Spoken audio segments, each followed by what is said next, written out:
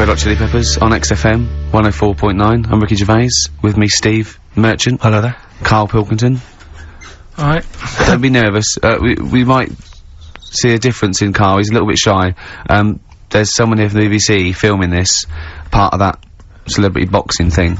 The Fight, I think it's called, and they want to get a little clip of this, so we're gonna let them film for a minute, and then they're gonna go away. Is that alright, Karl? Yeah. He doesn't want to be on camera, do you? Do you? I think it ruins radio, doesn't it? Do you know Well, what I not mean? for the people listening, it doesn't. Yeah, but it does, because people are like, oh, he sounds like a bit of a looker. What, you? Yeah. And then they'll see it on the telly, and they'll go, God, yeah, you know, his head is round. It is round, though, isn't it? So... Guess what? I got a call yesterday, you'll love this, Steve. From MTV. And, wondering if, they could screen test Karl. That's outrageous. I'm loving it, and I was going, yeah, and I said, yeah, he's fine. I'll come down with him, and I was saying, what about this and that, and they were loving it. I called him up and went, oh no. I went, why not? He went, well, I'm looking at my reflection now in the mirror. He said, I shouldn't be on the telly. What would you wear for your screen test, Karl? What kind of look would you try and cultivate? Because you've got to bear in mind that the audience out there, they don't know what you look like. So, would you be a snappy dresser like, say, Jonathan Ross, or would you go for your kind of street cash look? Can't wear a suit. You can't wear a suit? Don't hold it well. So, I'm thinking, I don't know, I'll probably wear my woolly hat, because that takes some years off me. It does, he looks about 10 with a woolly hat on. Yeah. Okay. And, is it quite a cool woolly hat, or has it got a bobble? it's charcoal, I'd say it's the in colour. Yeah, okay. And I'll probably wear me anorak. Right. Yeah. Oh, he's going for the, he's going for glam. He's going for quite a glam look. Well, no one else has dressed done for a jumble sale. Wow. But Yeah. I'm not that happy about it all, to be honest. Are you gonna do it? You're not gonna do it? Well, I'm sort of stuck in the middle, because throughout my life so far, I've never planned for anything, right? It's just always happened. Yeah. The time, you know what I mean, being in plays at school, never planned it, but when I did it, I went down a storm. It was that sort of triumph, thing. yeah, we all remember that. So, As I remember, you did Little Donkey. did Little Donkey, yeah. And then later, someone was filming at the back. Was it your dad's mate? My dad's mate. Well, Yeah. And on the camcorder, he listened to it back, watched him playing it. His dad says, just off camera, what does he say? I don't want to say it, because I'm in charge of the show, and I'd be irresponsible. He looks like a right twat. So... And so he gets home, listening, watching that, and then here's his dad, just off camera, go, he looks like a right twat. Yeah, alright, yeah. What are you worried about? Your dad saying that on the Can I word? just interject, because I'm really worried about this idea of Karl being on MTV, because the problem is that, you know, let's be honest, Rick, I mean, we're getting by the skin of our teeth, aren't we, really? It's only Karl that's keeping this afloat. Yeah. And if he gets on MTV and the world sort of gets a sense of him and they understand him, and he won't be ours anymore, we won't be able to control him, it'll be out there, it'll be in the public domain. That's the thing, no, that's the thing, that's the terrible thing though, isn't it? It's like, Karl is my pet, but I realise I've got to release him into the wild, sort of, and, you know, because I love him, I know he's got to go free. Sure. But I wanna, It's like Kez. Maybe someone will beat him to death and we won't have to worry. I'll have you on, though. I'll have you on as a guest. Which gets me on to something we've got coming up today. Oh yeah, he's got a new idea. Yeah? Right. Do you know, like, I've talked about ghosts, and we had that good discussion the other week walking to Piccadilly Circus Station, and I was telling you about ghosts, and you were saying, Karl, don't be an idiot, and all that. Spoke to a woman in the week, done a little interview with her. You've done a little interview? Done a little interview, 2 minutes or so, with a woman who's got ghosts in her house. So, I look forward to hearing that later, that sounds brilliant. Coming up later. Well, I'm gonna play a classic tune now. I've just gone straight for it. I've gone for the jugular. This is Ziggy Stardust by David Bowie. Ziggy Stardust by David Bowie on XFM 104.9. I'm Ricky Gervais with me, Steve Merchant, and Karl Pilkington. Karl was also nervous, 'cause you had a bit of shock last week, didn't you? Just a little bit. His dad tuned in. To the show? Yeah. And Karl's never told him that he actually speaks on the show. He just said, I just press the buttons, right? He's kept him from it. You used to do radio before and you never told him, did you? It's because of the little donkey incident. Yeah. When he went along to Was that the twat incident? Yeah. And so he's never told him since, but they've promised not to listen, haven't they? Well, my dad said, my mum said to me, don't worry, don't be put off this week, because, you know, I've told him he can't listen, but I hear my dad in the background kinda going, bollocks. So, he might be listening. So that's extra pressure. Plus a camera crew in. I know. You don't like it, do you? This is good training for MTV, because then he can watch you on TV. I mean, what's he gonna make of that? Oh. Yeah. Does he know you're bald? Yeah. You don't keep your hat on when you're with him and say, oh no, I'll just press the buttons. No, it's just, you know, it's like when I was in any plays, I didn't tell him. No. Any sort of parents' evening, I never gave him the note. Really? Yeah. So what did the teachers think? You were just an orphan? No, just on an off chance. My mate's dad spoke to me dad once, I think, and sort of said, oh, you go to school to see how, you know, your kid's doing. Is that what you're talking about? So there's a parents' evening, so he went said, what kid? He went to one, and that's when Mrs. Matthews said I'd never be a high flyer. How wrong was she? Yeah. Well, I think we should call Mrs. Matthews and make her eat her words. Well. She'd turn on to MTV when, I don't know, like their slamming session. Yeah. And they go, that's young Pilkington. He's bald, but it's definitely him. I recognise that woolly hat. Yeah. Did you see Celebrity Fit Club yesterday? I missed it. I didn't watch any TV this week. The only TV I watched was, Are You Good in Bed? I already knew the answer. What was it? You had to have to tick points? Yeah. Right. It was no! I was off the scale. Well, talking off the scales, Rick Waller. Really? Is he off? What's happened? What he did is he lost weight and they couldn't believe it, and he had a big argument with Harvey and they said go, never come back to it, right? And then he got to weigh and he'd lost sort of like 10 pounds or something. And they were really, they said, you've been starving yourself, haven't you? And he admitted it. And I thought he just wasn't wearing his underpants. yeah.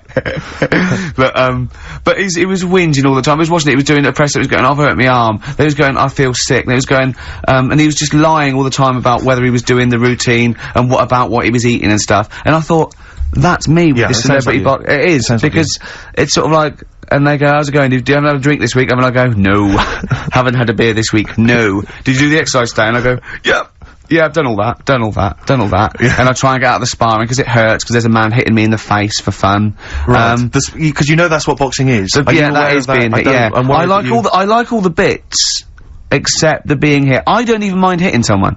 Right, I'd be willing to hit someone. It's the getting hit that I don't like. Because I know you're a big fan of, like wearing the clothes, the sort of sporty gear. I'm looking good, aren't I? You look good, and you've obviously spent a bit of money. They gave me this for training. That's free of charge. This was free for training. That's a perk you love. So, and I know you like, kind of the sort of various sort of nutritional drinks you've got. I know you're a big fan of those. I love the protein shake, because it tastes like chocolate. You know what? I've put on a couple of pounds since I've been doing this training. Nice. I think it is the extra meal, and so you're adding the protein, but not working out enough to take it off again. Yeah, but I think I have actually changed a bit. I've got an inch on my chest, but an inch off my waist. So even though I've put on weight, there must be a little bit of muscle happening somewhere. So just to recap there slightly, you're enjoying all the trappings of boxing. Yeah. But not the boxing. Not the getting hit in the nose. Right. That's the one. And you are aware that that's what will be happening during the actual fight? No, because I've got a cunning plan. Okay.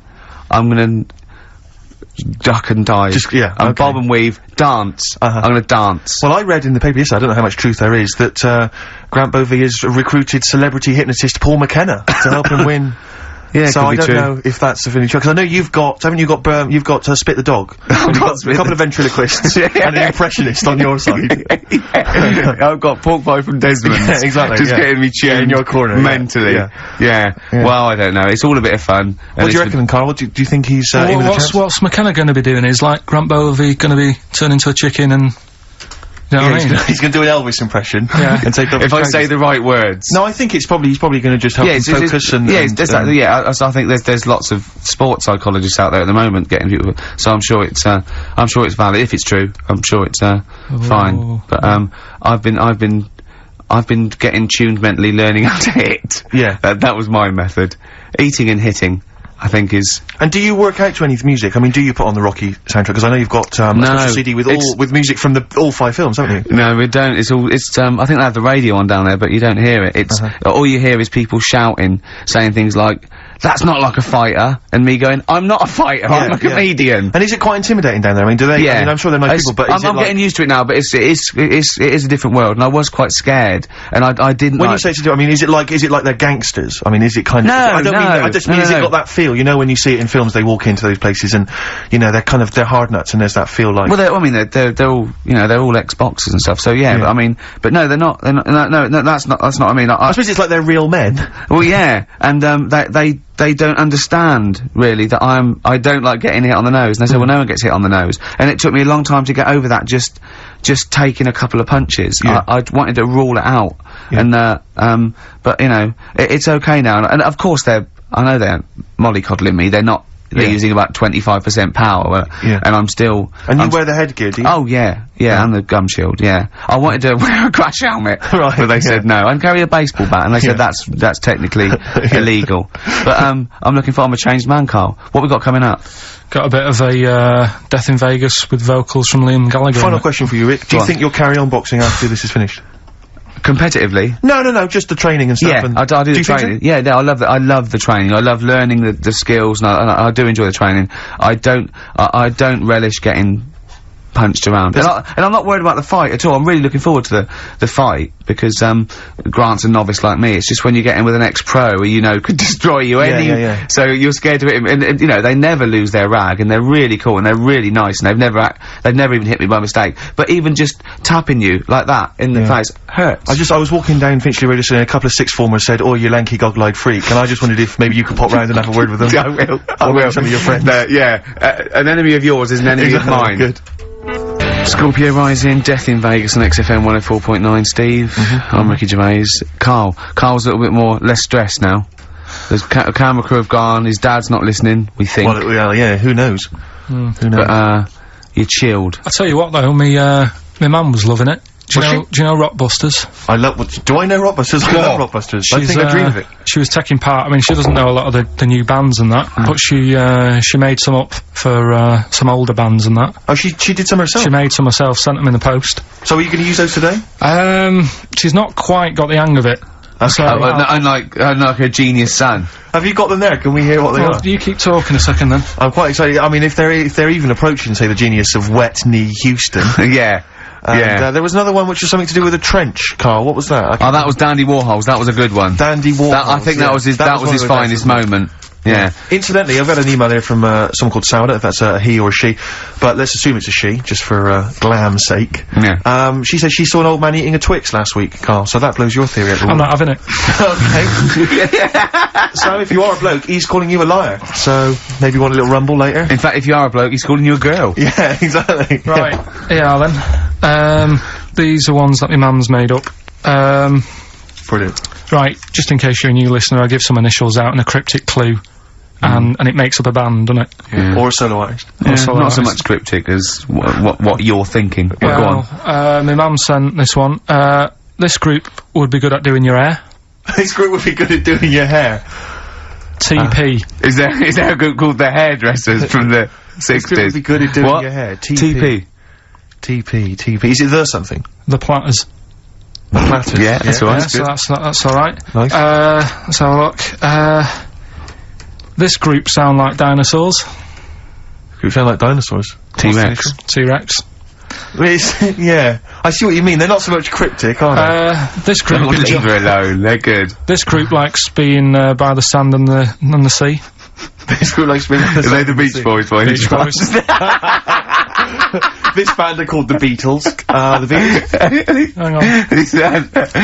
We just have a... What else you got? It's funny because one of them that she's done, I'm actually doing today. I thought of in the week. Right? So, is it the same clue? It was, yeah. Wow, but great minds think alike. Here's So the this last is obviously one. coincidence. Here's the last one from her. This guy sounds superb. This guy sounds superb. The Bachelors. Glenn Campbell. That's good. I like that. I'd tell you this, I think you should get onto one of the big game, organisations, Parker Brothers or whatever, because this has got to be, I mean, this could sweep the nation at Christmas. Don't you think this is the perfect Christmas game? Yeah. Well, I think this is what's going to make or break the MTV thing. Right. Some kind of TV version. Yeah. I'm just thinking into ad breaks, you know, coming up next is this band. Be careful though, Carl, because, you know, make sure you retain the rights, because I can see this selling abroad. You know, you could and I can see someone coming along and taking the sort of like the Rockbusters and changing one word and like another game out of it and just using the same format. I don't know. I can't think of them there, but they could change. So sort of like they change the word rock to something else and have it. What could it be? Brick block? Yeah, and so you have to, you know what I mean? So be careful. Blockbusters will never work. Look at his little face. So we're doing that later. Got some good prizes. Okay. We'll talk about the prizes after. Talk about that in a bit. Yeah. Educating Ricky. Yeah, got that. We've got the woman who's got a ghost in her house. Yeah. It's a shame she's not here live, because I feel like I want to ask a few questions, Rick. I don't know about you. Don't worry, I've covered it all. You've covered it all, God. Yeah. So... Yeah, play a record. Rick, I know probably you, like me, are just too busy really to keep abreast of new music, aren't you? Yeah. I mean, we're busy people, we've got, you know, important showbiz parties to go to and stuff. That's why I have friends of mine who send me compilations and stuff. That's one of my, quarterly compilations from my friend Harry, and that's All Downhill From Here by Jim O'Rourke. I've got a new track coming up later, actually, that I think you might like. So, you know, we're inflaming each other's desire for new songs, as well as going back to the back catalogue of some classics. Sure. Alright? I love adverts better, though. I do. I love adverts. It's weird. Missy Elliott on XFM 104.9, Ricky Gervais with me, Steve, and Karl. Karl, why have you got a headache? You got a headache? Just a bit stressful, because the moves on this week. Oh, you're moving house? Oh, by the way, the XFM listeners came round to my house and bought the futon and table. Did they? Were they happy with it? Quite normal. They were well happy. Yeah. Couldn't believe the luck with it. What do you mean quite normal? What do you mean quite normal? Well, I was a bit scared, innit, getting people round. I imagine they were scared. Well. And were they excited to see you? Could they, I mean, they were, you know, could you tell that they were pretty pleased to see you? No, I don't think so, I mean... You're Karl Pilkington. Yeah, but the fellas sort of, I mean, they brought the whole family round, which was a bit odd. Well, it's not often they get the chance to visit a living freak. Anyway, no, they were nice. And you're moving now, yeah? He said he phoned me up today. You know, it was absolutely tipping it down. Right? He had to cycle in, right? Because he said, because of the move, he doesn't want to leave his bike round there. Right? And he said, and Suzanne, oh, I can't say this in case he's listening, can I? He won't know. He said Suzanne's hired the oldest removal man in London. You should hear him. And the thing is, right, we booked him because everyone else happened to be booked out, but this fella's free, right? So he called up this morning, I've never spoke to him, but he was on the phone. He sounded about 90. Yeah. Carl thinks that he's gonna have to do all the work. And the thing is, right, it seems to be all he cheap. wanted some Werther originals. Yeah, right, listen, it seemed to be cheap because it's £50 an hour. But how long is it going to take him? Yeah. Oh, that's genius. When's the move on then? When's the he's coming round. He came round today to bring some empty boxes, and he was struggling with them.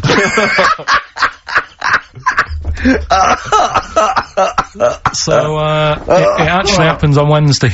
Oh, God. Anyway, so, Rick, I noticed that you were laughing and almost had a heart attack. Doesn't bode well for the boxing match, does it? Cough at the moment, haven't I? I've had my lemsip. Anyway, what are we doing now, Karl? Well, I teased you with it before. Are you gonna get it out again? I'm always, like, trying to get you, know, thinking, opening your mind up a bit to ghosts and stuff. Yes. So, this woman who I know, she said she'd come in and I could interview her to try and sort of, you know, get the belief out there. Okay. So yeah, because there's not enough belief in the occult and rubbish out there. So does she think she has a ghost? She has, yeah, she's had a few. She has, no, it's fact. Yeah, no, yeah, she has. So I thought maybe it's a new feature we could try for a couple of weeks, see how it goes down. You know Parkinson? Uh-huh. What about Pilkington?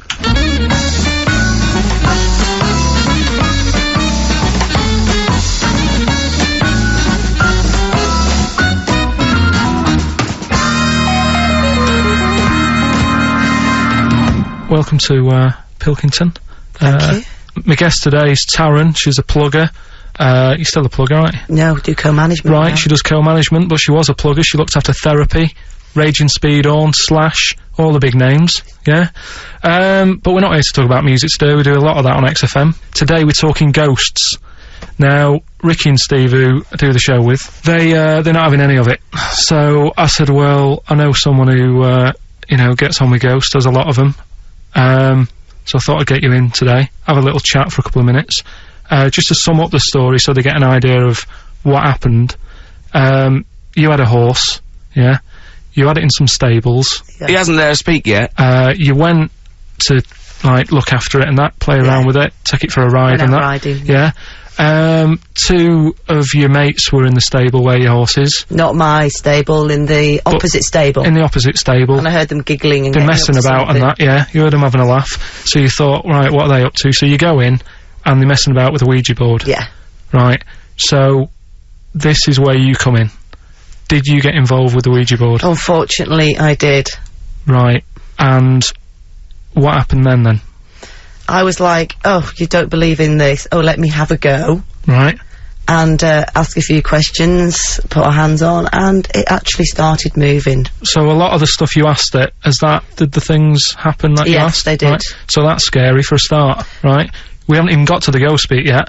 So you mess about with that. Trap soul, Yeah. I like to call Right, him. trap soul. So you're messing about on the Ouija board, you say, right, I've had enough of this now. Yeah. I've got all the answers I need. Yeah.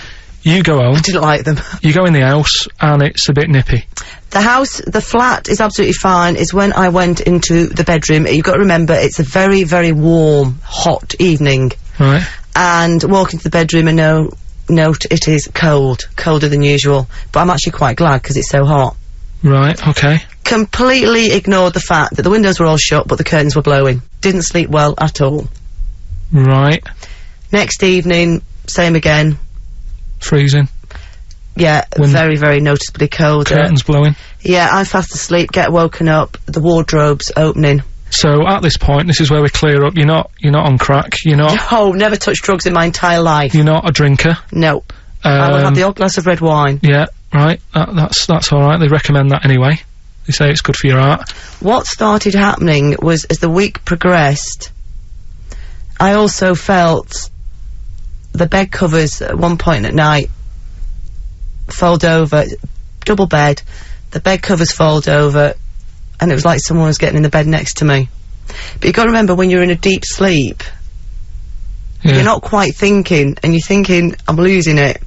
I was getting more and more tired, more and more a little stressed. I'm really thinking I was having a breakdown. The final straw was when the clothes on the end of my bed that I just throw hit me. How come you were going back home at night? Because I was sceptical. In fact, 6 months ago, I would have said, I don't want to go there. People will think I'm mad. But you know what? I don't care. Yeah. I know there's more out there. Well, brilliant. Well, cheers for that, and thanks for being a guest on Pilkington.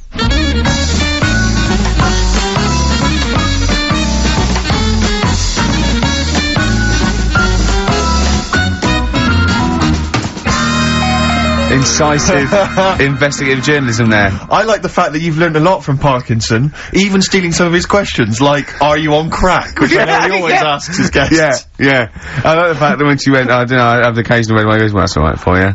Good for your art. That was great. It was brilliant. That is the best interview technique I've ever heard anywhere. I feel like there's still some questions unanswered. Yeah, it hasn't proved it to me, I'll be honest, No, Carl. It it's hasn't proved me the existence of ghosts I have to and say, Rick, that poltergeists. I was worried as soon as she got involved with the Ouija board. I was thinking, please do not get involved with that Ouija board. Yeah. I was worried when she said I heard some giggling coming from the other stable. Yeah. Don't go over there. Don't go over there. It's, what questions did she ask the Ouija board? You didn't ask her that, I noticed. She didn't want to. She didn't want to say? No. Okay. Do you think it was something like why that you did to try and confuse the computer, and the spirit world got really annoyed, and they got confused, and they came back and started messing up her clothes? But what do you think then? There's What do you mean? What do you mean, what do I think? What do you think? Do you know what I mean? What about what? There's nothing I can answer there. There's nothing I can answer. Alright, she said... Well, I'll just keep saying I don't believe in the existence of ghosts, because of the impossibility. Right. Now, when she said... I mean, the interview I did for 50 minutes. You did for how long? 50 minutes. 50? But I 50 thought, minutes? yeah, we might use that at Christmas or something, right? But the thing is... Well, that's the best you got out of 50 minutes. They're the highlights. No, I'll be honest. MTV are not going to call again. I'll tell you what, right? It did get a bit dark, and I didn't want that Don't sort of stuff going out, Saturday right? afternoon, yeah. But I can understand the heating thing. I said, well, you know, in the full interview, I was saying, you know, that could be anything, couldn't it? Heating broke or something. Now, she said what else was she talking about? Someone got into the bed next to her. Yeah, I mean, I sort of said, well, you know, how did that happen? Yeah. And she couldn't explain it herself, but Sure. I said, but it did wake you up. Maybe you're a little bit sort of, still Although the tired. only explanation I can think of, if she didn't actually see anyone, is it was a ghost. Yeah, well, that She's was probably got a ghost But getting in what bed. about cupboards opening and shutting? See, again, the only explanation for that is a ghost. Yeah. Well, I can't think of anything else. Play a record. It's got to be a ghost. It is ghost. I think you've proven it to us. Yeah, a spirit. Street spirit? Yeah. Nice. Well done. Street Spirit. Radiohead.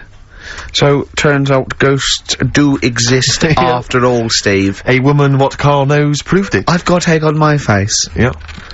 On XFM. Instantly, Rick, I should just encourage you and everyone else listening. I really have got egg on my face, is that what you're going to say? Yeah, I've just been eating an omelette. James Randi, a hero of yours and a hero of mine. He's on TV this week on Horizon, I think it's maybe Thursday, check press for details, trying to expose the nonsense that is homeopathy. Oh, yeah, I saw that, yeah. So, I look forward to that. Do you know what that is, Karl? Oh, go on. They've got a theory that, if you, say you got something, an essential oil or something, or, in a solution, 1 in 10 solution, and it does something to you, actually does something to you, they've got this thing where they dilute it to there's nothing in it, but because they're using the same water, and the water still has the same effect. It's sort of like a placebo that you know works. You know, that's the sort of theory of it. What time's that on? Check the papers, but I think it's, sort of 9 o'clock Thursday, something like that. It'll be interesting though, Karl, it will be interesting, mate. Trust me. I'll tell you what's also interesting, Rick. The prizes we're giving away this week on Rockbusters. We got for you, David Attenborough's The Life of Mammals. I don't know, is this a new show? Is this on TV at the moment? Is this like anything? So that looks good, like a double VHS thing there. We've also got a U2, the best of their, 90s videos, even better than the real things on there. Mysterious Ways, Beautiful Day, Electrical Storm, the new one.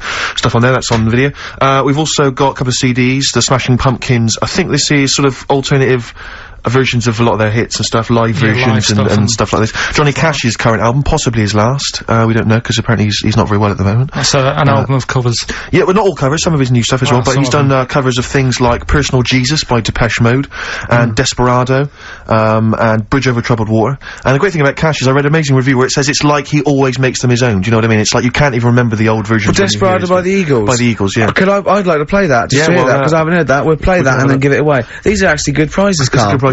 We've also got, including a small, miniature 3-wheel car, an Only Fools and Horses video. I think this is the, special that was on Christmas TV last year. So if you're one of the people who didn't see it, I mean, wasn't there like 22 million people watching? Ridiculous, yeah. If you're one of the people who, you know, desperately wants to see it again, I know I do. And wants a small yellow car. And also wants a small yellow car.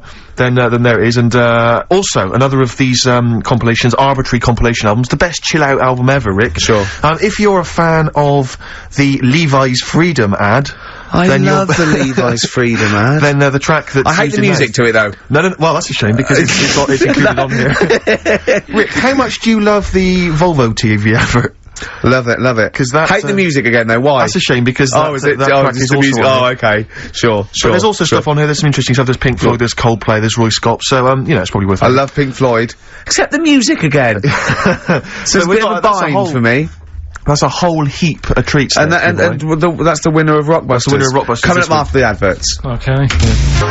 Doves, Caught by the River on XFM 104.9. We're into the second hour now. This is when this award-winning show really kicks into gear. When you say award-winning? We haven't won them yet. I mean, we will win some. Hang on, let me remind you, wasn't there a bronze in the Sony Awards? Oh yeah, we got a bronze. I don't go up for bronze, it doesn't count. No, it doesn't count. Doesn't count. I'm Ricky Gervais, obviously, with me, Steve Merchant, and Karl Pilkington, which is, what Heat write about, really. Karl's the main man. Think of Karl, a year ago, he was just sitting in that room going, alright, I've done this. XFM. It's good, isn't it? Yeah, it's like a music bed. Brilliant. Comes on the show, we start taking the piss out of him. People start going, oh, who's the idiot you've got in?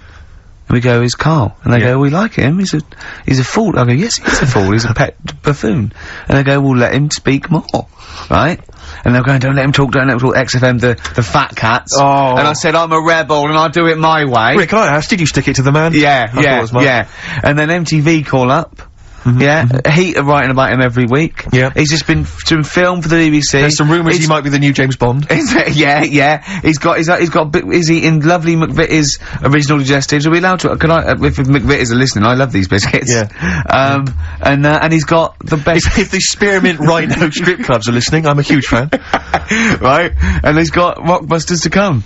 Yes, I should just ask, the few people have asked me this, and there's also an email here from Rich. People are saying they've seen some of the posters and the adverts of, advertising the show, plugging the show. Why aren't you on the posters, Karl? And it is your choice, isn't it? We did ask, Karl to be involved, but he is actually. It's like, where's Waldo? He's actually, is he there hidden? He's in my trousers. Karl, you don't like having your photo taken, no? You're not seeking the publicity. No. I reckon you are secretly. I don't believe you. No, he's right. He's totally right. He's doing it just right. But I think there's a fine line to be drawn that, you know, if you like being in, you know, around radio, you've got to, and you want your own show, or you enjoy talking and they just happen to be filming you for MTV, that's different. I think what you just avoid is going to silly celebrity bashes, having your picture taken for the sake of it. I mean, I think you're right, but I think you should do the screen test. On a serious note, I think you should do the screen test, just because it might be fun, and if it's no good, they won't do it, and you can stop any time you want. No one has to keep going on telly. I just think we're going to lose him. No, we won't lose him. Listen, right, I'll always be part of this. I'm just worried that you're going to exhaust yourself. You're going to be drained. You're going to have told all your anecdotes on MTV. He certainly would have, if you have to help the old fella upstairs with the bed. Yeah. Yeah, £50 an hour. Oh, that's terrible. Go on. But I'm what I wanted to do, right? Because I don't want to embarrass myself, right? I don't want to embarrass the woman at MTV when I turn up and she thinks, oh, look at him. Yeah. What a waste of film this is going to be. Because it's not cheap. I know that. It's not film either, but go on. Well. It won't. It is cheap. It is cheap. They're filming on a DV camera that they can go over. If it's no good, they won't show it to anyone. It'll be great. It's just what they want you. Honestly, I can just see you doing little things, just like popping up, you know, between the records and going, all right, MTV, music, television. Hear about the airy Chinese kid born, which is weird, isn't it? Because they're not usually airy. And it just goes MTV. It'd be brilliant. It'd be brilliant, Carl. If I'll come down with you. I'll come down with you. Well, we'll see. Go on. We'll think about it, right? Go on. Right, Rockbusters. So, Rockbusters, you know, it's a little clue, some initials, 3 different clues. You email in ricky.gervais@xfm.co.uk. You can win the load of stuff that we've got. So, first one, here's the clue. Stop throwing that fruit about. Oh. And what's the initial? That's CB. CB. Stop throwing that fruit about. Yeah. Alright. Is Anders listening? Has he emailed us in yet? Anders, not had any response from Anders. I'll keep I hope he hasn't stopped listening. Because he doesn't like the show. He's gone off. I hope he hasn't gone off the show. So, the second one, that Scottish fella has made an error. That Scottish fella has made an error. Yeah, that's M. Right, that Scottish fella has made an error. Right? Okay. And, the last one, God, you can make a right load of toast with them. You can make a right load of toast with them? Yeah. Alright, what's the initial there? That's G. G, I was thinking it might be bread for a minute, but no. G. So just very quickly, stop throwing that fruit about, CB. I've got the last one. Right. Scottish fella... It doesn't work, it doesn't count. Doesn't count. Well, that Scottish fella's made an error, that's M. And, God, you can make a right load of toast with them, that's G. Email in ricky.gervais@xfm.co.uk and you can... We got the CDs, we got horses, we got mammals on VHS, we got U2, we got a couple of CDs, including Johnny Cash. Here's a new tune from a new fella called Papa Garcia. See what you think of this. You see, if he was on MTV, I couldn't say his name. Why? What is it again? Papa Garcia. Right, here's a new one from Papa Garcia. Brilliant. Papa Garcia, Natalie and Nusi from the forthcoming album Bring Me the Head of Papa Garcia. Catchy that. Quite retro. It's a bit of Elton John and all sorts thrown in. Yeah, lovely. Right, here we go. Quick clues again. And then we better do Educating Ricky. Well, this is the favourite bit of the show for me now, Educating Ricky. I love it. I can't, well, yeah, I'm anxious all week. Well, just quickly on those clues, just in case people need to know again. Stop throwing that fruit about, CB. That Scottish fella's made a bit of an error, M. And, God, you can make loads of toast with them. That's, G. Alright, brilliant. ricky.gervais@xfm.co.uk. It's email only. Oh, I need some learning. I need some knowledge, Carl. Educate me. I might be able to help you. Go on. We've got 3 things, as always. I'll give them a little, heading to tease you, as to which one you want to learn first. Yeah. First one is the tip included? Is the tip included? Like it. Second one, I want to come here in hindsight. Right. I wouldn't have come here in hindsight? Yeah. Okay. And the third one, am I gonna have to thump you? Am I gonna have to thump you? Okay, and you've trawled, the internet? So if I can get into the mindset of this plan, is the tip included? Well, obviously, that's probably not gonna be about a weight. It's gonna be if that's someone losing the end of his knob, I assume. Am I gonna have to thump you? That's a man who lost his arm in a fight, but then picked it up with the other arm and smacked him with it. What was the middle one? I want to come here in hindsight. Hindsight. Hindsight? Someone was blinded by baked beans. Sure. So what are you going for then? I think I'd better go for, I'm gonna have to thump you. Right, well this isn't... I've been struggling again, to be honest with you. Searching high and low for stuff, and some of these I had to leave till this morning. Right, because there's just not enough knowledge out in the world, is there, that you don't know about? I found out about something in the week about a guy who, was playing tug-of-war. This is bonus material, isn't it? He was playing tug-of-war. Oh, his arm came off. Only his arm come off. Yeah, he got caught up in the rope, yeah. No, he didn't. He didn't get caught up in the rope, he just was trying that hard and didn't want to lose. He kept holding it. But he allowed his arm to be pulled off? He really wanted to win. And the other team pulled it and his arm come off. No. Well... I don't know who to believe. Well, think about it. If he's gripping... Yeah. As soon as there's tension, like the arm coming out of the socket, the hand might release. I think his arm got caught up in the rope.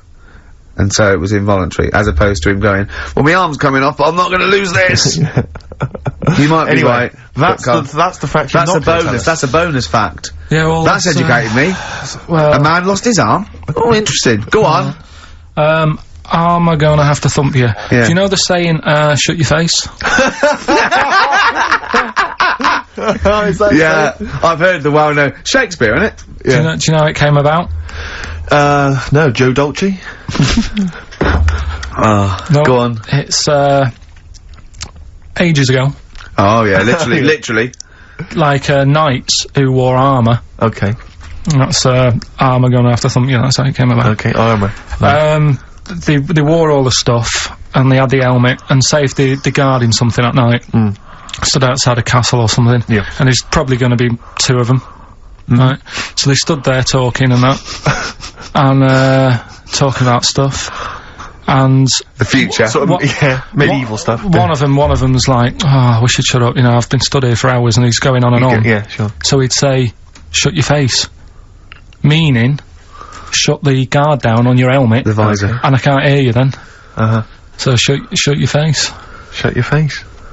And that's how it came about. Well, I suppose it would be interesting if I could just rely on it. As I'm not sure it's true. Yeah. I know. I just never know. It needs to be corroborated. It's like I don't know where he got it from, but anything via Karl is precarious. Yeah, I mean, I feel like maybe you should give us your sources next time. You know, tell us where you got this information from. Got it off the internet. Yeah, but where on the internet? I can't remember where that one was. I mean, I always go through, like, the news pages and stuff, and this news should be updated, because they've only reached the 17th century, which was last week with people eating, tomatoes off lead plates. Then I look at news, and there was stuff about a woman who was in a shop, and she, I don't know, they had some workmen in doing the shop up, and they had some wood glue left out, and she asked for some pear juice, and then the guy went and thought the glue in the thing was the pear juice, and she went and drank that. But that's not really news. No. So I thought, well, we're not having that. I wish you hadn't told us. There was one about... So there's some poor woman now whose tiles have fallen off because she tried to put them up with pear juice. Yeah. See, that's the danger of mixing up pear juice with toxic glue. Yeah. Your wallpaper and your tiles and everything just fall down. There's also... Be careful, everyone. Be careful. There's something about, kids having hamburgers, it makes them fat. Hamburgers? Hold on. What? Having food with high fat content can make you put on weight? Yeah. Don't believe it. You're an idiot. What's the next one? No, let's play a tune, let's play a tune. You've still got to come, you've still got I Want to Come Here in Hindsight, and you've still got Is a Tip Included, but we've got a bit of, Well, I think we haven't played anything for a while, have we, in terms of the hip-hop hooray feature that I used to, be so popular for. So I thought we'd just resurrect that for 1 week only. Heat didn't pick up on that one, did they? They didn't, did they? Let me just remind you, hip-hop hooray was where I played a hip-hop track. And then I said hooray, or? Yeah, no, I think didn't even have that. Brilliant. That's a great thing, though. We could add that in, we could phase that in. Maybe at the end of the, song you could... Hooray. Brilliant. Brilliant. Okay. No, check it. Featuring Puff Daddy and Little Kim, that's Notorious B.I.G. Brilliant. and Notorious. Great. Lovely. Karl just, said to me, here's something. You can't hold your breath to death. Have you tried it, Karl? It's just another little lesson. There's someone here who's in a really low ebb. They've been listening to a show, they were going to commit suicide. They just start holding their breath and thinking, oh, screw it. Well, what did you learn in the week, right? I'm always doing all the educating. I asked you were talking about watching a programme about jellyfish. Yeah. And I said, well, that'll be interesting. I'll try and find some stuff out, but I couldn't find anything that I didn't already know about them. It must be difficult for you to find anything you don't already know. So what did you learn about jellyfish? I agreed with you by the end of it, that they should be wiped off the face of the earth, because they're balls of water in membrane, right, that go around stinging people to death. Let's lose them, Karl. Let's lose the jellyfish. Yeah? That's what I think. Because I was stung by one. You know? Oh, you got stung by one? Yeah, I was on holiday and got stung by one. Yeah. And I don't understand. No, don't understand them. Not a fan of them. So that's that. Good. So well, that's sorted out the jellyfish conundrum. We've solved that particular worry. Right then. So take your pick then. I asked him if he could have any animal the other day. Did I ask him on air as well? Don't know. Off air, he said, I've got it down to 2. Right, and this was, he said, what favourite animal looking at, or could I own one? And I went, you could own one. And he went, right, but could I own one, or would I have trouble? I went, Karl, you've got all the expertise, you can just have it in whatever it needs, and you go down there. He went, right, and I won't regret it and get fed up. I said, no, Karl, just what animal, if you could have any animal, what animal would you love? He went, I've got it down to 2. I went, what is it? He said, either the rhino or the hippo. What's your logic? Well,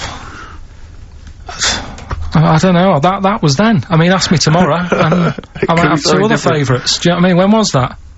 A couple of weeks ago. When was that? Well, you were there. Yeah, but you know. What are they today? Quickly now. First animal that comes into your head. Now. Any animal I want. You could have any animal in the world. Right. From one that's maybe extinct. Anything you want. Right. I might have. Just for today. Just for today. I might have a scorpion in a little box. A little scorpion in a box. What's your thinking? It's the chimp every time. It's the chimpanzee or the gorilla. No. But, have I told you that programme about the scorpion? How they all help each other out? Right. Scorpions all help each other out? No, this is brilliant. Right. Somewhere in the desert. Okay. There's these little... In the desert. It's like these little monkeys that are underground or something. And there's holes. Is this Beneath the Planet of the Apes? The 4th in the series. Are they talking apes? Oh, forget it, actually. No, and you've got it wrong anyway. They're not monkeys. There's little monkeys under the ground. What are they doing down there? They're Toiling lizards. into underground mines? They're lizards, if you remember. And the lizard goes to sleep, and the bloke comes along. You've told this, and the we've done it. All right. Monkey from monkey. That's what happens in his mind. From lizard to monkey. Oh, evolution would have been so much easier if Karl was around. Turn it into a monkey. I'm fed up with the lizard. Just promise me once again, Karl. I've asked you before. Promise me you'll never have children.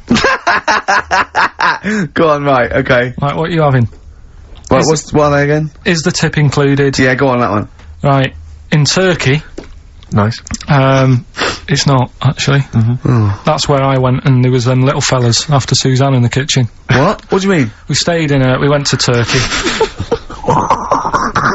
You went to Turkey and there were some little fellas? Well, they had quite a few sort of midgets working in the kitchen. Why? Is it a theme? No, was it a theme holiday? I don't know. Might get them cheaper or something. Was it So they were working. Cheaper? They were working in the kitchen, and one of them fancied Suzanne and kept sort of eyeing her up, and she was winding me up, saying, "Oh, not eyeing up and down, just eyeing her up." Yeah. Fancy. Anyway, no. So what was she doing in the kitchen? No, it's like a pick what you want to eat type buffet, but you have people clearing the tables and that ready for you to come along. Are they low tables? And you know, he was just keeping an eye on her. What did he say though? Was he? It was Turkish, so I don't know what he was saying. But he was a little fella, yeah. Did he? What do you mean a little fella? What do you mean little fella? Sort of dwarf-like. What do you mean dwarf-like? He had magic powers, or he was 4 foot? No, what do you mean, Karl? A little bloke, just like a normal bloke, but small. If you stood him in the desert, you wouldn't know. But he'd be hot and thirsty. Right, Karl. You should watch out for the monkeys. Yeah, underground. There's underground monkeys. Look, you can't just say there was a little midget fella who was eyeing up my girlfriend and then leave it. What do you mean? What was happening? This is a story to us. This is much more interesting to us than, and she was deaf, right, and she hit her head. That's much more interesting. I don't understand how how it manifested itself. Did he come over and say something? No, do you know when, it's like girls know, don't they, when someone fancies them. What do you mean there was lots of them as well? Do they? That's worth knowing. Listen, right, come on, right, so you went into this holiday, yeah? Yeah. And you went into the dining room or something? Yeah, downstairs. And you looked over. You thought, this is odd, there's no one serving. Yeah, and they go, wait a minute. Hold on, you looked down, and there was a little waiter. There was loads of them running around busy. Why, though? Why did they get summer? What do you mean? Because it was in loads of them. summer. They had more of them They on. come out in summer. They come out in summer. What do you mean they had more? What do you mean? Because it's busy, isn't it? Well, no, but they No, hibernate in the why winter. were they all midgets? I don't know, maybe it doesn't heat stunt your growth or something? No! Well, they just happened to, maybe it was a thing that they did for tourists or something, I don't know. I just got on with my meal, it was a holiday, do you know what I mean? God! Right, So it's a midget surfing. I'm not going to ask any questions. Right, okay, yeah. So they're all little fellas running around, and this one always was like, you know, oh, do you want a new serviette? You know what I mean? Going out of his way to sort of... for turning on the charm. Yeah, he was going out of his way, the others weren't. Right. I think what was happening is he'd been working with Santa all sort of winter. Yeah. It's a sort of little summer break. This one He was hadn't seen your a girl. waiter, and so he was being polite to you. Maybe. But what did Suzanne say then? When Well, she was using it to wind me up. What was she saying? Oh, he's... Oh, just like, you know, look, he may be small, but he's well, built like a... Yeah, he's all man. so... Were you jealous of a midget then? You were jealous of him? It is a bit annoying, isn't it? Why? It wouldn't bother me as much now, because I've been with her for ages. Right. But at the time, that might have been one of our first holidays, and it's like, You don't know, want everybody what's going stolen on? I away paid by for this holiday. Yeah. And then you get off with a midget? Yeah. Oh. So anyway, But it doesn't matter, because you got chatted up by a bearded lady, so... yeah. tell you what, no, that's got nothing to do with that. What were you going to say? What were you going to say? I was going to say the hotel was half board, and maybe... Oh, right. I thought you were going to say it's just one of her shortcomings. So listen, right? Play a record, Karl. Right. Badly drawn boy, born again. Right, just get this educating Ricky out of the way. So, Turkey, yeah. So what is this again? This is educating Ricky, is a tip included. Right. Apparently a fella was on holiday in Turkey. He's just having a normal holiday, weather's good, you know, he's having a good time. And Waiters are all normal height. Yeah. He's having his meal. He hears a load of screaming going on in the kitchen. Hold on. Has his girlfriend wandered in there? And they do, With a stepladder. Yeah. the circumcised people in the kitchen, and apparently... What are you talking about? Whoa, slow down. We were Sorry, sidetracked there for a minute. what are you talking about? Well, I'm excited about two things at once here. One, they circumcised people in the kitchen. Two, I guessed it was someone losing the end of their knob. He did, yeah. I started thinking like Karl Pilkington. Extraordinary. That is amazing. Apparently it was going on, it wasn't just a one-off either. Well, when I say a one-off, I mean, they did it more than once. Yeah. Right? And there was, he was there for a week, and apparently the first night it was quiet, and then the rest of the week, every day, it'd be like having his breakfast, or even his lunch, or even his tea. Yeah. Right? He'd be doing it all day. Oh. You'd be hearing Lunch screams. and breakfast, fair enough, Rick. Yeah, Circumcision at tea time. Don't do that. And apparently it's a tradition over there. You can't even make a complaint about it. It's like, well, you should have found out before you come over See, it. I can't believe this is Sorry, true. I'm a little I bit can't lost. believe this is He was true. in a restaurant, in a hotel, and there were people having circumcisions in the kitchen. Yeah. Is that right? I'm even worried that we're bordering on the racist here, suggesting that is tradition, that Turkish people cut the end of their cocks off in the kitchen Yeah. at meal times. I think you're wrong, Karl. This just sounds ludicrous, Karl. No, I don't think it happens everywhere. Right. I think this Just in certain, the- Oh, this hotel. certain places, Certain hotels. certain hotels. What, is it like 2-star? Yeah. I don't, that, Why did he go to the Foreskin Inn? It was his own fault, wasn't it? so that's Sorry, that's it, is it? Have they closed? Sorry, no, wait. That's the story. You educated me, right? Once a fella saw some Turkish people cutting the tip of their knob off in the kitchen. Thanks very much. Thanks very much, Karl. Got any more? Well, there's things you can learn from it. Either don't go to Turkey. No! Don't have calamari when you're over there. Yeah.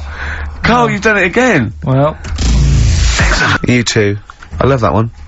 On XFM 104.9. I'm Ricky Gervais, Steve Merchant, Karl. Okay, Karl, one more. can't we just... Don't get the ump, just because so far you've come up with nothing. What's the last one? Give us the teaser clue It again. was, I want to come here in hindsight. I wouldn't have come here in hindsight. Yeah.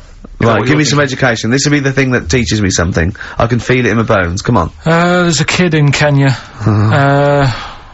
He was messing about with some beans. Magic. We guessed that as well. You did, yeah. He's fed up because we've guessed his puns, I think. He put one of them in his ear. Yeah. the mum or the dad said, oh, what have you done that for, or whatever. Yeah. So I'll have to take you to the doctors now. So they took the kid to the doctors, and the doctor said, oh, he said, I can get that out, I can sort that out for you. So, he took it out, and the doctor said, right, that's £3.50. And the dad said, I've only got £2.70 on me. And the doctor said, right, well, and he put the bean back in his kid's ear.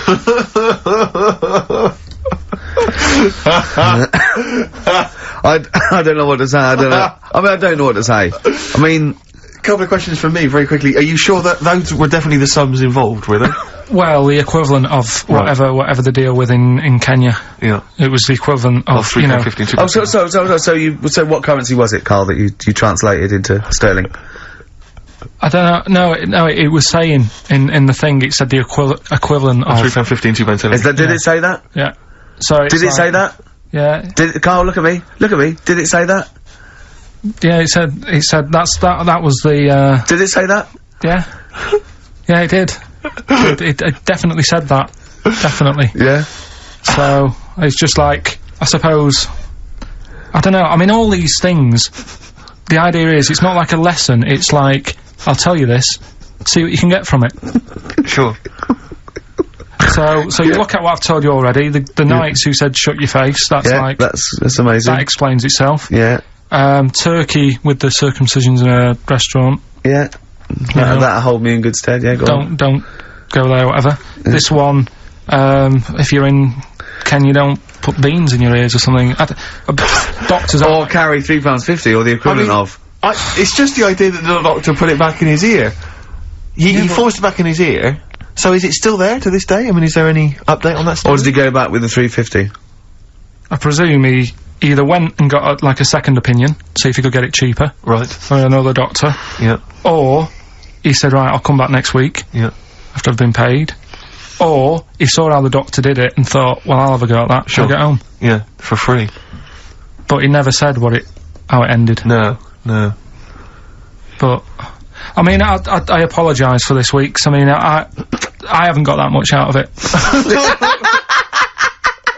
You've not been enriched. Oh. It was very, very light. Like I said, there was the tug-of-war, there was a fella in Scotland who had a load of tattoos. Okay. Is that it?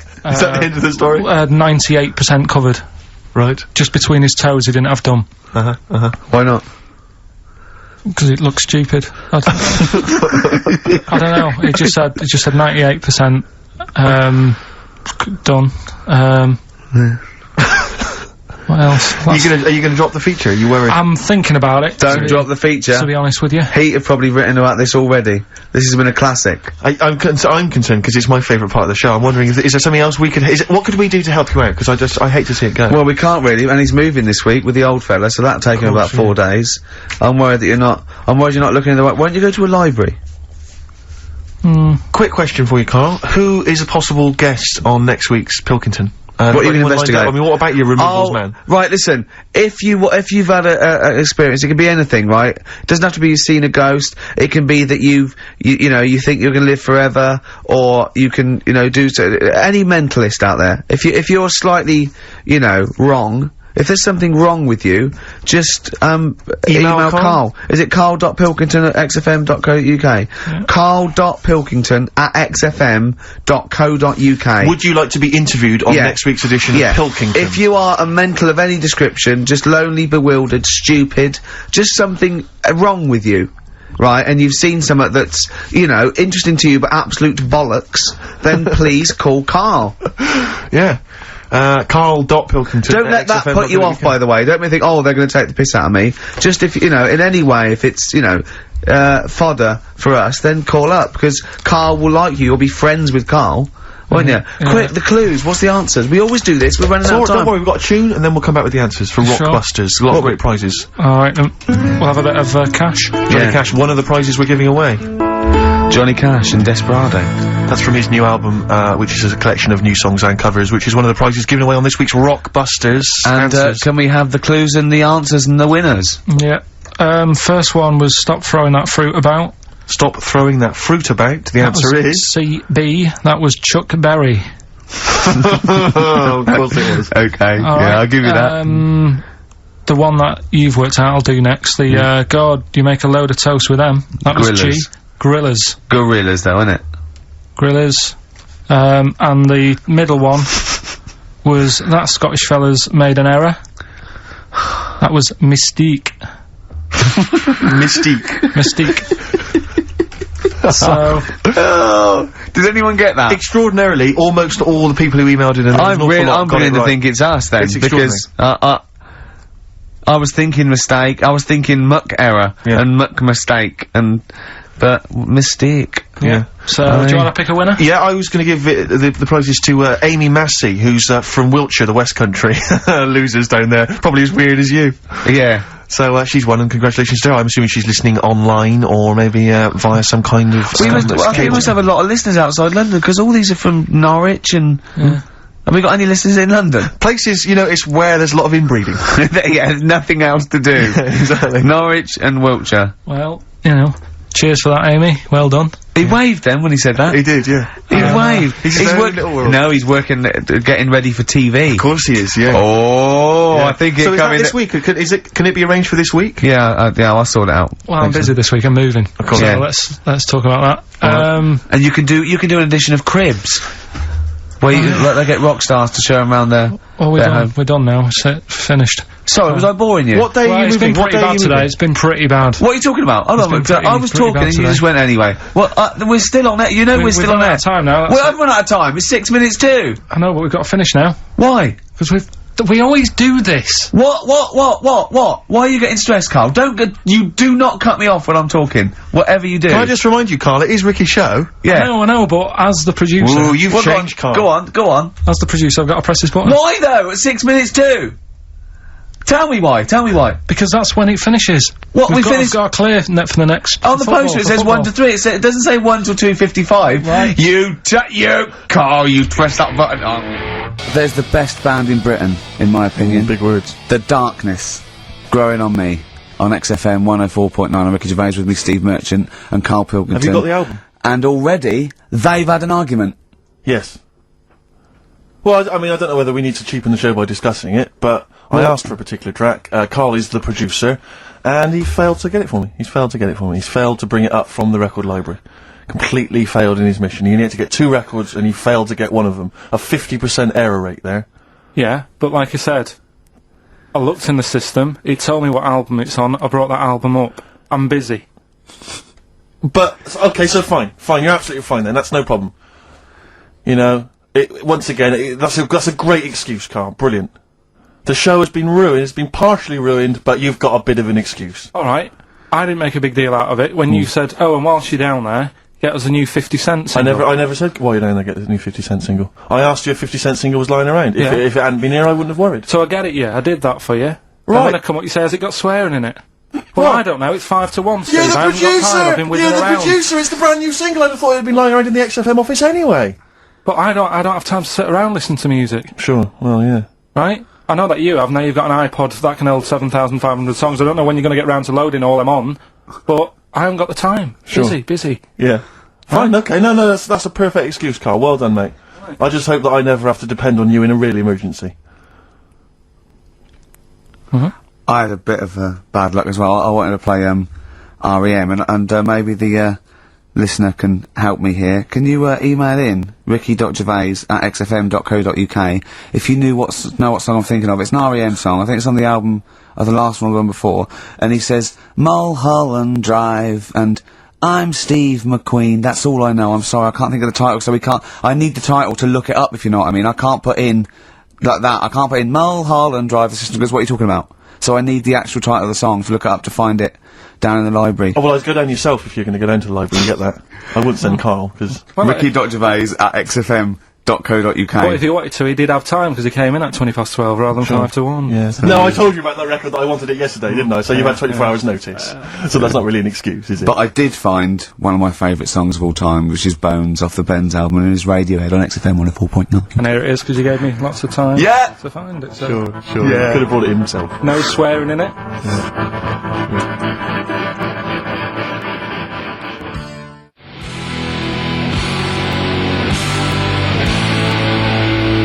Bones.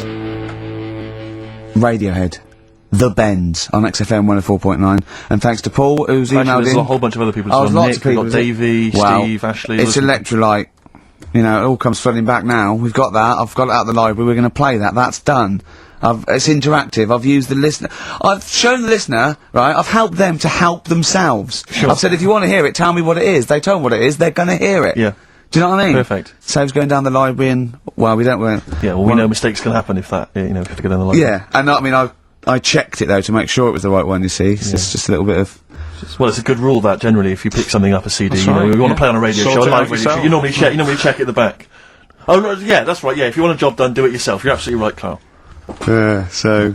Anyway, look, let's all make friends. Let's kiss and make up. Yeah, touch and make up. Yeah. Let's just. Well, I'm up on Karl at the moment because it was my birthday in the week, and not only has he bought me a little vibrating thing to put on the chair because I've got a bad back, so that vibrates. That. Actually, we can hear it. Yeah. Yeah, I'm gonna do it between records now. Right, and what's that doing to you as you It's just, it sort of like sends a little pulse into your sort of muscles, relaxes, doesn't it? I've got to relax on air. If I'm relaxed, the listeners relax, we're all happy. Sure. He's also got me this little electronic bongos, and I thought we could do like, oh, chimpanzee that, monkey news, so it's like a jungle sort of thing. Sure, yeah. Brilliant. Well, that's always been one of the great jingles for Even Has. So I've got the vibrating. Oh, chimpanzee that! Monkey news! Dr. Fox, if you're listening, I think you'll know that's a clear improvement in this show. So thank you for those. It's alright. Yeah. What did you get him? What did I get him? I couldn't get him anything, I was too busy buying myself an iPod. Are you joking? Well, it's a little bit gay, isn't it, giving gifts to blokes? Yeah, it is, but for someone who's like major... Yeah. Play a record! Someone who's major? What do you mean, someone who's major? What, because he's a major celebrity? No, made you. Oh, made you? Yeah. Right. that's what Yeah.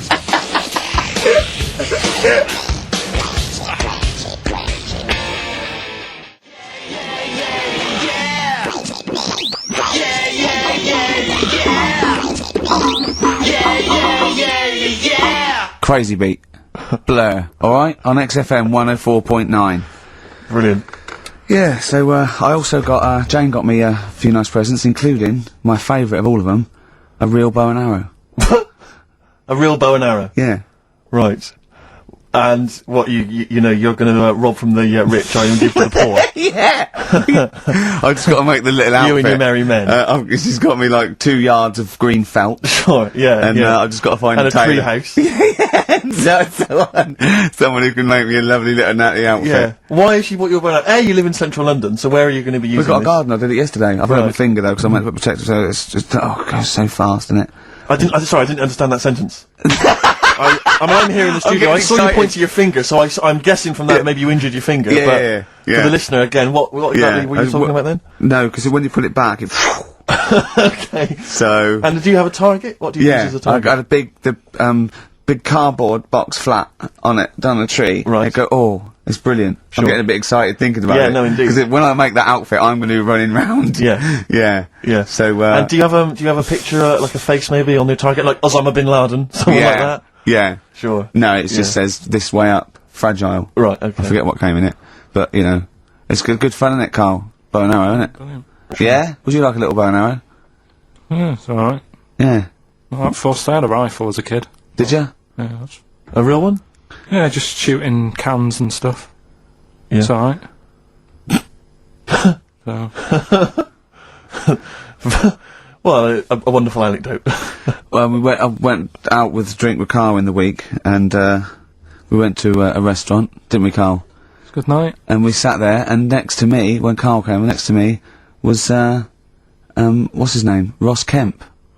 And, he was sitting there, and I saw Karl, and I tapped him on the shoulder, Ross Kemp on the shoulder, and I pointed to Karl and him, and I said, it's nice to see you two back together again. Nice. And Karl was horrified. But Karl didn't know that I'd already spoken to him before Karl arrived. Yeah, so I thought it was okay. I thought I could break the ice because I'd met him before. So he just thought I was insulting him. And in the week we were talking about his head, his little head, weren't we, Karl? And Karl suddenly stopped the conversation and said, if I had hair, what would we be talking about now? I think he'd had enough of everyone talking about it. And he looked good though, it's a special little do, he had it sort of, you know, cropped a little bit more. I like it when he's just freshly had it done. Do you like... Yeah. Has that ever happened to you, Steve? When if you're somewhere, say if you sat somewhere, does someone sort of, you know, is he anyone else who you look like, or would you say you're a bit of a one-off? I love these two. Well, but to be fair, to be fair, he seems to be having a go at me an awful lot more than I do at him now. I mean, he just starts it, you know, starts it out of nowhere. I think his is sort of a get back for the way you treat him as a producer, not, you know. But he's not a producer! If he produced the show, I wouldn't have a reason to criticise, but... I think this is it. But seriously, I mean, it really winds me up though, because, you know, it started as a joke, but now it's abuse. Yeah. He got annoyed at Heat, because it said, Karl, producer, well, not so much a producer, as just a bald mank. And he went, can they say that? Yeah. Can they say that? See, that's a magazine, an independent publication has identified what exactly it is you do. Yeah. There we go then, go on, bring it on, because here we go, he's looking at me, I know he's thinking, I can hear the cogs. I'm not thinking anything. It's vicious. that is true. Never a true word. Play a record. Now then, I heard this on VH1 in the week, and I have not been able to get it out of my head, and I really kind of want to, I want to get it in everyone else's mind now, so they understand the pain I've been going through. Miss You by the Rolling Stones. Yeah.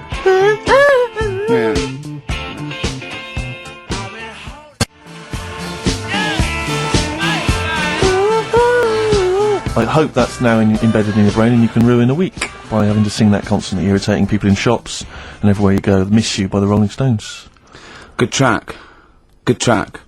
Karl, Jonathan, Ross came out of this, last week, and, we were talking about stuff, and Karl was mesmerised when Jonathan told a story that he was bored once in a hotel room and shaved his arse. He shaved his arse? Yeah. Sure. And Karl, you didn't stop questioning him, did you, for about... I just wondered, at what point do you sort of say, oh, this is getting on my nerves? Do you know what I mean? Yeah. It's way too long, tugging it in his socks or whatever. Yeah. But it's not, I mean, it is boring in hotel rooms, because I told you before about when I was in Edinburgh, and I had nothing to do, there was nothing on the telly, and you've eaten the shortbread biscuits, and Yeah. And, so that's when I read the phone book to see how many... That's when you read the phone book? Well, to see how many Macs were in Scotland, Macintosh. Sure. Yeah. And there was like, 42 pages. With Yeah. Jonathan, I don't know if he'd already done that. Yeah. And, he said he shaved his arse. Now, when we say shaved his arse, Not his cheeks, his... Oh, all of it? Yeah, all of it. Did he say that? Well, I think that's... But other than the cheeks, there's not much left, is But there? then we got to the fact that me and Jonathan, if we pooled our wealth, we could have shaved Karl's arse for £1,000. Right. And he said, yeah, for £1,000 you can shave my arse. Suzanne said, can I say this bit? Your girlfriend said what, Karl? She was annoyed. She said, well, I'm not allowed to go there. Why is anyone else? And of course the whole table stopped and leant in and said, what? She went, he doesn't like me touching him there. I went, what do you mean? This is too much information. It was too much information. I like the fact that you've had this conversation with her. I like the idea that she touched your arse once and you went, whoa, hands off. Yeah. I love you, but keep your hands away from the arse. Do you know why he said he's talking about the most intimate part of the arse, the middle arse he's talking about, and he said, I said, why? He went, it's a bit gay, innit? I said, how can a girl touching it be a bit gay? If you stood behind you, it could be anyone, couldn't it?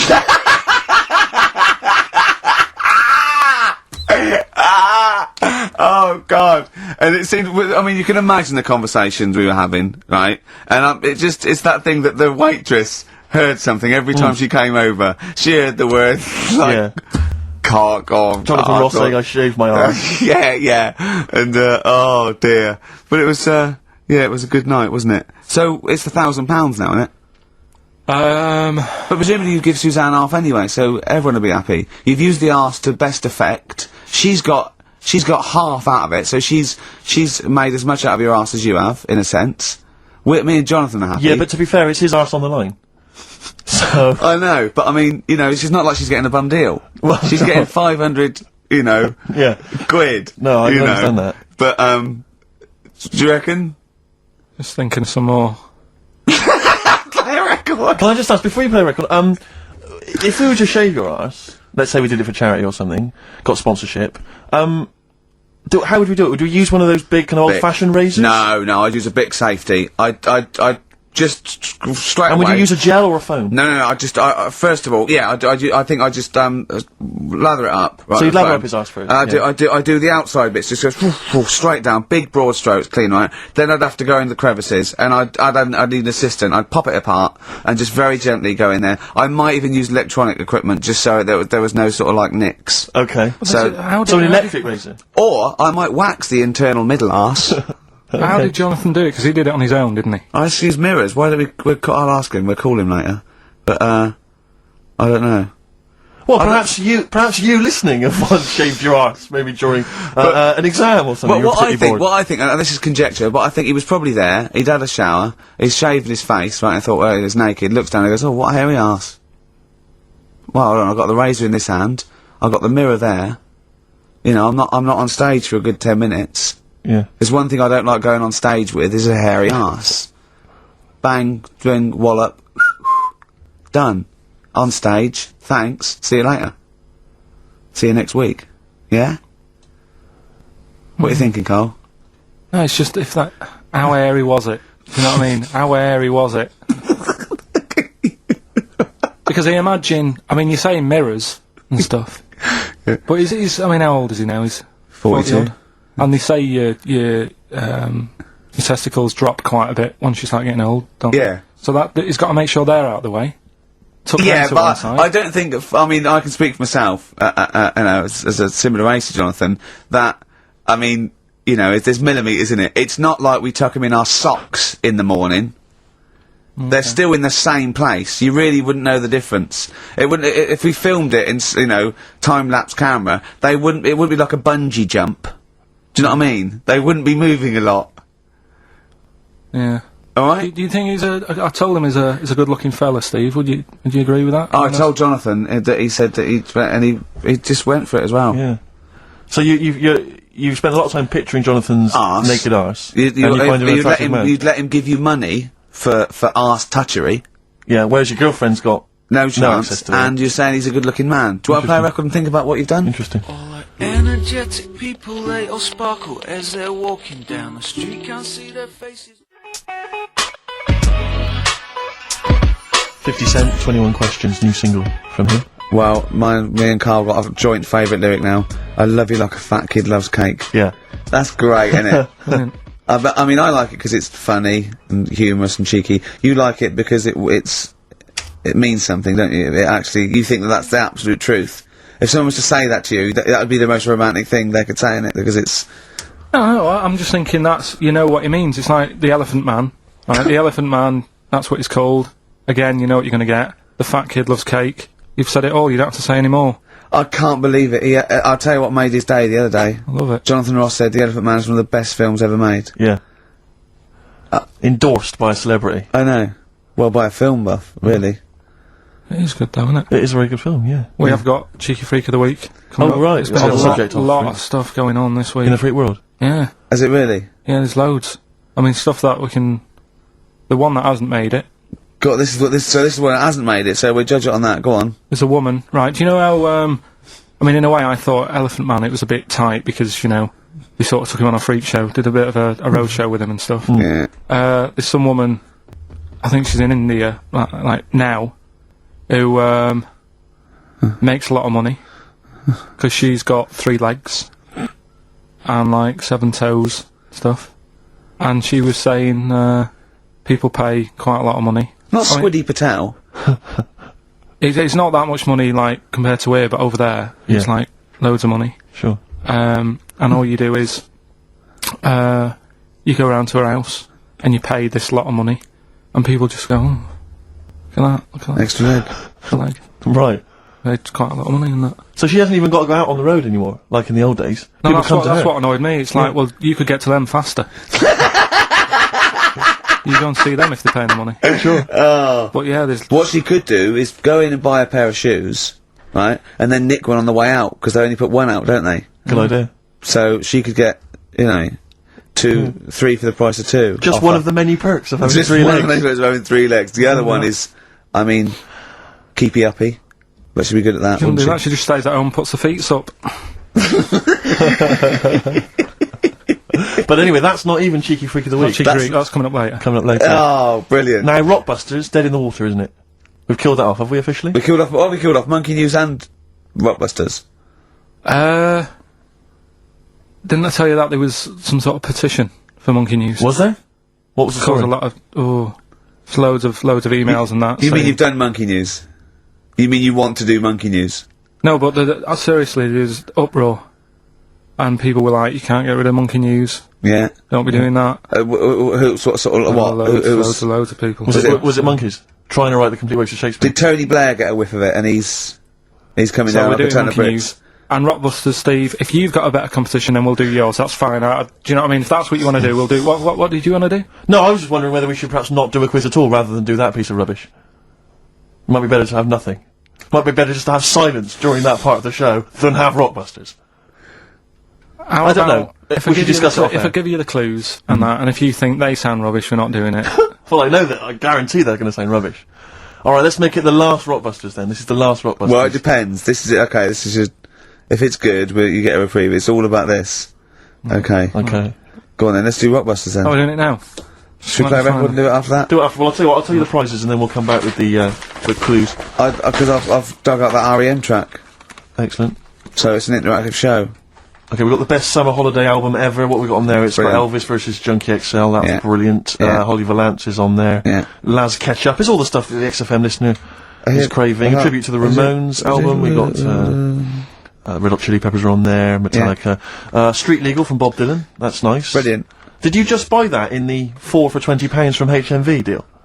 Fair enough. Once That's again, a good album. The Talons of Weng Chiang, a Doctor Who classic. Yeah. And there's something for the XFM listener. 8 Mile on DVD. I thought that was nice. That film. That was the last bit was funny. It was because it's a good film. Some good rap-offs in that as well. Yeah. So let's play a tune and then we'll come back with the Rockbusters clues. REM, go on, give it to him. Your eyes are burning, host, not scared. REM, Electrolyte on XFM 104.9. Ricky Gervais, Steve Merchant, Karl Pilkington. I walk down Oxford Street every day to go to the office, and it is like running the gauntlet in Gladiator. It's not only is it just like, you know, you have to dodge people and they're dawdling or rushing or keeping into the road to get past some people but avoiding taxis, but it's like hands everywhere, like leaflets. I don't know, there must be 1 million leaflets given out. It's all mobile phones, sandwich shops. Teach yourself English. Yeah. Teach other people English. I know, and those charity people, something for Alzheimer's, and I've been caught about 6 times where I couldn't say no. I've got about 8 standing orders now because I just couldn't say no when they confront you. Yeah. Which is, you know, it's amazing how often I'm on the way to a meeting. I'm always on the way to a meeting, and then I always feel guilty if I walk past them again 2 minutes later with a HMV bag. Yeah, full. Yeah, exactly, crammed with bargains. I know, yeah. No, it's absolutely weird. They're like zombies. It's like you're just fighting them off. You need a flaming torch to get past them. Or if it's not them, it's tourists. Just constantly, you know, excuse me, can you take my photo outside HMV? Or outside Topshop? That doesn't happen to me. Always seem to have tourists. Just in the way, just kind of dawdling, you know, looking up at the buildings. I walk so fast. I put my head down and I just try and walk so fast everywhere now, because it's, But Oxford Street is just, it's unbelievable now, and I think it's age that I've started noticing it. Even if the window's open, I hear just like cars and they're on the mobile phone. It's the loudest place in the world. Yeah. I don't know what we can do. Well, isn't it one of the busiest streets in, is it either the world? The universe? It is mental. I think if we carpeted it, that would and help, put some curtains up, it would just deaden. It's like pubs with those polished floors and metal tables, and everyone's having to talk like that to be heard. The jukebox is quite loud, and I want to go just turn everything down. Yeah. Let's put some carpet down. Just talk quietly like this. Yeah. Let's put the music down a little bit. We'll have a good time. I've never quite understood that impulse. I don't, again, if it's age, where you go in a club or a pub, as you say, and the music's just slightly too loud, so it just makes everything slightly tricky. It's slightly tricky to have a conversation. But what annoys me is when it's for the amusement of the barman or barmaid. If they're bored, they're in a pub, they've got the music up, their music up, right, techno blaring, right, they've got a telly on, watching a soap opera, and I want to go, choose one or the other! I mean, what are you watching? I got a minicab last night. I imagine you don't travel in minicabs, but the guy driving, one of those guys, I know he's driving a cab on a Friday night. Okay, no one wants to be doing that. And he had one of those phone, you know, the little earpieces that you put in, so it looks like they're talking to themselves. And he's there, and he goes, where are you going? I went, oh, crouching. He went, yeah. Well, and he's chatting on his mobile phone the whole time. His voice was so loud. He had the radio on as well, and he wasn't concentrating on the road. I just thought, look, I'm paying you £10 here to take me somewhere. Please, just stop chatting or arranging your social life for 2 minutes. Yeah. Get me to my destination safely, and then you can resume your conversation. My favourite one is, I'm going to so-and-so terrace, please. Where's that? I want to go right. You're not taking me then. Yeah. I mean, I don't know. I don't know. Exactly. I don't drive. I'm paying you. That's why I'm paying you. That's got to be part of the service. But I mean, I know people who've been in minicabs, didn't know where I was, and didn't have an A to Z. No, I was in East London once. I said to him, I'm going to North London. He went, where specifically? I went, Swiss Cottage. He went, sure. I said, do you know the way? He went, yeah. Set off. Along the way, he went, do you know the way? I said, well, I thought you knew. I said, have you not got an A to Z? He went, no. He was one of those guys who'd just taken his car out middle of the night. That was all he had. All he had, all his credentials were he had a car. No map, no torch. The two other things I bring with me. And he said, so we're driving along. He went, I could probably get you to Camden. I was like, okay. He went, to start? I mean, that is the start. Exactly. He went, do you know the way to Camden? I thought, pull over. It's not worth it. I'd rather hitchhike. I'd rather walk. Ludicrous. Those people who just go out. Yeah, they just take a car out to earn a I bought a car. Oh, have you ever done that? No, well, I'm sick of living here. And you say about people hassling you. When you say here, you mean the world, don't you? No, just in London, who's doing me head in now. The other week, actually, walking home from here, and like you say, there's always someone hassling you, saying, do you want to buy this? Do you want one of these? Going down Carnaby Street, right? There's your first mistake. He said, you into meditation? So I was like, oh, and I had a bit of time to kill, so I thought I'll have a chat, right? Have you got to? Oh, we've never got time, we're too busy. Yeah, I thought you were too busy, but well, I said, what's all that then? What do you do? And he said, we teach you how to breathe. I was like, well, I'm 30. I think yeah. I've done alright. And he sort of said, oh, forget it. Oh, forget it. I'm 30. And in Selfridges, they do, like Evian or whatever, that water company there. And they've got like little glasses of water. And you walk past and go, have you ever tried this? It's water. Yeah. Oh, here you go, we'll try it. You go, Jesus Christ, is that what water is? What have I been drinking then? You've been drinking piss and mud. Have I? I'll have a bottle. Anyway, listen, Rockbusters. Oh, come on then. Let's get it done. Really? Yeah. Come on then. Right, so cryptic clues and initials, you work it out, it's a band and stuff. Yeah. Right, Brilliant. First one. Bob Holness. The first clue, the doctor said part of the foot and the leg was no good, so he took them off and he threw them away. Right, that's the clue, the initials TB. TB, right? The doctor said part of the foot and the leg was no good, so he took them off and threw them away. Second one, the Scottish monster has got a bit of a tan. Right, the Scottish monster has got a bit of a tan. Okay. That's TD, right? And the last one, well, the 60s singer had a heart attack whilst he was having it away. We won't be seeing him again. Right, and that's FNM. FNM. Well, the 60s singer's had a heart attack. He was having it away. We won't be seeing him again. Email in ricky.gervais@XFM. Remember, this is to save Rockbusters. If people don't get this, right, it's no more. So you better, if you want this feature to stay, you better get the clues. Right? Good work, Karl. We'll give those clues again after the next tune. What are we playing? Yeah. Oh, you love it, don't you? You love it. Good, it's a good stomping pop #1 rock. XFM. How can you see?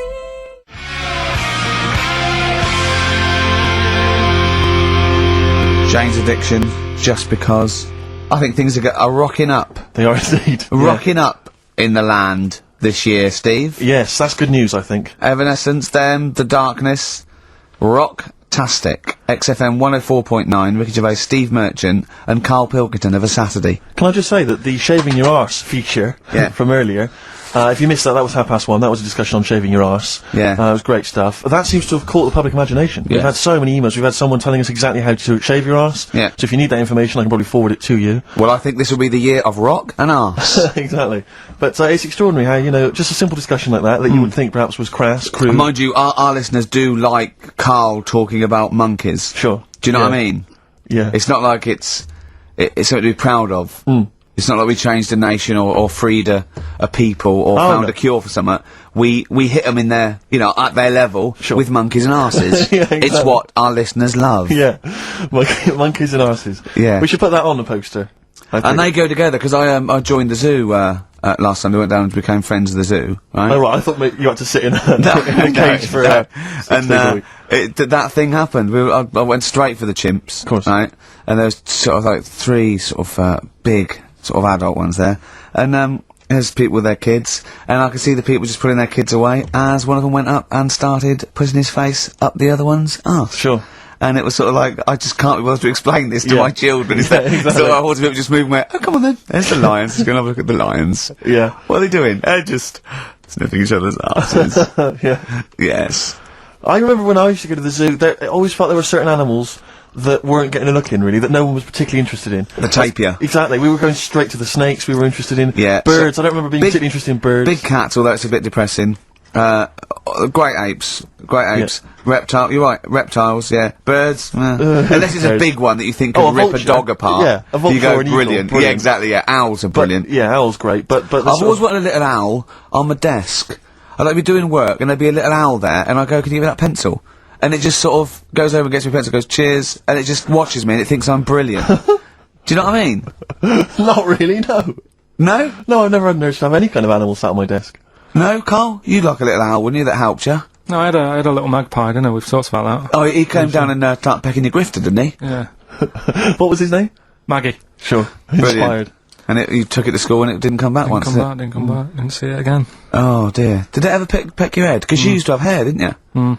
Yeah. No, it did. It started getting a bit violent. Really? Yeah. Was it becoming sort of age when adolescents, probably sexual frustration sort, you know, because I think magpies go for shiny objects, don't they? And you were probably sort of, probably losing it a little bit then in the front, and so when the sun was out... There's a bit of a sheen on the front. They saw a glare and thought, I'll have that. Yeah. What is that? That's brilliant. Yeah. Or as it was sort of pecking away, it mistook it for a tree.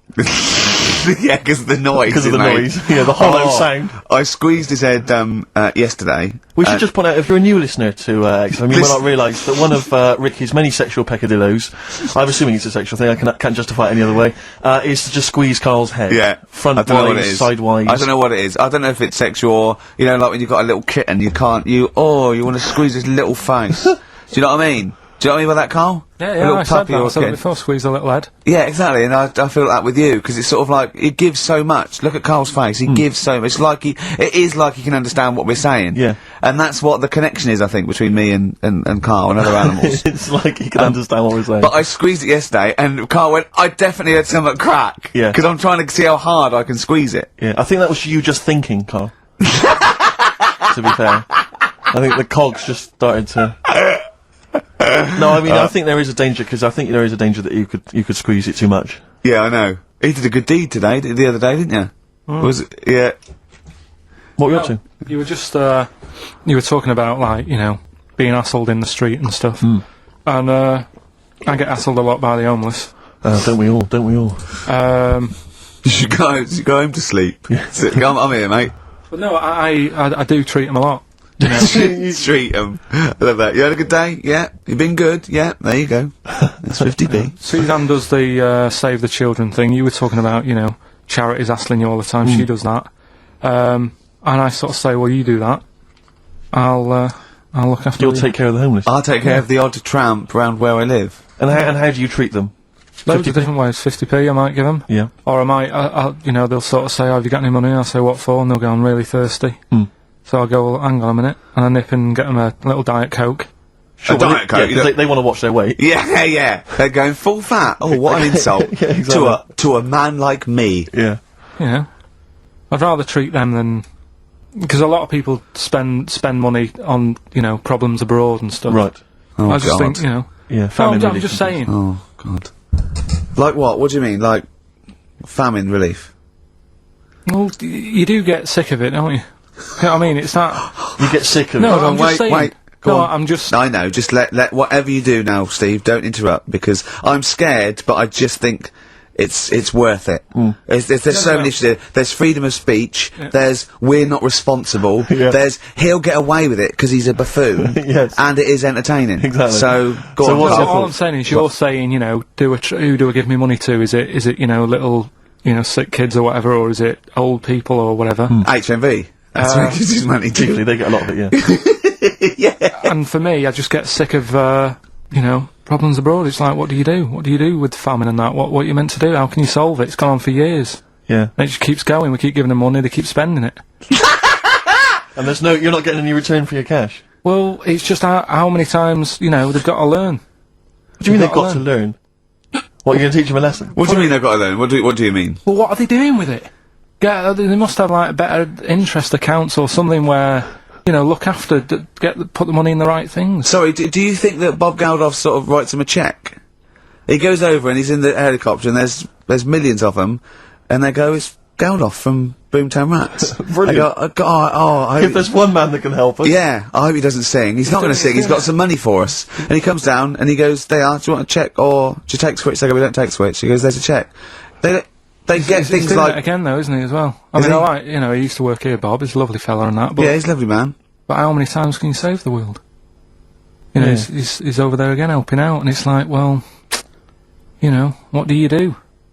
Are you saying don't bother because it keeps happening? Not well, I'm not saying that. You know what I mean? I'm not daft. But that's what you're thinking. And Carl, you are daft. Yeah, exactly. I don't know what the answer is. Do you know what I mean? So you're just saying wash your hands of the whole affair, leave them to it. Yeah. Sure. Are you really just saying it's sort of, it's nature, it's tough luck, just don't interfere? Like a wildlife programme. Is that what you're saying? Don't Are interfere. you basically you're saying it's not my concern? This has got a bit heavy. Can we do Cheeky Freak of the Week? Let's play a record.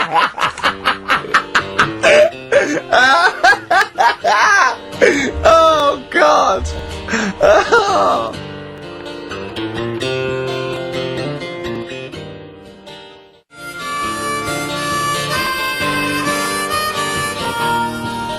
My Hey Hey out of the blue from the album Rust Never Sleeps by Neil Young. Such a brilliant song. Oh, he's a great musician. He's amazing. Yeah. He's incredible. I think we're playing Neil Young track a week Okay. from now until Christmas. Brilliant, okay. Alright? Excellent. On XFM 104.9, I'm Ricky Radio with Steve Merchant and Karl Pilkington. We were talking about the homeless. I saw a homeless guy in the week as I was walking down Finchley Road, and he was peering in the window of one of the Dixons or something like that, just checking out the details on one of those cable TV packages. And I thought, one step at a time. I mean, firstly, I don't know, start eating your dinner off a plate, Yeah. and then work your way up to, you know, a house, a home, a widescreen TV, A roof. digital television. But it's odd. Well, that might answer one of the questions, because I keep getting recognised by homeless people, and I never know what to say. I don't, I think, well, either they're not really homeless, and they've, you know, I don't know, they've got sort of digs or something, and they watch television, or the scariest one is that they've become homeless in the last few months since the office. And I think, oh God, that's really scary. Or they are watching it in Dixon's. They're going, the office is on tonight. yeah. What are you doing? Yeah. Going down to Dixon's. Or they think you're one of them. Or that, well, I have. 'Cause I mean, the way you dress. Well, no, some that are probably not quite, got their faculties, maybe a bit worse for wear, think they recognise me. And they whole scenarios where they're going, remember we were chatting, I was going, yeah, how are you? And it's just they recognise someone. Right, yeah. But that's a bit weird. But I mean, I think that's the worst thing, homeless. On a serious note, it is outside health. Well, we're talking about charity, and I don't know, I sort of, got these stand orders where I've been sort of like caught in the street. But the ones that I'd choose, I'd always think, charity is what touches you. You can't change the world, but you can change your bit. So cancer, obviously, because I'm mum, so I give to cancer. And I think outside health, the next one must be being homeless, because there's nothing you can do. It's got everything. You're scared, bewildered, you're cold, hungry. It's just everything. Even if you're healthy and homeless, eventually you're not going to be. Well, I do feel bad because, you know, I always feel that I want to give to the health charities. like cancer, for instance, because there's that fear that I might get it. Well, yeah, it's not just that. It's just like, yeah, if you're not healthy, that's the first thing, isn't it? If your life's being threatened, there's nothing else you can really worry about. Yeah. But, I don't know if that makes it wrong though. That I'm sort of, it's like I'm investing in a possible future. Yeah. Well, not really, because it's the same for everyone, isn't it?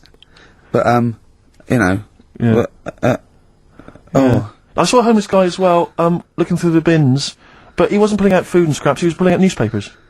Just having a read. Yeah. I always found that odd. I see that a lot, homeless guys. I don't know if they're just checking out the TV listings. For when he finally gets his When's The Office cable, on? Yeah. Yeah, The Office, they've moved it. They've moved it to Choice and, UK Gold. I don't blame him, because, I mean, there is some cracking stuff on cable TV, some great stuff, but I was flipping through the other day, and on digital TV, you can see what other shows are on while you're watching something. I was flipping through, and there was one, and it was called, now, when are you ever in the mood to watch a TV show called I Survived a £200 tumour? When was that on? Because it seems to me that if you've got a £200 tumour, you probably want to watch something else that'll take your mind off it, Big Brother or whatever. I'm not £200. Well, I can't imagine what this is. A £200 tumour. It must have been an error. £200 tumour? It must have been a £200 tuna.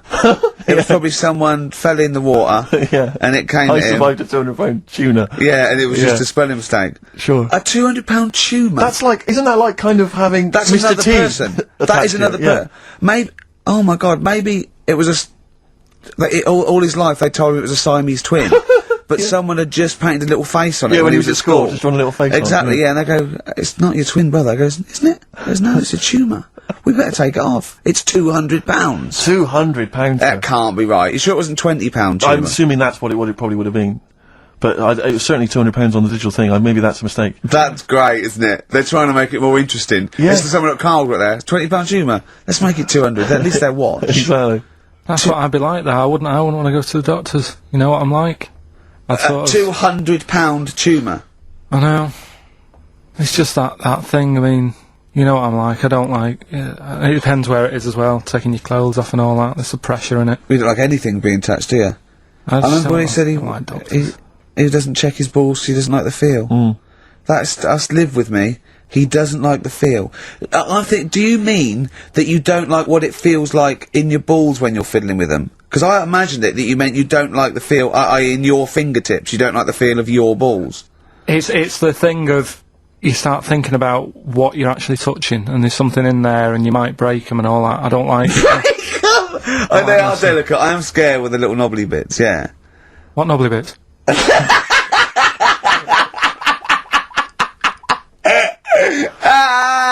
But I'll tell you what, it's that thought at the doctor's. It's that thing of, he's not taking your clothes off in front of him, right? It's the way you've got to take your clothes off, but he asks you to go behind that curtain to do it first. Yeah. So there's more pressure because then you come walking out with nothing on. Right. So it's like, why have you asked me to go behind there? Yeah. Rather than if I just sat there having a chat and he's going, so how have you been? It's like, all right, and just taking the pants off. And then exactly. Yeah. It's the pressure. What was it? Don't take your clothes off. And you came out and he lit a candle and there was some soft music on. The lights were down. Nice. Yeah. Or he said, if it'll make you feel more relaxed, I'll take my clothes off. Yeah, exactly. Yeah. But I'll do it in the form of a striptease. Now, Karl, I'm going to ask you the question, knowing the answer. What do you think of maybe a gay doctor just checking his testicles out? He's a professional. He just happens to be gay. That would never happen, would it? What are you talking about? Why not? Oh, speaking of, go on, doctors. No, gay What? people and that. Do you know when we discussed gay-only toilets? Yeah. It's only it looks like it's coming into action. No, it doesn't. Right. No way. It was mentioned again Where? on. Your head. No, I think. Do it you was think that people in positions of power are listening to this show getting ideas from you? Tony Blair. Makes you wonder, doesn't it? No, it really does. And the funny thing is, why are they getting upset? Why are gay people getting upset that they might have to have their own toilets? Karl, you don't know what you're talking about anymore. You don't They're know having a what you're sly look. You don't know what you're talking about. Okay, can we have Cheeky Freak after this? If you want. Stop growing old. Placebo. This picture on XFM 104.9. Steve, you're thinking of taking over as producer, aren't you? Well, I just think it's a shambles. I've asked for Cheeky Freak of the Week, and it appears that Karl's not ready. He's not prepared. No, I can sort of remember it. It's just that I like to have all the information. Contempt for But the you've just listener. had you've just had a whole bunch of adverts and placebo in order to get it ready. We're chatting, we're having a chat and that. Right, do you want to sort yourself out in future? Yeah, someone that's what we were chatting about. Someone emailed in about they watched the £200 tumour thing, and when it was removed, it was carried away in a wheelbarrow, right? Karl said, what, even when she had it removed, she still carried it round in a wheelbarrow? And he went, I thought it's sort of like she'd become attached to it. I mean, you definitely are my favourite thing in the world. It's great. Look at the way he's looking back. But I think they're all the same. The people, I mean, I have had more emails about people saying I watched the £200 tumour and I shaved me arse than anything else. I know. When we ask questions we come about up with science, Shakespeare, we talk, yeah. nothing, High silence. concept, we talk about political issues. One person emailed in, they said, I tuned into the £200 tumour documentary, it looked disgusting, I couldn't watch for long. What were you expecting? Yeah. That it might sing and dance? Do a little show for you? I mean... Oh, anyway, so what's these are really your listeners, Karl, now. I think you know what I mean? You sort of, you find your niche, you attract your... I think me and Steve are pretty much just here. I think the people that we had in the early days, Rick, they've long since abandoned us. They jumped ship. They've got jobs. Yeah. They've got jobs. They're out now. They've been released. Exactly. Yeah, they're getting their life back together. Carl, Come so on what's then, the situation with Cheeky Freak? I've got like a couple of bits. Like I say, I haven't got the in-depth stuff that I normally... Oh no, because usually it's you know, it's Heavily pretty scientific. Exactly. Yeah. Do the jingle. We'll come up with a new one, haven't we? The Freak! Say chic. Cheeky Freak of the Week. Right, well, couple of bits. I don't know which one to use as the main feature for this week. It's that good, is it? Well, there's been another one born. What? Little kid. You go on. 4 eyes. Insult? Just a guy who wears glasses, come on. 4 eyes, 2 noses, 2 mouths. That's weird, isn't it? This bloke, did he also have 2 heads, 2 bodies? Sort of born sort of slightly separately? He wasn't stood next to a mirror? No, it's weird that, isn't it? That's all you've got, is it? I love that. That's weird. That. Imagine if the doctor said that. Well, Mrs. Parks, kid's got 4 eyes and 2 noses. Weird, isn't it? Any clues? Any clues? So well, that's it. That's all the one. information. Well, I'll tell you what. No, That, but that again- should be the main one. Okay, No, I've answered but it. like I say, what's the idea of this feature? What do I say all the time? Don't know. I always say, think about it. Think about what that would be like. Okay. What? Giving birth to him? No. Being, I think it's a girl. Being like her. 2 mouths. 4 eyes. What would that be like? Mad, innit? I don't know what this feature is. I don't know. Do I? Is there another one? Is that you said? I mean, I hope everyone took the opportunity there during that silence to just think about what it would be like. I know I was. Could she talk with a mouthful? What? Is that allowed? Because she's got 2 mouths. Yeah. Yep. Would that be alright in her house? She'd be eating. Yeah, one, she something could like talk with one mouth and eat with the other. I Right, well suppose. listen, the main one, right? You've thought about that, that's good. The main Cheeky Freak of the Week, I haven't got all the details. Smallest person ever. Right? How big would you say that is? Karl is now sort of like holding his hands up like a fisherman, long ways. That's about 1 foot. Right. Smallest man in the world. I printed the thing off and I can't find it. There's a little picture of him. Right? The odd thing was... Because why have you asked me how... Did it say, or was it a picture of him? I didn't really read it. Of course you Oh, didn't. Of course you didn't. Jesus. I just saw it and thought, oh, that's... What, that's you that one, straight away that's assumed it was natural size? it was that big. But what do you mean it was that big? Little fella, like that. But why are you doing that? What? It was a page with a little fella. How do you know that was natural size? No, it was, because it said it's world's smallest man. And the funny thing is, I've read the first line, I always read the first line, it said world's Well smallest done, man. well done. The weird thing is, he's got an head like a light bulb. The shape of it, apparently. I don't know if that's got anything to do with his shape and size. Oh, God. That big. His name's Mr. Watts. And the annoying thing is, what got me is, if you're that big, Yeah. right, don't have your picture taken next to a fruit bowl. Why was he having his photo taken next to a fruit bowl? Dunno. Whoever the photographer was, obviously having a bit of a laugh Yeah. at his expense. Because you would just stand in the middle of nowhere, you'd look normal and that, but he was stood there, just leaning on an apple. Leaning on an apple? What is this? In what world do you inhabit? This was on the internet. And I printed it off. Leaning on an apple? Was it Tom Thumb? What is this? Are you sure it wasn't some sort of sci-fi show they're advertising? No, it was Leaning on it. Can you just lean on the apple? Just lean on the apple there. Do me a favour, you stand next to my chihuahua. You're not taking the piss, are you? No, not at all, no. Would you mind leaning on this matchbox? Yeah. Leaning on an apple. And that's what, so it just said he's the world's smallest man leaning on an apple. smallest man, said about his head being like a light bulb. I don't know what that meant. And I just thought, right, that'll do. That's that sorted. Cheeky Figure of the Week done. I think that was on like Monday. Right? I've found that. I thought that's done. Printed it off. Forgot to get it off the photocopier.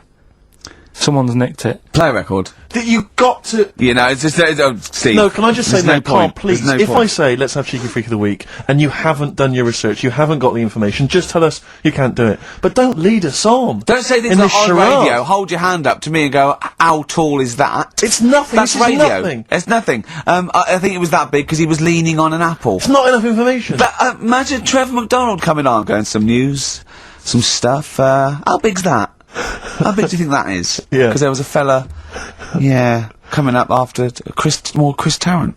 Play a record. I'm angry. I'm actually angry. And if Monkey News is in any way similar, you've really pulled your finger out with that, have you? Mm-hmm. Good. Let's have Rockbusters answers next.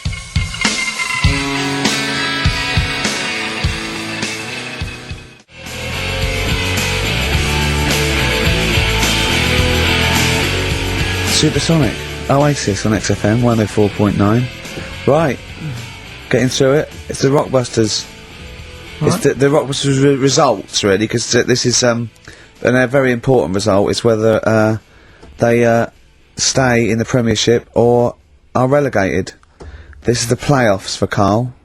Okay? You need 3 points. You need 3 points to stay up, Karl. Go on. Right, got a lot of right answers in that. Right, okay, that's in your favour, you know. Okay.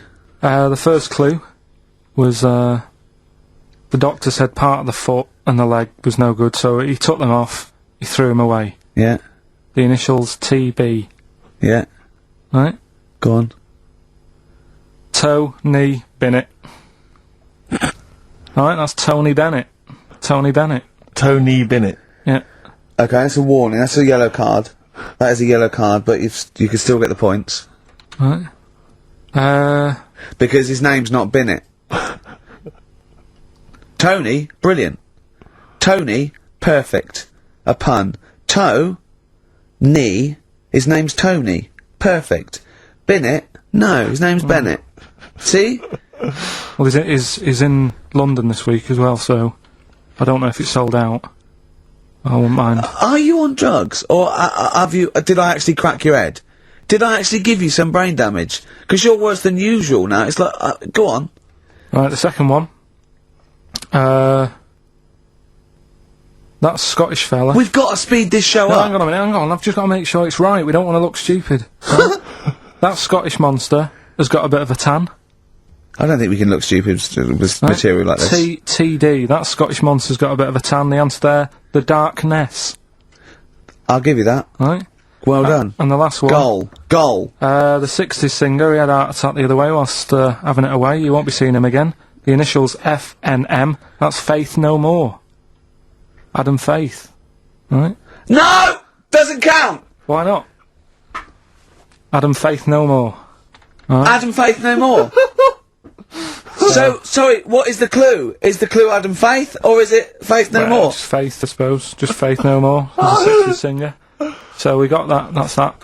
Safe for next week. Who's the winner? What do you make of it? You've got the deciding vote, Rick. Well, Come on. I mean, you know my I mean, it works Faith no more, but he's mixed up what cryptic is and that, because the fella, I mean, Adam Faith did actually die having it away, didn't he? Yeah. So it's all about him. It's all right. All the facts are right. Anyway. Okay, I think he's got a reprieve. I think I'll give it to him. I think I've got to give it to him, Steve. I think I have. He actually pulled that out of the bag, that one. There's no Jamaican fellas seeing icebergs or, you know, Whitney Houston. The closest he came to is Bennett, and I'll let him off that. I've got to be a fair ref here. Well, fair enough, and well done to, you know, I'm always a fan of names that for some reason just strike me or tickle me. Yeah. And this week the lucky winner is, Dave Suckling. There's nothing amusing about that. Oh dear. So well done to Dave Suckling.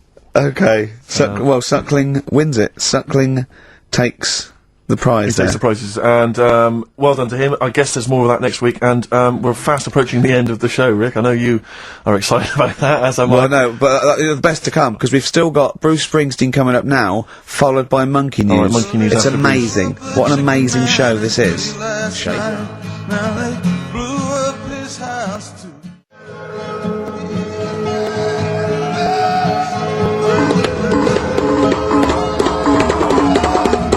Oh, chimpanzee that Monkey News! Excellent. So, Monkey News time on XFM. Karl Pilkington, the man in the hot seat. Karl, what have you got for us? Okay, Monkey News this week. We've covered a lot of stuff. We have indeed. Now, do you know, like, there's places where you can go for, like, weekend rests and stuff, Sure. and you relax, you sit in a little spa, you might have a swim and Yep. stuff. Well, they've got a place done for monkeys, Of course they have. right? They can go there, they relax, forget about all the stuff they've got going on in their head. They can have a manicure, Right. got nice meals, It's not called a manicure, though, it's called a chimpacure. beauty them. treatments, Yeah. right? They look good and stuff. Yeah, well, look good, feel good, yeah. Now, you might think, well, that's pretty normal. Well, The bit I haven't told you about is it's actually run by a couple of chimps.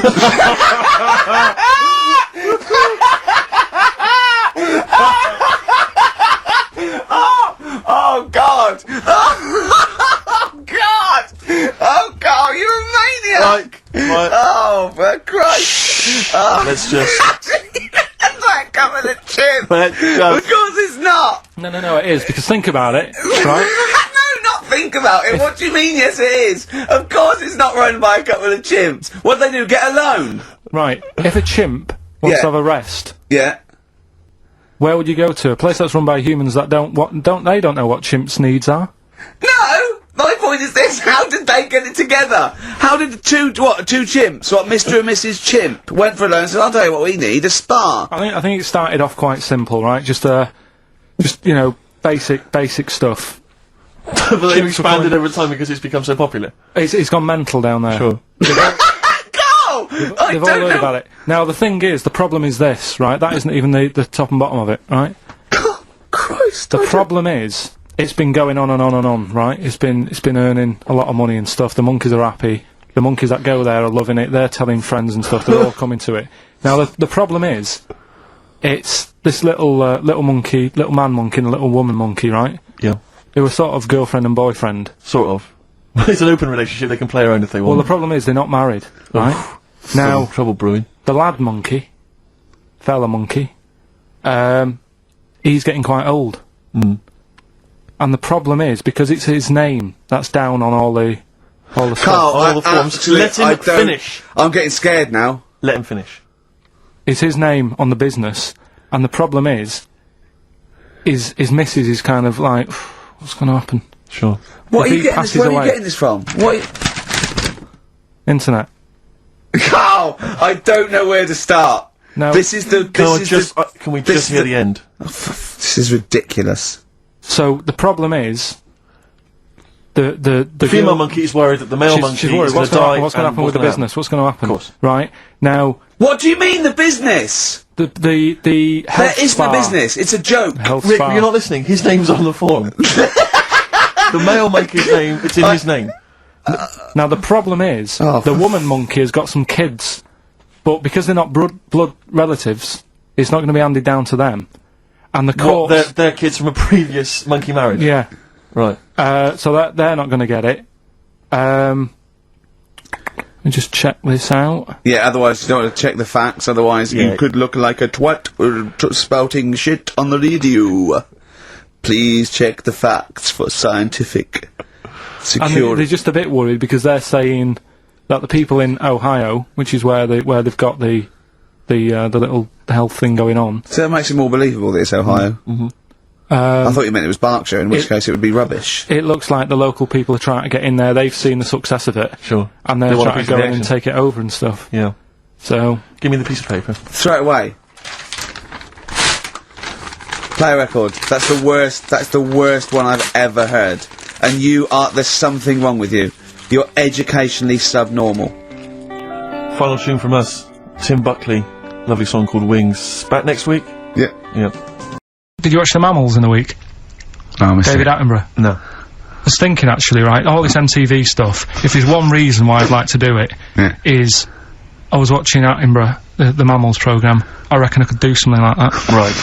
Right. And just have like me, instead of Attenborough, like a young sort of fresh person, watching, like, certain animals and saying, do we need these? Do you know what I mean? Yeah. Oh, God! What's it called? Death on Earth? Well, That's amazing! Do we need these? And, No, 'cause there's loads of and the stuff. audience at home would vote. Would there be something like a Yeah, telephone like a vote? vote-out system. Oh, The that- thing is like, it's something interesting that Attenborough was saying the other night on, Do we need these? on Jonathan Ross's show, on his telly show, right? He was saying, he said you could take all the humans off the earth and it would carry on. But take, like, some animals off it, mammals and that, you got problems on your hands. I thought that was quite interesting. Yeah. So it's like, the question is, do we need these? Is that part of the big thing? Right. Like jellyfish. Yeah. We've talked about jellyfish. Yeah. Yeah. So which mammals in particular were You talked about that on watching Zoe that Ball you show, haven't you? Hey? Which mammals were you thinking we don't need when you watched the show the other night? Any in particular that you thought they don't need them? They're not of interest. Well, I like whales, but I don't know what they do. And Okay. they're taking up quite a lot of room. Sure. But stuff like, Yeah. but like, jellyfish, I looked into because, Yeah. you know, well, I was know you've talking done about them, and, they were saying they've got no eyes, no heart, there's something like 97% water, Yeah. they're blind, and they do about 33 miles a day. Right. So it's like, do we need them? Could we clear them out? Yeah. Yeah. What? A big net. That would be the programme. Right, we'll get rid of them. Next week we'll be looking at, Rhinos. I think it's genius. Honestly, I think it's genius. And like going along sort of like picking up sea anemones and going and just lobbing them into the sea. well, what do you think about MTV doing that? And then I just, in between the bits, Play music I videos? play music That related relates to to it. fish, so I could play like fish, Yeah. like Rock Guy, or the Rock- animals, Rock Lobster. yeah, or what else could This I get could in run there? and run. What other songs have got animals in them? The Well, monkeys? Could play the monkeys. Yeah, there's about 1 million, so let's not start this. No, Yeah, but, yeah. do you know what I mean? So do we need this? So MTV Carpet- flies you around the world And to you- the most incredible exotic locations. You sort of climb up a tree or whatever next to, I don't know what lives up a tree, some kind of rare parrot. You say, look Sloth. at that, it's colourful, Sloth. it's interesting. Oh, you like sloths, don't you? No, they just live up trees, but I'd say, do we need them? Why? Well, what do they do? What do you mean? What do they do? What do you want from an animal? Carpentry. What Well, do you like, want? I don't like scorpions, right? Right. But then I found out they look after those monkey things. They're not monkeys, they're Whatever. lizards. Well, alright, yeah, them lizards, they look after the lizards. So there's a reason. But do you need the lizard? Could be your Well, next yeah, question. because the local people made shoes out of them. But not when the scorpion protected them, they didn't. Alright, we don't need them then. So, and so ultimately, would anyone decide? I mean, do the animals kind of get a chance to mount a case for their survival? I mean, is there maybe someone that comes into their corner and sort of defends them? I'd have like a David Attenborough type character who says, Right. well, they do this, and I'll go, yeah, but do we need that doing? Yeah. Yeah. Okay. Yeah. And so what does an animal need to do in order for you to feel that it sort of gets a chance of life? I mean, like a pet, like an animal, like a dog maybe, or a cat, I mean, they give a certain affection to its owner. Is that a valid, reason to survive? Not particularly for you. Not really. No, I've okay. been saying that though, blind people use dogs, so they are useful. So dogs are useful. St. Farmers Bernards, use they often dogs. save people, don't they, in Yeah. snowy weather? Cats. I'd have to think about it. Okay. Keep the mice down. Yeah, but you got rent a kill. Okay. What I'm saying is something that will affect the world. Right. I think you'll find everything does. I think you'll find everything does. Except Karl. I'm not sure what effect he's having on the world. I tell you what though, Steve, right? Did you watch the mammals? I did see the mammals. They had bison on it. Right. The weirdest looking things you've ever seen. Yeah. They've really Again, you're on dangerous ground No, here, no, no, Carl. but they've really got a, it's like, decide what you want to look like. It's just a mismatch of stuff. It's got a really big airy head. Yeah. Unlike you. Sort of bald at the back. Right. Sort of It's like someone you went to school with. Was there two of them? Oh, brilliant. This is an exciting feature that will, I think will be picked up by Channel 5. It's going to be Karl Pilkington, Do We Need Them? Where Karl goes around checking out animals with, top experts, asking whether we need them in the world. Yeah. So, this is the first one. We won't do it next week, but I'm already sorting out the contact. We will be looking at octopus. Because they're a bit weird. Okay. So that's what you got to look forward to in in 03. Again, if you have an animal that you feel is unnecessary in the world, then email us, and I'm sure Karl will investigate for you. Well, the other thing as well, whilst we're on to that, I want to sort of have a bit of research with me. So when I speak to the bloke or the woman about the octopus, right? I want you want to be armed with the facts. Well, sort of response from listeners, so I can say, well, 70% of XFM listeners said we should get rid of them. Sure. Do you know what I mean? Like Jon Snow does on Channel 4 when he does all, like, politics stuff. Yeah. So, if you agree with me, just send an email saying yes. So yes, we should get rid of them. Yes, yeah. Or yes, get rid of them. Because the house believes always we should get rid of these animals. You're picking animals you want to get rid of. So yes is, get rid of them. No is, don't get rid of them. Well, and not no, it's Noah, because they go on the Ark. The ones we keep go on the Ark. That element I'd completely forgotten about, and I think that's a wise move, because I don't think that's working. I don't think you've thought through the whole Noah. So, and that's just complicating the show, I think. So yes, we get rid of them. Noah, they're saved on the Ark. Yeah. Right, okay, right, so lovely. here we go then, jellyfish. So today we're looking at jellyfish in Pilkington.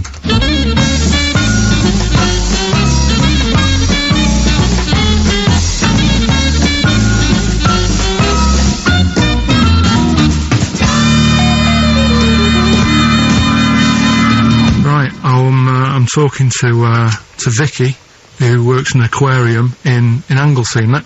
Yes, it is, yes. Right, brilliant. Today we want to find out if we really need jellyfish.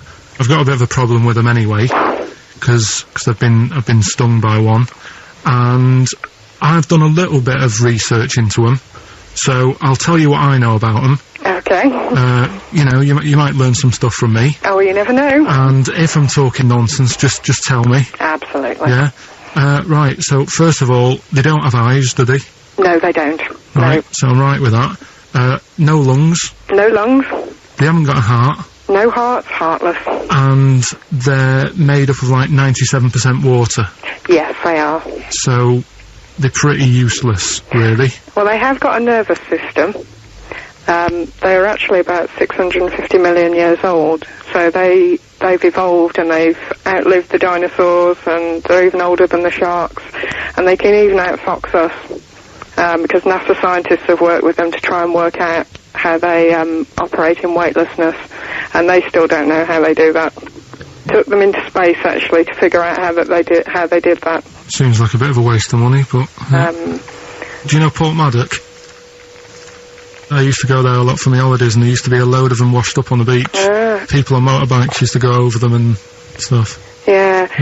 Well, we get the moon jellyfish. That's the ones with they've got pink bits in the middle. Yeah, that's their reproductive bodies. I think that was them. I think they're the ones that went over on the bike, because you could see pink bits. What do they do? If the jellyfish went, would we have a problem on our hands, do you think? Okay. You might have a bit of a knock-on effect, because things like turtles eat jellyfish. Yeah, but do we need turtles? Well, don't forget that when you take out something from the marine system, something normally feeds on. I mean, they're not just there for the fun of it. Something either feeds on it or feeds on what they excrete.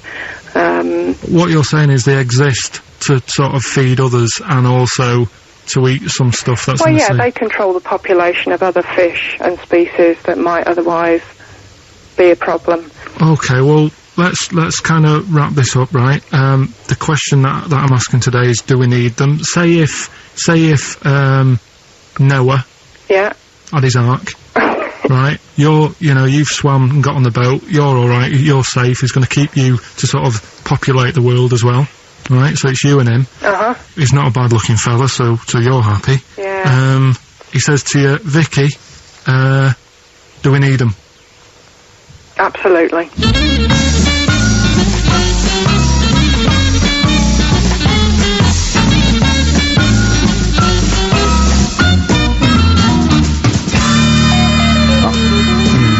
I don't even know why she even gave you that interview.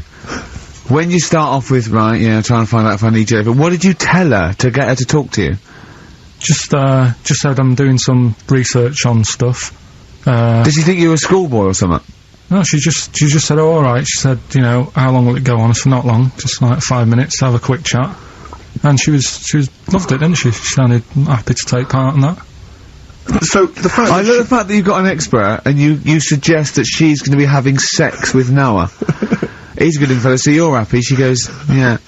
I mean, I don't know why you stopped there, didn't go into positions or something. I can't believe... The problem is, really, I didn't get to the bottom of what I wanted to say, because... Oh, no, you did. That's it. That's done now. That's a pretty good academic work. That's proved, No, but the turtle thing, when she said, oh, if you get rid of them, the turtles, won't have anything to eat. But when she said that, I mean, I couldn't say it because it would have took her off and confused her. But... Well, she's a scientist. She's easily confused. Well, say, like, when Suzanne is working, right, I'm not a very good cook, so I always get, like, an Indian in. Right. What? To do the cooking for you? So, right, I'll have an Indian. Right, now, say if, for some reason, it closed, I'd get a Chinese. So why don't the turtle just... There's loads of stuff in the sea. But I didn't want to get too heavy on her, but... It's pretty deep. Oh, that is genius. But we'll look at... But so the fact that she said, yes, you need jellyfish, does that mean that you've changed your... I mean, what I'm saying is, does her answer go? Does that stand? Yeah, it does, yeah. It does, does it? It does, yeah. Whatever I get the expert to say, I try and get him in a corner. Right, you try and, argue him into a corner. Argue him into a corner, but that time she wasn't having any of it, so we've got to carry on having them. Yeah. So in the new year, we'll be looking at octopus. Okay. Do we need them? Do we need them? It's something we started a few weeks ago. We're always talking about animals and insects and that. And, it's like, if you took an animal out of the world, would we have problems? Right? Would it make any difference? Yeah, would it make any difference? We did jellyfish last time, didn't we? Yeah. We sorted that out. The woman said we've got to keep them. We do need them, because turtles eat them. Yeah. So, I've moved on. Octopus. Do we need the octopus? Yeah. Let's find out.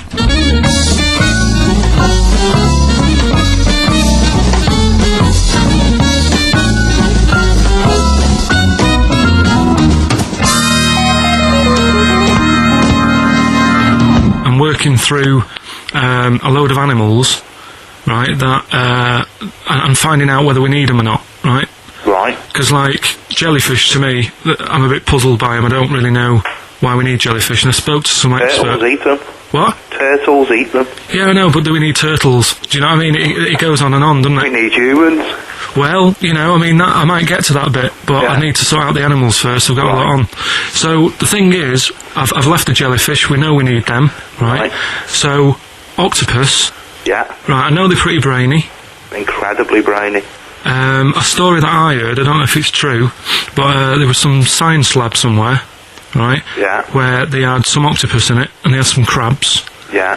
And at night, the octopus was, like, getting a bit bored on its own in the dark and that, and they sort of come alive in the dark, don't they? Yeah. They like the dark. Yeah.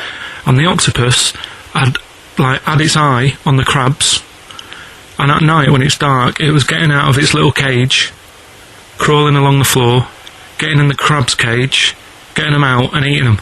I don't doubt it. We put jam jars with the lids on with crabs in, and they'll open the jam jar and... You're joking? Yeah. You and I sometimes struggle with them. Yeah, well, you don't do it... you don't do it really, really tight, but... Oh, right, so they're not that clever then? Well, they would, if they were strong enough, they'd open it, but they're just not that strong. Oh, that's mad.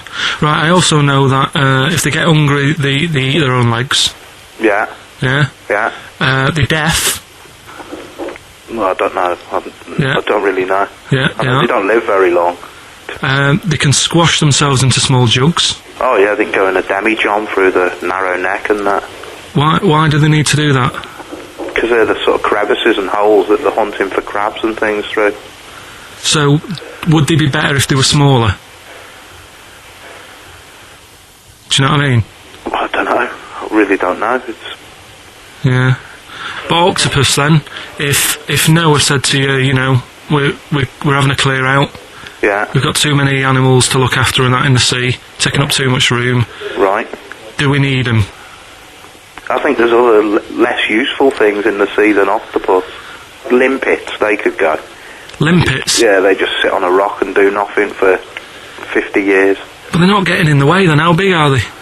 Well, not very big. Yeah, you see, I might come round to them, but I never think, oh, you know, I'm sick of seeing these limpets.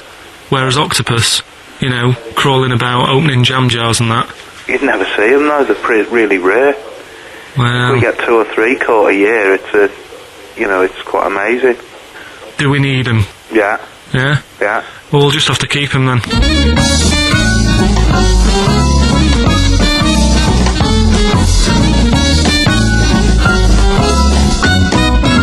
I love that Karl can confuse a scientist. Yeah, because all systems of logic break down. I know, even the scientist was going, well, get rid of limpets. Yeah.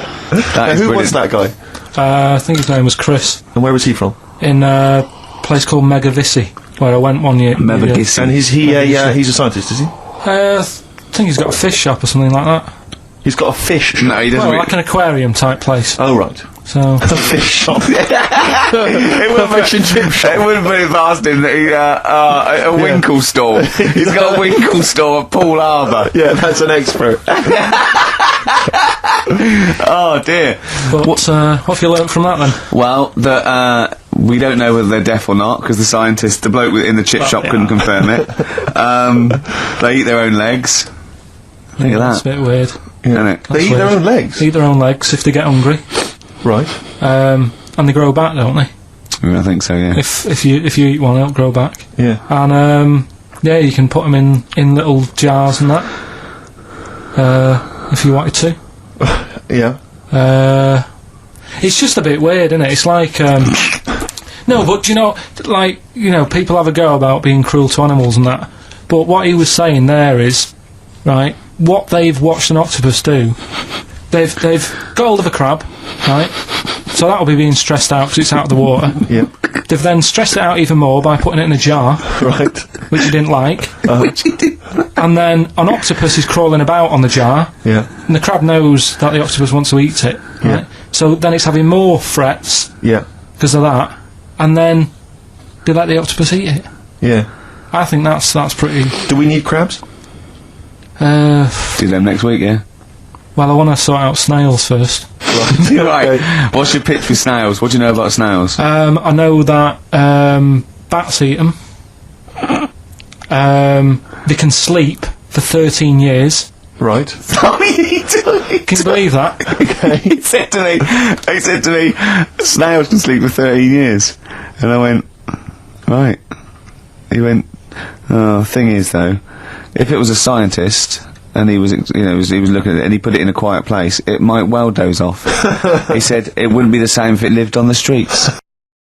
I'm sort of on a bit of a mission to find out, you know, we've got a lot of animals and insects in the world and stuff. Yeah. Do we need them all? It still amuses me. So we've found out we've got to keep jellyfish. We've done octopus. She said we've got to keep them.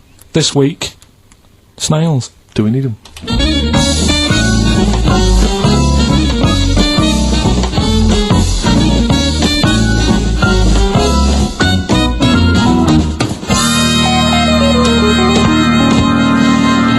Just doing some research, right?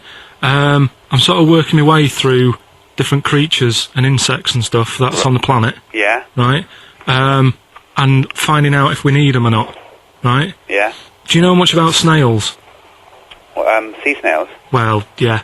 Snails in general. I don't know much about snails, land snails. I know a bit about sea snails, like whelks, top shells, that sort of thing. Would you say they're important? What sort of sense do you mean by important? Say if we had to sort of get rid of some animals and insects and that because we're running out of room. Right. Do you know what I mean? Because I'll tell you what I know about some snails. I don't know if this applies to sea snails as well. I mean, I called you today because a lot of other places are shut. Yeah. Right? So, I know they like to eat stamps, apparently. The glue on stamps. They love it, right? Right. Apparently a lot of letters and stuff aren't getting to where they're meant to be getting because snails are crawling into letterboxes and eating the stamps. That obviously doesn't apply to the sea ones, but that's a problem they're causing. All right. Were you aware of that? No, I didn't know that. Bet you're glad you answered the phone today. Right? They love beer. Beer, yeah, who doesn't? And also, I don't know if this is right, but I heard that they sleep for 13 years, or can do. Right, I wouldn't know if they can sleep for 13 years or not, but I think sea snails are pretty important. Yeah, they do quite a good job in the sea. They graze on algae and they provide food for other animals. I mean, you can say that about any fish, you know, or any animal. Why do they exist? Would you be upset if, you know, someone said we're getting rid of them? Oh yeah. You would be. They're an animal, you know. I wouldn't. Forget being like favouritism and all that I get for them, right? There'll be other things knocking around you can sort of spend your time looking after. You'll still have a job, don't be worrying about that, because I'm not going to get rid of all the fish. Jellyfish need looking after, so you're safe. Yeah. But do we need them? Come on, there's loads of people saying, come on, we've got to move on through the animals, and you're holding them up saying, well, I want to keep them. Well, who's saying we need to... That just sounds a bit crazy to me. Just imagine. Do you know what I mean? And they would come to you because you work in an aquarium, so they'd be asking for your advice. Right. And you're slowing it down. Well, they asked for my advice and I'm giving it to them, so, you know, that's what I think, anyway. Yeah, but snails, you know, I mean, like I say, they drink beer and that, you know. What did they do apart from some food for a whelk? They were around, their descendants were around a lot longer than we have been. Yeah, they've been around a long time, but what have they done? Well, they survived that long, so they must be doing something pretty good. Well, apparently they sleep for 13 years, so really, even though they've been around for ages... I think that sounds a bit... I don't think they sleep for 13 years. Not all of them, just the tired ones. So, snails, do we need them? Well, yeah, I just think they've got to, just as, you know, it's not for us to say, do we need them or not, we can't. So you think we should keep them? Yeah, definitely.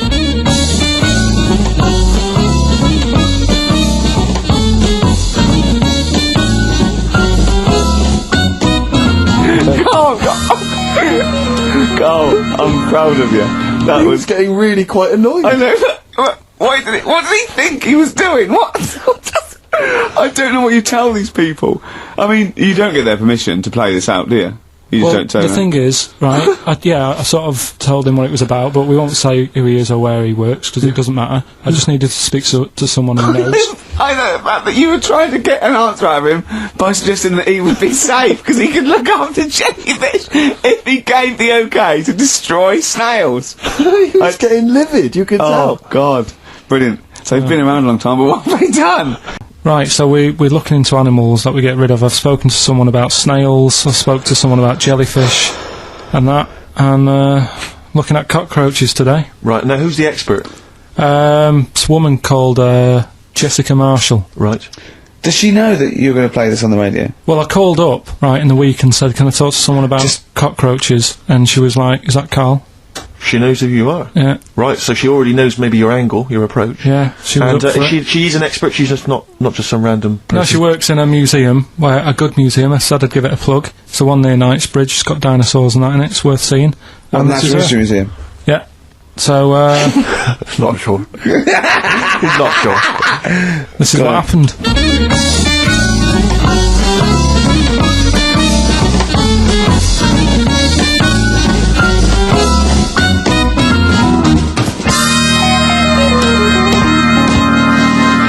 Now, what I'll do, I'll tell you as much as I know, and then you can fill me in if I'm right or wrong, and then at the end of it, we'll get to the bottom of whether we need them or not. Okay. Alright, so, first of all, the first thing that I found out is that they have 18 knees.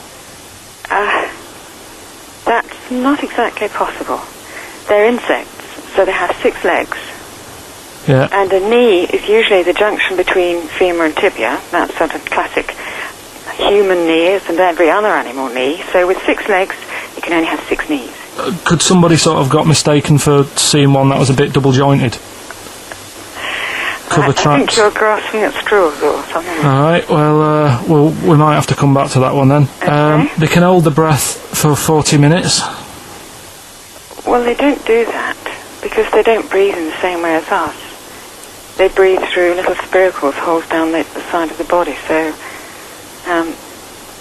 no, they're not a very apt simile because the method of breathing is so different. What do you mean? Because insects have a totally different system. They don't have lungs in the way that we do and just breathing through one part of the body. They're actually breathing through every segment of the body all of the time. So even though they've got their mouth shut, they might be able to slide. Nothing to do with breathing. So only just seething. So you see, maybe that's where someone's gone wrong. Someone's got hold of one and sort of taped its mouth up or something and got bored after 40 minutes and said, well, we'll call it right. It's a unkind thing to do to an insect, even to a cockroach. Yeah, but it's all... You can't do that. Yeah, but... No. Pretty unkind thing to do anything, even a cockroach. Something else I found out. Yeah. They can live for a week without an head. Well, that's true if they don't bleed to death in the process. But the weird thing is, when I told you that they had 18 knees, you seemed a bit sort of like, don't talk ridiculous. But then we're talking about an animal that can live without an head. So there's a little bit of truth in that one, yeah? Yes. Why, when it was invented, has it got that facility? Say if someone said to humans, we could do that with humans, and, you know, if you lose your head in some accident, it gives you a bit of time to sort of go back to your family and maybe write them a note. You won't be able to have a chat, but write them a note saying it was my own fault and it was nice knowing you. Well, that would be a useful facility, I agree, but cockroaches are great survivors. I mean, they've been around for over 300 million years. They're one of the most primitive insects. Alright. Well, I've also, is it true that they do a lot of resting? Apparently they can sort of rest for 75% of the time. Rest? Yeah, they just sit about doing nothing. It's probably true of a vast proportion of the world's fauna. Well, I mean, maybe the 25% that they are working, they're really giving it some, so it might make up. They're probably searching out food and, yeah, they can slow down considerably. You can chill insects in the fridge and they'll become very, very quiet. You might think they're dead. Yeah, but I'm sure, you know, if we were sat in a fridge, you know, we'd go a bit quiet, wouldn't we, you know? Well, you might not know much about it, of course. Yeah, but... Not quite reading the right sources. Well, I've been using the internet. I'm sure there are many useful sources that you could find there, but some of those seem to have been a little misleading to you. So you don't agree with a lot of what I've told you there? No. So, cockroaches, can we get rid of them? No. So we're keeping them then? I would say so, yeah.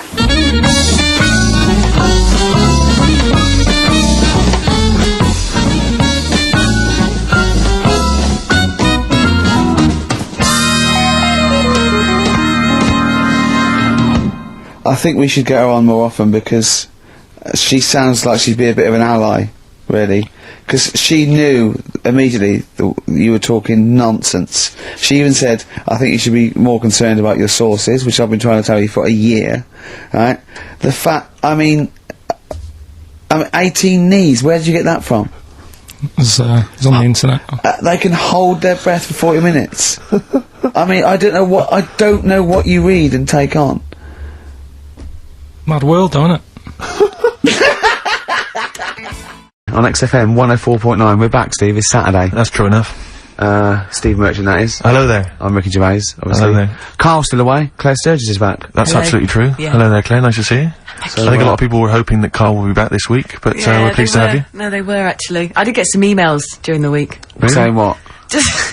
Just saying it's really nice to, you know, hear you again on the Saturday afternoon. It's nice, and but you're not really very funny. And when's Karl coming back? You know? So it's sort of being sure nice it wasn't to me. us. No, it was definitely because they think that as well. But no one can compete with Karl.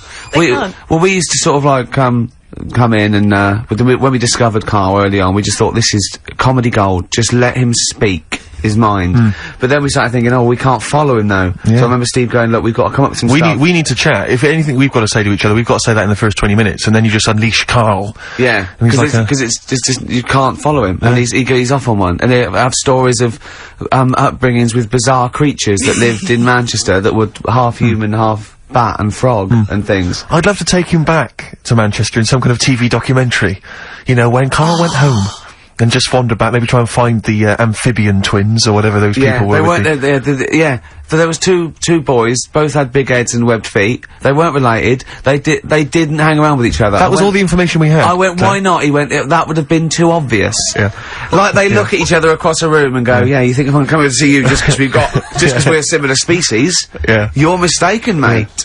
You make your own friends. One starts to walk over, the other one shakes his head and just mouths, too obvious. Yeah. Don't do it, too obvious. Out of one of his mouths. Yeah, that's what they're expecting. Yeah, don't do it.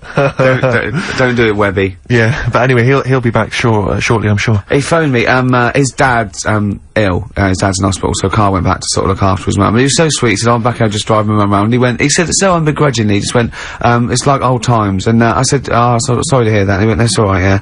I think it's gonna be fine. And I said, how was your holiday? He went, yeah, it was good. Except, it were a nudist beach, so didn't tell me. I went, of course it was. What do you mean? He went, well, sitting on the, I don't know why they have to do it.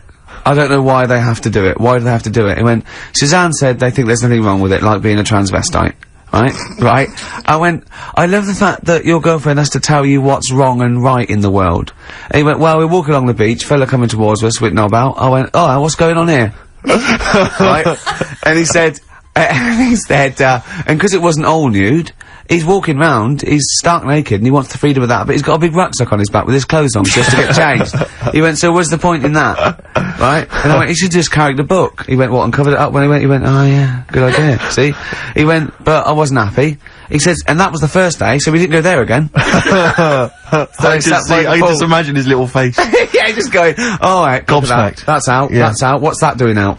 Why has he got his out? I imagine Karl sort of dressed in a suit. In a sort of safari suit, done right up with a cravat. I'm not undressing, I don't want people seeing the flesh. That's for you, love, and no one else. But I love the fact that, this girl goes, Karl, they don't think there's anything wrong with it, they're just happy that way. and he in his own mind just goes, like being a transvestite. He knows there's nothing wrong with that. I'm always a little bit suspect about people who like walking around nude. I think you meant transvestite. No, nudists. What? Hold on. Can you be a naked transvestite? What are you then? Yeah, I suppose you're a... When Eddie Izzard's naked, is he a naked transvestite? That's an interesting metaphysical question. Yeah. Yeah. On XFM 104.9. If you know the answer to that metaphysical question, or indeed any of the famous ones, if a tree falls in a forest and no one hears it, has it fallen over? Any of those. Excellent. That's brilliant. Yeah, if you leave the room, Rick, does it get quieter? Yeah, what's the sound of one leg hopping? Exactly. What we got there, Claire?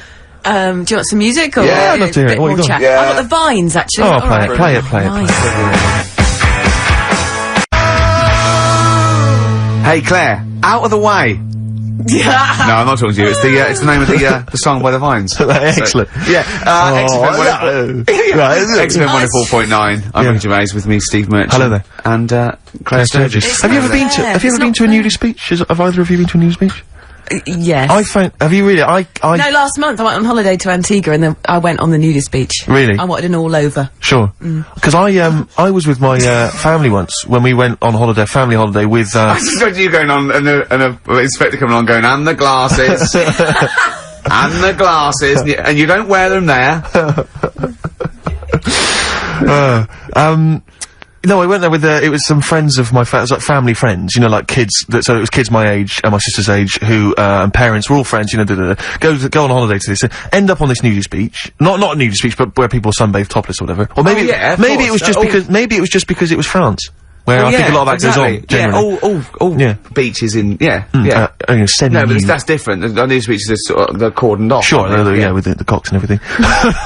We can't say that. You can't say cocks. Or did you mean the chicken? You meant the chicken. There's a lot of naked people, farms, a lot of French farms. Birds around There is a lot of poultry.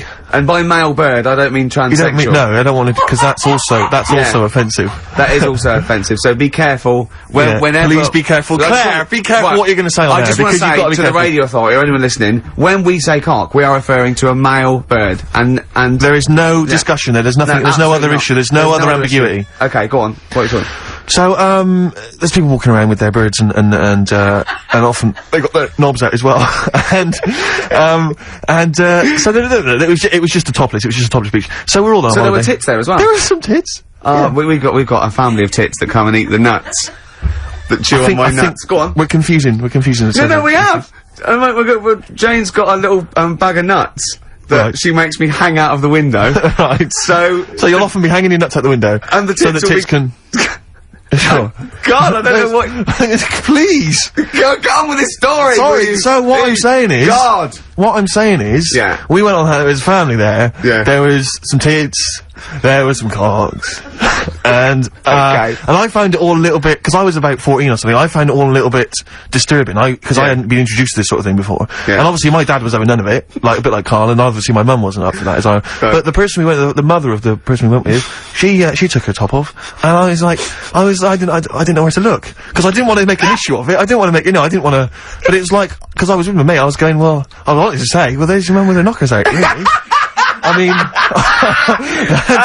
that's your mum over there. Hello, Dave. There's your mum's knockers. There you go. Yeah. There's your dad. Popped out. Yeah. Popped out. His little man. His little fella out there. Your dad's fella's there. He's wandering about, and he's having a. And your mum's got he's getting a tan on his little milk is out. So it was all it was a little bit disturbing, and I've never quite got that image out of my head really, because it was all. I didn't know where to look. I didn't know what to do. A friend of mine, I won't say what his name is, right?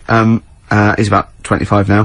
When he was, I think, 14 and 15, I mean, the worst age, he went to a nudist holiday with his parents and his sister and some of her sister's friends, and he absolutely hated it.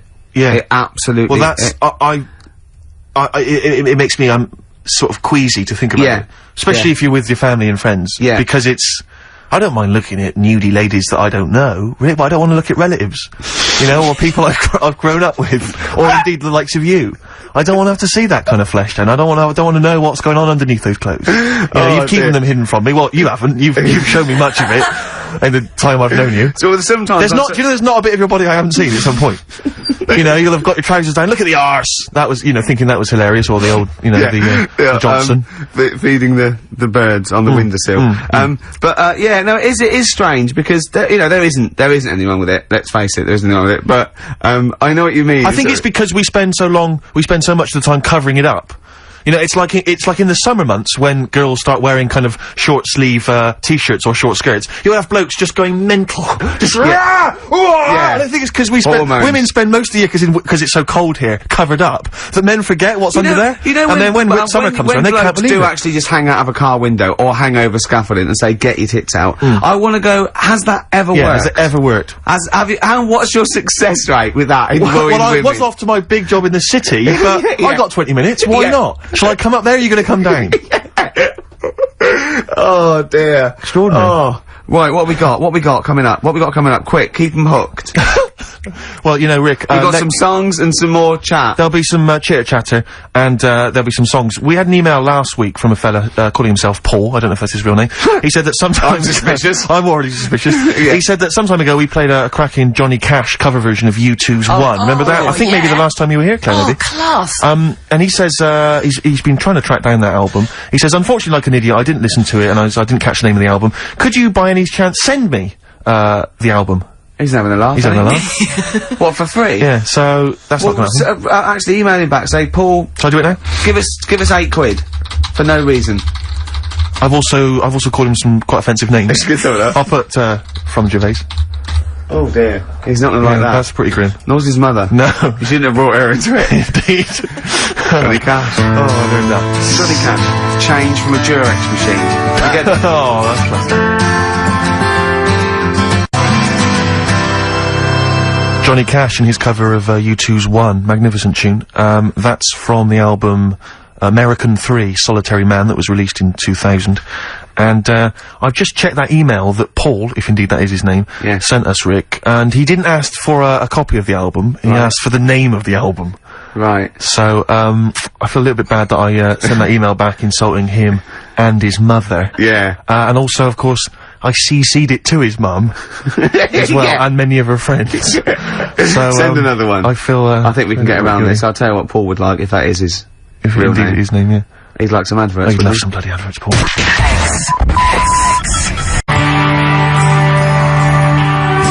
Oasis, Little by Little, on XFM 104.9. I'm just moving the mic there. Hold on, I'm getting comfortable. There you go. Right, sit up. I was A lot of people do that. A lot of people do that during the song. A lot of the old pros. No, a lot of the old pros like Foxy and Tarrant and the like. They were on Top of the Pops yesterday, but they did My Generation. Any good? Yeah, very good. I mean, you know. Was it close to the original, or did they make it their own? No, both. It was pretty close. They did, you know, musically it was close, but you know, they had a certain. Was it Noel singing or Liam? Liam. Very, very cool. Very cool. Good swagger, he's amazing. attitude back. Yeah. I think back on form. A lot of people tell me though that if you go to any of these big stadium gigs they do now, it's an absolute nightmare because a lot of the fans are really grim. I mean, I've spoken to 2 people independently who've both been at gigs where there have been fans weeing on other fans' shoes. That's not what I want from a gig. That's not nice. No, they own them then. Well, yes, apparently. That's theirs then. Oh, what, if you wee on something? Yeah, you own it. That's cat law. because cat law. Yeah, cat law is if you wee on something, then you own it. Yeah. I know you live by cat law. I do. No, you do live because my wallet I think you own. Yeah. And several telephone boxes. Much of my hair. What were we talking about? We were talking about nudie beaches. Because I still can't get around. I don't know why they only play volleyball. No, that's all they do then. Surely there's other games you could play. I think French cricket would be slightly more. All the pictures I've ever seen of nudist colonies always seem to be quite attractive women and some fairly grizzled sort of 45-year-old men. I don't know if that's generally the clientele that, you know, it just happens to work that way. But I'm quite looking forward to getting to around the 45 mark. I'm just cruising down there. Happy birthday. Right, I'm off. Exactly. Where are you going without your clothes? Yeah. And at what point, I mean, you can't go into a nudist colony, can you, without taking your clothes off? I don't know if there's a door policy. No. Where there's sort of No, I think there is, I'm sure. Oh, actually, no, because when I went on my nudist beach, there was actually a security guard. Stopping you from... Naked?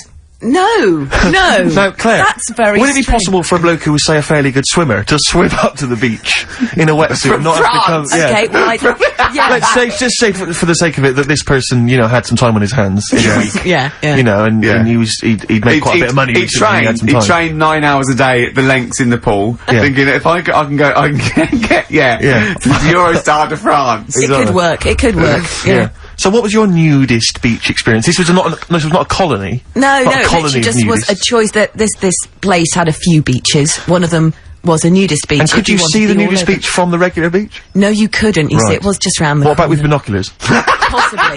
Yeah, possibly. But you see, my worry is, as a healthy young man... Yes, you're not a healthy young man, are you? No, but I'm talking about you two. Right, sure. You're pretty healthy young men. How awkward it must be for you on a nudist beach if you do happen to see a very good-looking naked lady. What you do if you... Well, that's the reason I've not gone to any. Okay. Just exactly that worry. Because it is very off-putting. Yes. If you had, it sounds like this is a confession. Exactly, yeah. Go on, that did actually happen to us. Really? An older gentleman. An older gentleman obviously was enjoying his time on the beach. Right, explain more. And then came over to chat. And you just don't know where to... Sorry, so hang on. So he approached you? Yeah, for a chat, as you do. People are friendly. Right, without wishing to get too lewd, within a state of arousal. How far can we go down this? No, I'm not trying to sort of, I don't want to get too kind of, you know, graphic. Or gynecological. Have you noticed gynecological. I was going to say how quiet Ricky was keeping. But so he came over. Well, I'm worried about this. I'm worried about telling this story. But I think it's an interesting. I think this is an interesting point. Yeah. Because so he came over and he was just chatting away. Yeah. Quite proudly. Yeah. Well, eventually got quite proud. Yeah. And why was this Claire? I mean, not wishing to be disrespectful, but you know, he's a man. He's been around a bit. Were you reading erotic poetry? What were you? No. I was talking about the weather. Right. About how nice it was today. And he approached in pole position, or did he? No. Or did he? I don't like it anymore. Fine, okay. I don't like it anymore. Let's leave it then. But that's what I did. I actually ran away.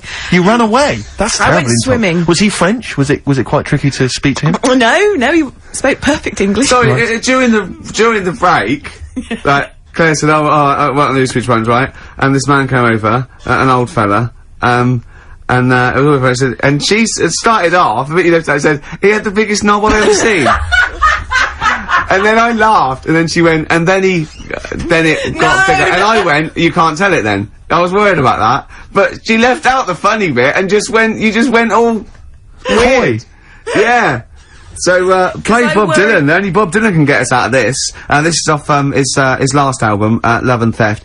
It is the only track I really like, I'm afraid. I didn't get on with the rest of the album because it was too hoedowny and country blues and stuff, which is just not my sort of thing. But this is a nice track called Mississippi. Bob Dylan. Mississippi. Off the album Love and Theft. I must admit, not my favourite Dylan album, but that's a nice track, isn't it? It's a lovely track, actually. I just noticed there you've brought in 3 CDs. Yeah. You bring those 3 in every week, don't you? You just play from those 3 CDs, or what? You substitute the Dylan for different Dylan albums, and the other 2 remain the same. Well, no, I've got them playing a different Cat Stevens. I've got Tea for Tillerman. I've never brought that in before. Yes, you have? Altogether. No, I've seen it before. No, I've never played anything off Tea for Tillerman. I've played it off Catchable at 4, Teaser and the Firecat. You don't have a sort of deal with Island Records to try and keep that Cat Stevens back catalogue afloat? No one's really shifting it. I think it might just be CDs that are in the bottom of a bag. This is why I'm thinking, so lazy. It's just you've got one carrier bag that you bring back and... Exactly. Sure. Yeah. Well, we'll look forward to those later. Yeah, go on. No, I was just really wondering, Rick, and I don't want to put you on the spot, but could I have some adverts? Yeah.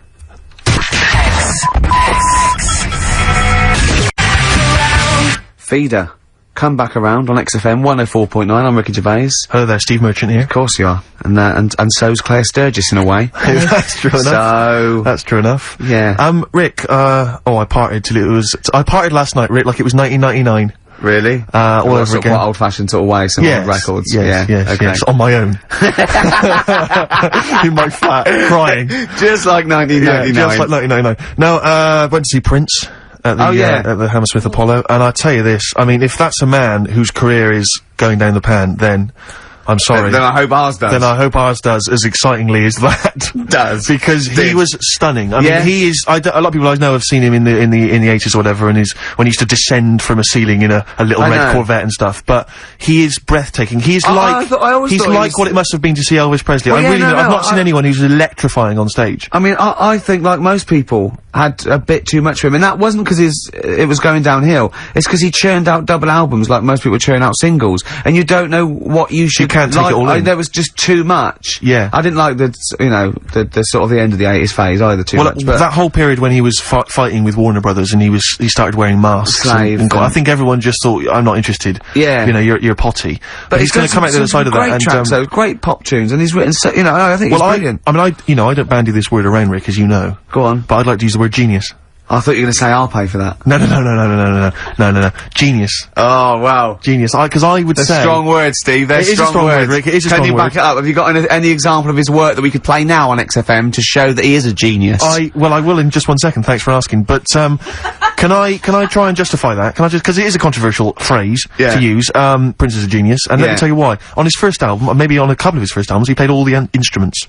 Brilliant. Like Squiddly Diddly. Exactly. In one episode of that I saw. He was playing the piano. Diddley was playing the piano with his 2 tentacles. Then he was like playing drums with 2 tentacles at the back. He was standing on 2 tentacles, which was the other one free for trumpet. That sounds like genius to me. Yeah. That's what Mr. Prince... the only thing I would say about the concert last night, 3 hours, he played for 3 hours non-stop. Well, almost 3 hours non-stop. Didn't take a break. Cracking band, only 5 people. Imagine taking a break, just reading the paper, having a coffee, going, what are you looking at? And also very I've got witty. 20 minutes, by law. Very witty as well, because a lot of people imagine him being quite dry and quite sober. It was very funny. But, sadly, Prince now, well, I don't mean to be offensive, but as far as I'm concerned, he's now a Jehovah's Witness. He's now a Jehovah's Witness. So he's gonna come round tonight? Well, no, but at the end, he did sort of spout on about, his beliefs. Yeah. And I felt a bit like I'd sort of, do you know what I mean? Like I'd sort of paid 40 quid and I'd queued up and I'd sat for 3 hours to then be preached at a little bit. So that was anything that put well, I'll tell you what, good job for him. He was good value because he'd have got an earful from you if he did. Imagine if he'd not played the singles or only did like 20 minutes. Yeah, well, I'd have been livid. I'd have just stormed out. I'm out of here. But I did, because I don't know Prince, so you've had, interesting, Steve Merchant says Prince is a genius. This is XFM 104.9, coming up to 2 o'clock. Prince is a genius. Can we open the phone lines, please? What's the phone number there, Claire? 0870 07700 800 1234. Me and my mate were talking about when people say genius, and they do bandy it around willy-nilly, and it's sort of like, a comedian or something. They go, he's a genius. And we think that there's people in cancer research sort of laboratories and age, and they're going, we lost another one to ITV. Why didn't he go into science? He could have been the new Newton, but no, he's getting the ratings up for 5. Exactly. So, but Prince is a genius, is he? Ricky.gervais@xfm.co.uk if you'd like to email. Prince, genius or little fella? It's up to you. But when you are Jehovah's Witness, I don't know much about the faith. But are you obliged when you sign up to sort of do your time going door to door? Because it would be amazing. Imagine Prince turning up at your door and just, hi, can I come in? Well, I don't know. And it, and just coming in and I'll sing you some of the hits, but I'd like you to buy a copy of this afterwards. I'm not really interested. Which ones are you going to play? Which ones are you going to play? 'Cause I'm not a big fan of. I don't like If I Was Your Girlfriend and anything from Diamonds and Pearls. I'm not interested in. So shoot off. Yeah, I thought they were going to start selling the Watchtower at the end. The most beautiful. I like that one. Yeah. Well, there's those fat people in it. Does it make him a genius? Oh, call up 10235 96429. Prince, genius, or bloke with hair. Well, this has got to be proof of his genius. He played it last night, and it's just dynamite. There is Strawberry Scar.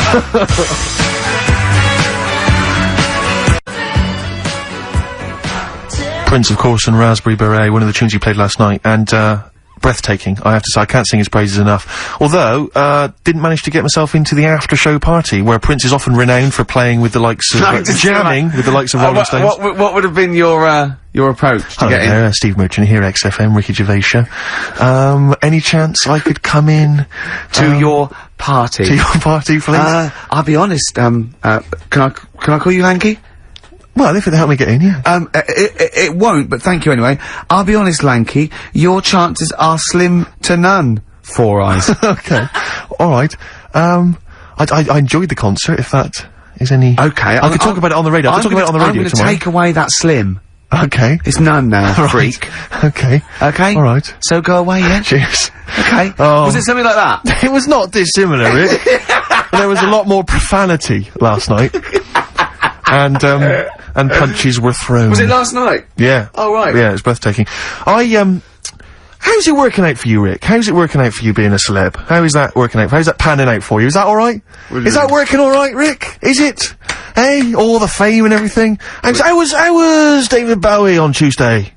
I read about that. Why did I have to read about your presence at the David Bowie gig in the Evening Standard? Why do you keep that from me? Why do you keep that from me? Right, okay. Right, I know what you're thinking. I got an invite, it was freebies and I didn't Because I've discussed this in the past. I said if you get invited to David Bowie or any of the big name concerts, I gotta go as well. That's the rule. The rule is that we make the TV show, you're in the show, you become famous, fine, but I need to be able to also get the benefits of that. Well, I didn't go. Did you read this in the Standard? Yes, I did. Yeah, no. It said... Well, it was in the paper, Rick. It was in the paper. It said present at the concert. It's absolutely true. I'm not bullshit. Absolutely true. In the concert were Ricky Gervais and Jonathan Ross.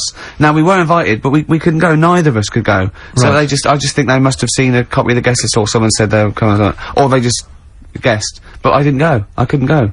So there you go. It was Wednesday, and I couldn't go. If I'd have gone, you'd have been there, mate. Rubbish. Because what worries me is that you were invited, or you requested tickets and then you didn't go. No. What happened was that Bowie's people just said, "Are you coming to the concert tonight?" And I said I couldn't. But let me tell you something. Wait a minute. To get you off this track, right? The next night, we did go to dinner with Bowie at someone's house. But look, right, listen. It was a small affair. It was me and Jane, Jonathan, and Jane. It was, David, First names. Yeah, no, and, I think it was old friends of the family. It was a beautiful house. And, it was just us lot, and, Richard E. Grant and, Pete Townsend and Charles Saatchi and that. And it was just, I think it was, and it was set places as well, so I couldn't have got another. It was weird, because we got there, I mean, it said 8 for 8:30, and I got there at like 8:05, and Jane, we can't go too early. And we went in there, and we, the servants, gave us a drink, and we were standing there, and I was looking around. It was an amazing house. It was a beautiful house, and there's Damien Hirst paintings and Lucian Freud. And I thought, well, when the host comes in, I'm going to go, you didn't tidy up for us, did you? But I was actually so overwhelmed. And in through the door, let himself into the door, was Richard E. Grant. And I went, all right. He went, yeah, I'm Richard. I went, yeah, all right. And, I went, just let yourself in. He went, yeah, I live next door. I went, oh, okay. And then David Bowie came in, and he came over and spoke to me, and he went, I've just seen your video, and then, this isn't helping, is it? 'Cause this isn't helping. Well, I mean, the phrase I was just gonna pick you up there on was, I've just seen your video. 'Cause what, no, I just feel that just for a second. What I feel that David should know is that it wasn't made sort of solely by you. No. Or written entirely by you, or directed entirely by you. It happens to feature you amongst a myriad of other actors, all of whom are brilliant and equally worthy of an invite. To that particular do. But you'll notice that the person that's representing the show, what got you a place round this table, you notice the one person that was invited is you. Yeah. Just you. Yeah. Well, there's a very good reason And for a woman, what you know, who wasn't involved with the show. Your girlfriend. Well, your partners, you got, you know, that's it. But once again, she could have stayed at home. You could have gone on class. Well, I did actually say, if ever I get invited to see Woody Allen, and it's two people, that it would have to be you and Jane that went, because you're both bigger fans than me, and I promised that. And she went along with that. So David enjoyed the show, did he? He did, yeah. Yeah, he did, yeah. And how did the evening pan out? Was it suitably rock and roll? It was very nice. It was really nice, a pleasant, What did you have to eat? I had, there was nibbles sort of coming round, nice, and then, they fed you the food, didn't they? I bet they fed you the food. And then, we had, what was it? What was for starter? It was like a ravioli thing for starter. I thought I won't have too much. I fill out for the fish dish. The fish was lovely. Then there was a sort of chestnut mousse. And what did you talk about with David Bowie? Just, you know, music. Yeah. Music. You appearing on his next album. Yeah. Yeah. No, what, seriously, what, because I'm interested to know. It was really nice. He's really so nice and normal. And, he actually came over and, he said, I've just seen your video. And then he went, he said, are you gonna get the band back together? He meant he'd seen the Room 101. And, he was basically taking the mickey out of me. And he was going, no, I thought it was really good. Because you were just a sort of Bowie rip-off, weren't you, essentially? No, it was really nice and normal affair. Seriously, it was just really, I mean, I was going, oh my god, there's so-and-so, there's so-and-so. Yeah. But it was really, we really enjoyed it. It was really pleasant, and, everyone was, and at the end, the people whose house it was friends of his, like sort of really old friends of his, got out a photo album, just like you do, and those pictures of, like, David Bowie, and, Dave, yeah, sure. Well, no, I mean, that's the thing about DB is he's... No, and Iggy Pop when they were cooking, and David was sort of going, look at Iggy cooking, and he was laughing like you do a mate you haven't seen. It was so sweet. It was just so nice. And then, I'm gonna see, play a record, Claire, because it is actually a little bit annoyed with me, play a record. Then Robert De Niro popped in. Yeah. And it all got a bit depressing. And Woody Allen. Yeah. And he went, do you know anyone that likes my work more than you do? I don't think so. I don't think so.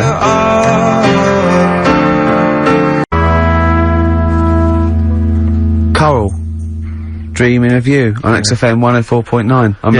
Yeah, one of the only tunes on the album I think worth listening to. I haven't heard it. Oh, it's rubbish. Is it really? Everyone's singing its praises like they're the saviours of British rock, but it just sounds like the Inspiral Carpets, and I don't mean that as a good thing. We were Skeleton Key as well, Steve. That's not too bad, but the rest is... No, I think it's not, I think it's more sort of like 1978, 79, sort of those... I don't know what that means, Rick. Well, I don't think they've ripped off the 90s. I think Old hat, you mean? Yeah, sure. Yeah, like it. Let me just return very briefly to your God. No, I'm not going to embarrass you, but just returning very quickly to your dinner date with David Bowie. What intrigued me, as you said, is that when you No, it wasn't because of The Office. It was through I think because I met him with Jonathan Ross. Sure, no, but what I thought was interesting is people he'd met over this time. So I think he was going back to America. Of course, but I like the fact you say that he came over to you and said, I saw your tape last night. You know, I just like the idea that people are sort of saying, you'll be having lunch tomorrow with Ricky Gervais. I don't know who that is. Well, there's a tape, watch that, and you'll be able to engage in some conversation. He's a minor celebrity here in Britain. He's had a relatively successful TV show, but we think he's a bit of a one-trick pony. Probably won't be able to repeat that success, so probably won't need to be eating with him in the next 5 years, but be polite tomorrow. He was a big fan of yours. He used to embarrass himself in the 80s, doing a sort of vague pastiche of you, and other than that, there's not much else to say, really. Just be polite to him and then move on. Okay, who else has got... You know, it's just sort of... It's very odd that he was given a tape. It's like someone... you know, if you were doing a chat show, you imagine Michael Parkinson would be given a tape. I know, yeah. Just watch this, David. Oh, actually, I think he's been a fan for a long time. Oh, what? I think he's followed my career from the 80s. Sure. No, when you put it like that, it's not as flattering, is it? It's very But he was very nice and very polite, and, we got on like a house on fire. Sure. No, he's great. Did you do your impression of him? No, of course I didn't. Did you not? Did you feel like the urge to snap into it just occasionally? And I didn't, I was just going, that's David Bowie, that. Yeah. That's still David Bowie. That's David Bowie talking to me now. Yeah. Oh, that's David Bowie talking to me now, that looks like David Bowie. Yeah, that was what was going through my head. Yes. And we're talking about his songs, and like, that was bizarre. It was quite surreal, and, you know, and I do know a lot about his stuff, because I mean, he's quite a musical hero of mine. Yeah. And so it was... You didn't mention Tin Machine. I didn't mention Tin Machine. Because I'd just be there just thinking, don't mention Tin Machine, don't mention Tin Machine. Yeah. Don't even bring it up, don't even say you like it, because you don't know what he feels about it. You see, I think if people listen to this show, they go, don't invite Steve Merchant, because he's insulting. He insults people, he sends emails to people when he reads them wrongly. Yeah. He'll bring up a period of your life you don't want to talk about. Yes. Get the little short fat one. He's a lot more polite. Sure. Leave out the lanky one. Yeah. Yeah. Well, they probably wouldn't say lanky, Rick. They don't know what I look like because they listen to me on the radio. I think they're insulted. They might say, oh, you know, West Country, oik or something, but... who was it I was listening to? Someone yesterday. There was someone had a Bristol accent. Fascinating. No, I think, oh yeah, it was, one of those, the Fame Academy. Disappointing, but I think you'll have to get into it. Bit of a shambles at the moment, but I mean, no, there's no investment, I didn't know them. And one of them had a Bristol accent, and I just thought, it really is a stupid accent. What have we got lined up, Claire? What have we got? Well, a bit of John Spencer Blues. Oh, I love this, Yeah. This is an old classic I brought in today, and I think you'll enjoy it. Hello, Don't even start on that, Rick. There's so much I could attack you about. I mean, look at you, you're laughable.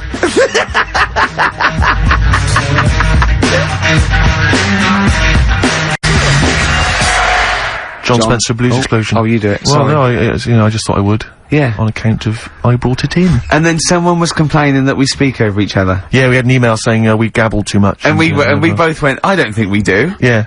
Did you say that? I didn't hear you. I was talking at the time. Yeah. Right Place, Wrong Time by John Spencer. Yeah. I don't... We also had an email that's... You didn't enjoy it? You didn't enjoy it? No. We also had an email saying, again, No, go on. I won't, go on. Sorry. No, you... You can see why that would annoy me. I know. You can see why that might annoy me. Take your headphones off then, because it must be louder in your headphones, because I don't wear headphones. No. I'm not so much thinking of me as the people listening at home. Okay. The people who pay our wages. Go on then. We had an email that said, but I don't know who's the victor in this, Rick. I don't know who's winning with you making that noise. But what? You're the only person who's enjoying it. But if I only do this for my amusement. But there's a handful of people listening, Rick. whose Saturdays, Rick, are empty. They've got nothing. Okay. They're running on empty, and this is all they've got. Okay. And they want conversation. Okay, they want an interesting what are you going to say then? It depends if it's interesting or not. Well, let me say it before you make the judgment. Okay. So, alright, what about this? If you don't like, if it's not interesting, then you make the noise. Okay, alright. Okay. So this is just, we had an email. Right. It said, is Claire Sturgis drunk when she does the show? I swear to God, that was a real email. I've lost it now. But, really? So does that warrant the noise, or? No, that's alright. That's quite interesting, yeah, quite interesting. No, she's not. No, she's not drunk, is she? Bit coked up. That's not true. Yeah, just it's not true. The old Charlie. No, not true at all. No, you don't do drugs, do you, Claire? You're not into drugs, are you? No. Yeah, you're clean now. I am now, yeah. How did that go for you, the detox? It was great. It's good. Mainly thanks to you two. Yeah. The support at least you don't have to steal so much now to feed the habit. Yeah. Anyway. Are there any drug addicts on this station? No, not anymore, no. But because I bet there are. I mean, you don't have to name names, but what about initials? Are there any skag eggs, any smackheads at all? Seriously. Because I'm intrigued. Not anymore, no. Can you tell me off air who's a drug Off addict? air, I'll be happy to tell you. There not are some anymore. then? Yeah, That's there were, terrible. not anymore. What do you mean they got rid No, of there them? weren't. Stop this. Are there any people who No. they think that they've got it under control, but they haven't really? It is. Yeah. There are some, aren't they? They think that no one will notice, but they've got no pupils. Yeah. And they just stare at you for ages and go, what? At the end of each sentence. Exactly. Yeah. Yeah. Because there's a couple of drunkards I know, but there's no. It's boring now. Okay, play a record. It's boring. Ricky Gervais is telling us it's boring.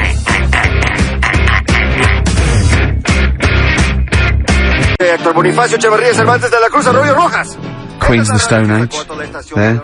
No one knows. It's going well. I'm enjoying to it. go. Yeah. Adverts or what? What do you reckon? Who's loving them?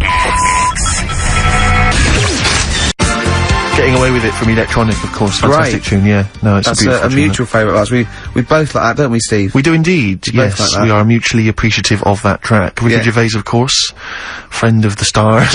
Claire Sturgis is here. My name's Steve Merchant. Ahoy. Yeah, XFM 104.9. So, I saw you the other day, because I haven't seen you this week, but I did see you, walking down the street holding a gum shield that you just bought. How'd that work out for you, the boxing? Oh, it was really good. Because we talked about, are you aware of this, Claire, that he wants to become a boxer? This is something that Ricky talked about the other week on the air. He suddenly decided at the age of 40-something that, boxing is really Well, the no, profession he should hold have on, taken right, up. 40-something means 47. I'm just 41. Okay. I am 40-something, but 40-something is like a euphemism for nearer 50. Yeah. So don't say 40-something. Okay. Say 30-something. Yeah. So yeah, he's taking up, but apparently there's something called white collar boxing, Claire. Did we mention this last week? No, you didn't know, but I didn't know something about. I think you mentioned it. Yeah, before, but he not last week. he White collar boxing. Yeah, it's basically it's like a kind of it's like a classier version of Fight Club, the film Fight Club. Have you ever seen that? Yeah. So instead of they don't meet in sort of dingy cellars, they meet in office blocks. Or And it's usually for charity at the Grosvenor or something, or a big hotel, I don't know, and you just have like a bill on there and you punch each other. For charity. serious? Yeah. But anyway, I've been training boxing for a while now, just like, you know, the pads and everything, and last week we started on, sparring, and it is a different level. Honestly, I mean, I can work out now for an hour on the pads, and I did about 1.5 rounds, and it was like I was asthmatic. Because you're also, the trainer, who is a, you know, a bit of a boxer himself, put the gum shield and he goes, okay, I'm not gonna, and I was giggling with fear. And he said, you gotta get a gum shield just in case, and that's where he saw me. I'd gone to the Lonsdale shop, and I got a gum shield. I said this before, Claire, is that I just don't think it's a good idea. I mean, you know Ricky, you've known him for a while Yeah. now. He's not mentally tough, which is a Yeah. problem, I think. He's not sort of psychologically, he's quite weak. Like, he's scared of a lot of things, you know, cars. Spiders. I mean, I've seen him, like, edgy, like, if a car blows its horn and he's in the house. Do you know what I mean? And hear it outside. You know, what's that? Is it coming through the door? Is it? No, it's alright, Rick. We're on the 8th floor, and it's across town. It's fine, don't worry. I don't like crossing roads. No, he can't. I mean, I've never seen a man so And terrified. on the motorway, if someone's going the motorway, well, I'm looking at the speedo, and if it's like 86, 76 or something, I'm going, well, you know, let's go in the slow lane. And I'm looking, my eyes, like saucers, just taking in all the information. Yeah. Yeah. Because he can't drive That's as a well. rational fear, though, isn't it? Roads But I are think it's scary. because you can't drive. Yeah, possibly, So, for instance, the fact that you know, I've seen, I mean, Actually, Ricky, you're right, because I can't drive, and I do exactly the same thing on motorways. so that's alright, yeah. But do you do this, Claire, which is when you're in the back of a cab, and you feel the cab's going too fast, despite the fact that you're, say, driving up Shaftesbury Avenue in rush hour. Yeah. So you're never gonna pick up a great deal of speed. Yeah. But Ricky he won't mention it to the driver, I feel you're going a bit too fast, he'll whisper it to me. No, He's see, I would basically do suggesting to me that I should say something. Because I'm Ricky Gervais off the telly, I don't want to cause a fuss. You better do it, Steve, because you're nobody. That's basically what he's No, but insinuating. roads So I've are always got to scary. sort of make the complaint, or Yeah. I've got, you know. And, But you're terrified of, you're terrified of that. You're terrified of spiders, as we know. Yeah. Cobwebs. You're terrified Well, of that's rational, pictures of 'cause spiders. there's no smoke without fire. Yeah. I know who made those webs, Steve, and they live there. Yeah, it was you that got the certificate, wasn't it, raised on the Spider-Man film? So they couldn't show the trailer before, you know, you'd gone to bed.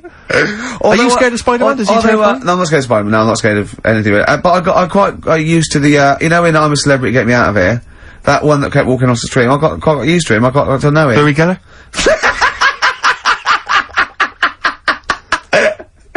Yeah, he was alright. Yeah. Yeah, he was alright. So you're scared of that? Tarantulas And, aren't as scary as the bath ones. Tarantulas are sort of like more furry.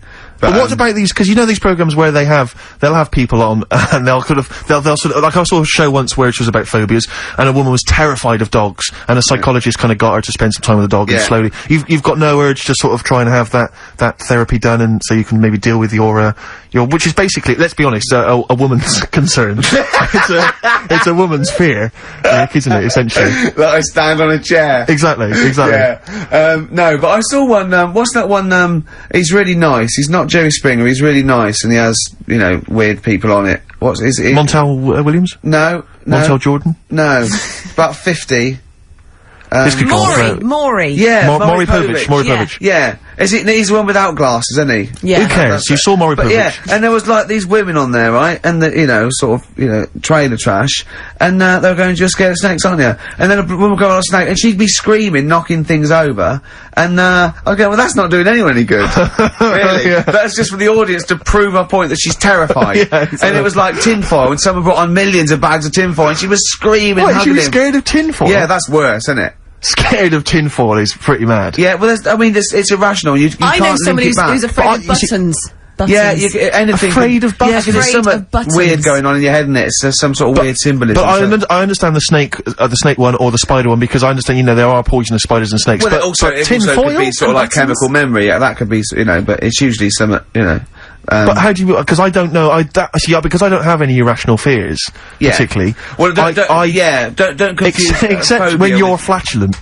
That I'm terrified of, because you never know when he's going to spring. Because he's not got any of the social graces, Ricky. He'll just think it's funny to just pass wind. You know, dinner. I don't imagine he did it during dinner with Bowie, but if I'm having lunch with him, because he'll just start grinning, and you know it's on the way, Claire.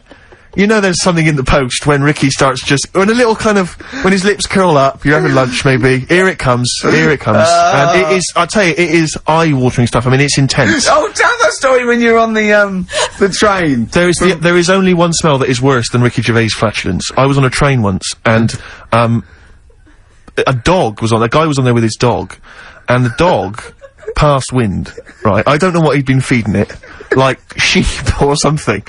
You know, cattle. He must have been feeding it you know what I mean? Like intestines or something. It was intense. This smell pervades the carriage. You know, because they're all like they're all kind of air conditioned, or they're tight, so there's nowhere for the smell to escape. So it's just kind of spreading, like in this kind of invisible sort of stench that fills up the carriage. I'd say that people's eyes were bleeding. Do you know what I mean? It was like, that's how, but it was just, it was unbelievable. I felt like my face was melting, like that bit at the end of Raiders of the Lost Ark. That was how it felt, right? And the bloke, who was obviously a bit embarrassed, said, oh, I don't know sometimes. I don't know who's worse, you know, with their flatulence, you know, people or dogs. And I wanted to go, I've got an idea! How about dogs? What about your dog? It was unbelievable, but it's that, let's try and make a joke of it. No, get off the train at the next stop. It was just, I mean, I don't like people with dogs anyway, just generally. You know, you'll see people no, Rick, when you see people walking down the road with dogs, and they just let a dog, you know, do its ones or its twos on the side of the road, and then they just walk on. I just don't know what that is. No, it's you're like, not meant to, it's that's wrong, it's, no, but it is right, and it really winds me up, because you'll see people, it'll be like old ladies, or kind of toffs, or something like that, and they were the sort of people that will complain about, you know, bad language on TV, or youths, you know, or ne'er-do-wells hanging out by bus shelters, but they're happy for their dogs to, you know, go crapping on the sidewalk. It really, they anger me, people with dogs who just are irresponsible like that. Do you know what I mean? agree. Well, that's nothing to do with liking dogs, is it? That's arrogance of people to think it's. But there are a lot of people, as I say, who are kind of, you know what I mean, who think they're better than, they don't have to worry. They don't have to bend down and scoop it up. I know. Which is what they should do. Yeah. Anyway. Well, that's, I got that off my chest. Yeah. Play a record.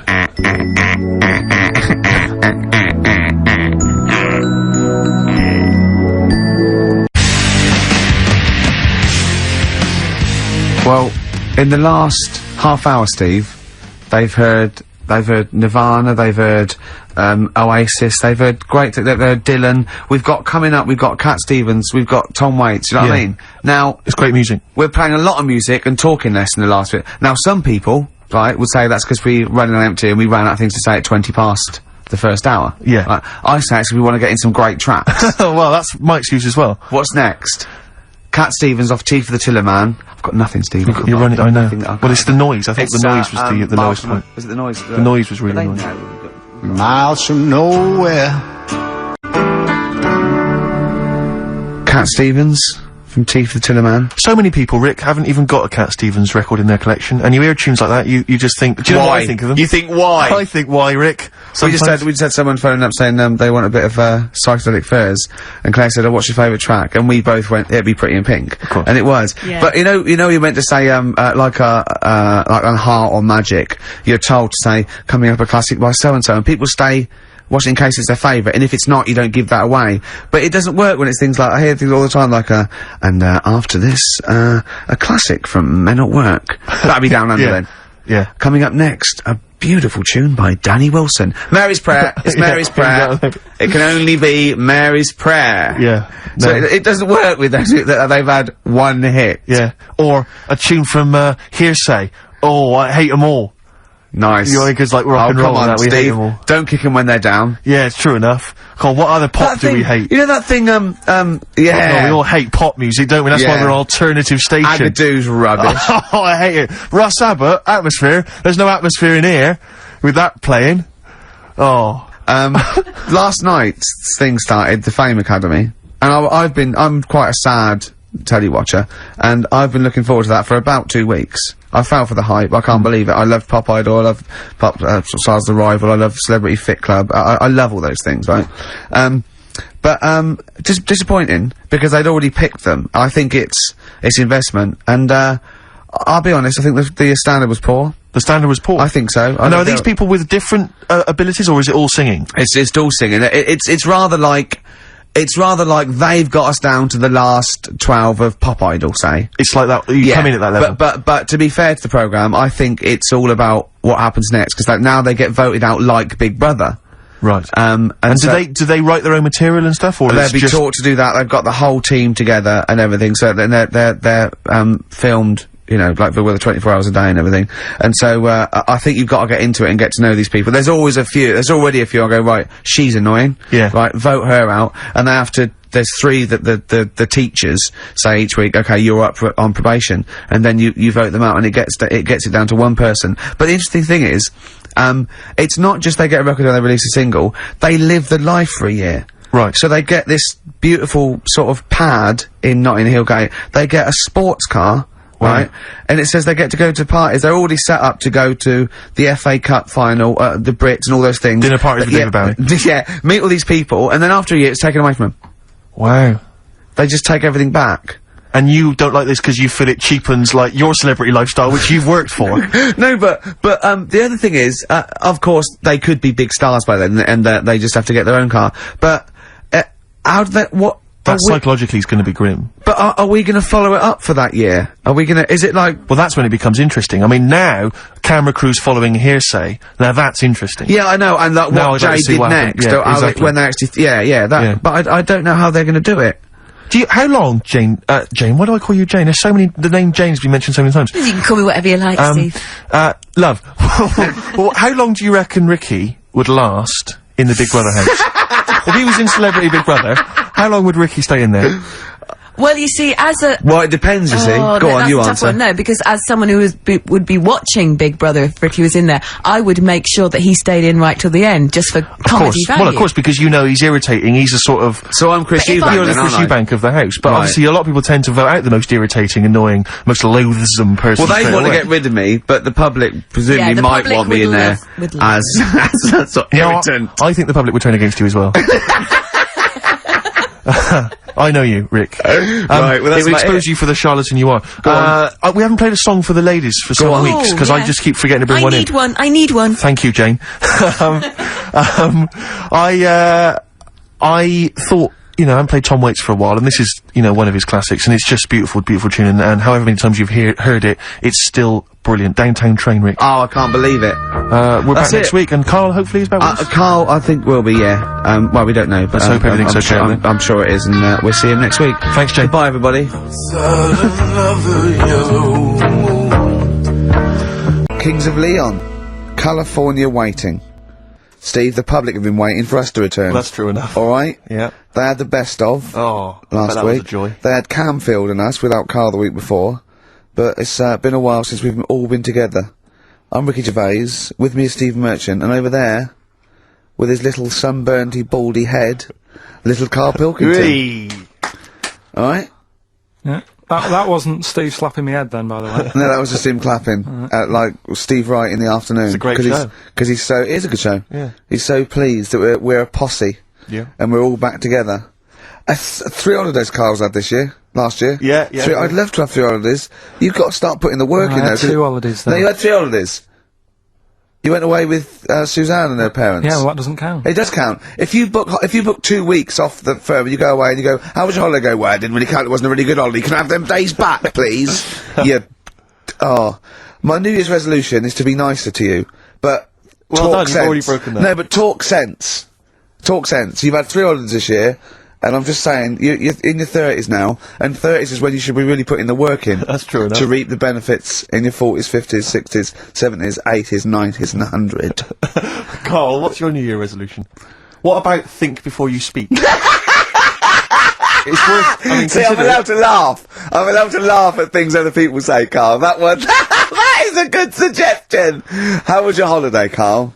It was alright.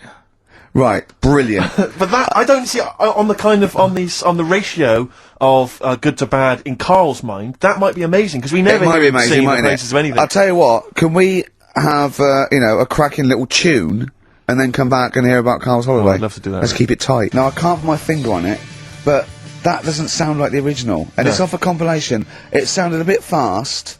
I think the vocal was slightly different. If anyone can, put me out of misery, I think it might be in a session of the time or something. Carl, here's a little New Year resolution for you, another one. Maybe when we ask you to get a song, get the original, single version. I could be and wrong, not some but- obscure but- session. Yeah, it does seem different, doesn't it? Very odd. Yeah. Yeah. Maybe we just remember it wrongly. But anyway, that's XFM for you. 104.9, I'm Ricky Gervais with me, Steve Merchant. Carl Pilkington. Carl, you went to Lanzarote. People said don't go to Lanzarote. They told you it was Lanzarote. They told you, were they right or wrong? They were right, yeah. Really? Yeah, it's a bit ropey, yeah. Is it? Why? Just, out there. If it wasn't for the volcano they had, they'd be knackered. That's their big draw, is it? That's it, basically. That's all they've got going for them. When you landed, was it really hot? Were you quite excited? You were thinking this is okay? It was warm. It's, we can't complain about the weather. The weather was alright. Sure. You know what I mean? That's what I went for, but it'd be nice if there just was something else. Yeah. What did you do all day then? Did you read your ritual book? No, I didn't read that. I read that book. Do you know the book that I bought and all the chapters were messed up? Oh, yeah. I bought a better version of that. Alright. And I read that. Excellent. And then, Did it make more sense in order? yeah, a lot easier to follow. Yeah. And then we went and had a look at the volcanoes and that. They've got 36 of them to look at. How many did you look at before you realised that pretty much, you've seen one volcano, you've seen them all? Probably about 6 or 7. Really? And then when you got to the 8th, you thought, now I know what this is going to be, Suzanne. This is going to be like a mountain with a hole in the top. Yeah.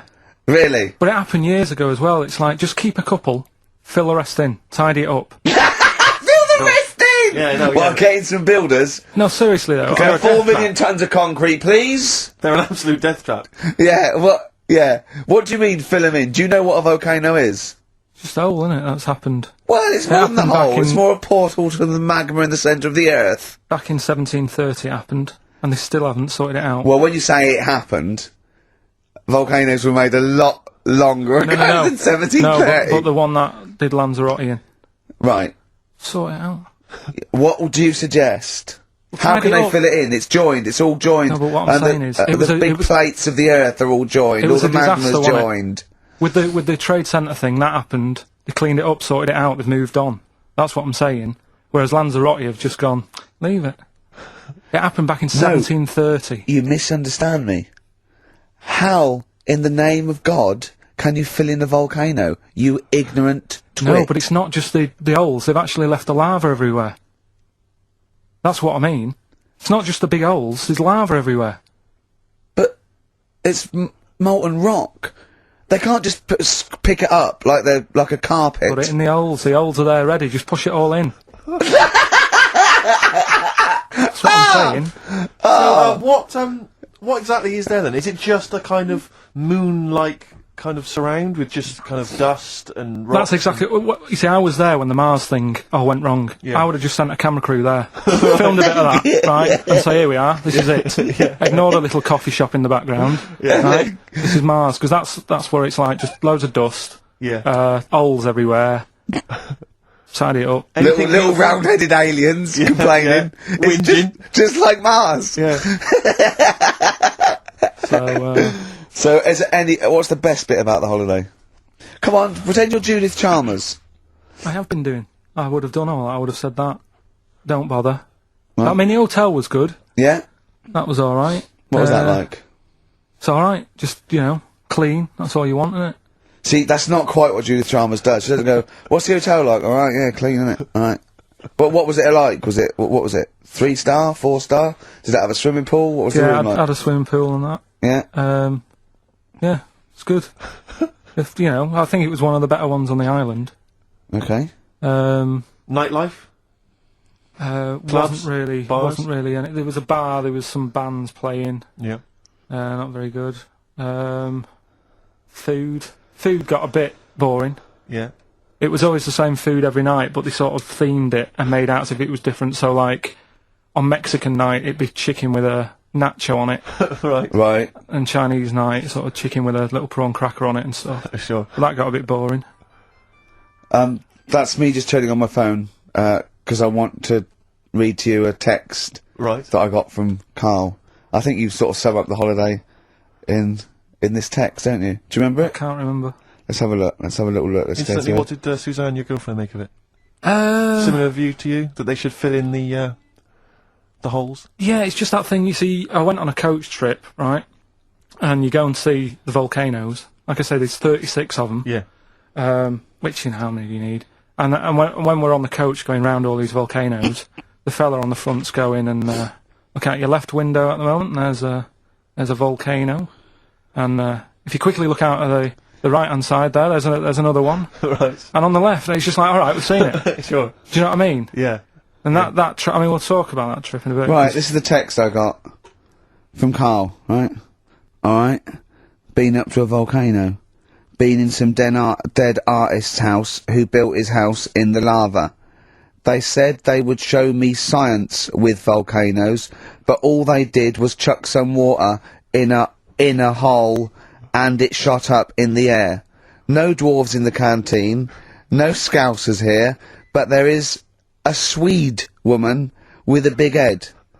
She looks effing gormless with a cap on. Alright? So a little reference there to... A Swede woman? What's that mean? Do you mean Swedish? Yeah. Or she looked like a vegetable? A Swedish woman. But they've all got sort of quite big built, aren't they? And I sent him a text. Oh well, it's just good to be on holiday because I'm working. He sent back. So am I. Just been watching Sky News. There is a school for monkeys who want to get a band together. Is that monkey news for later?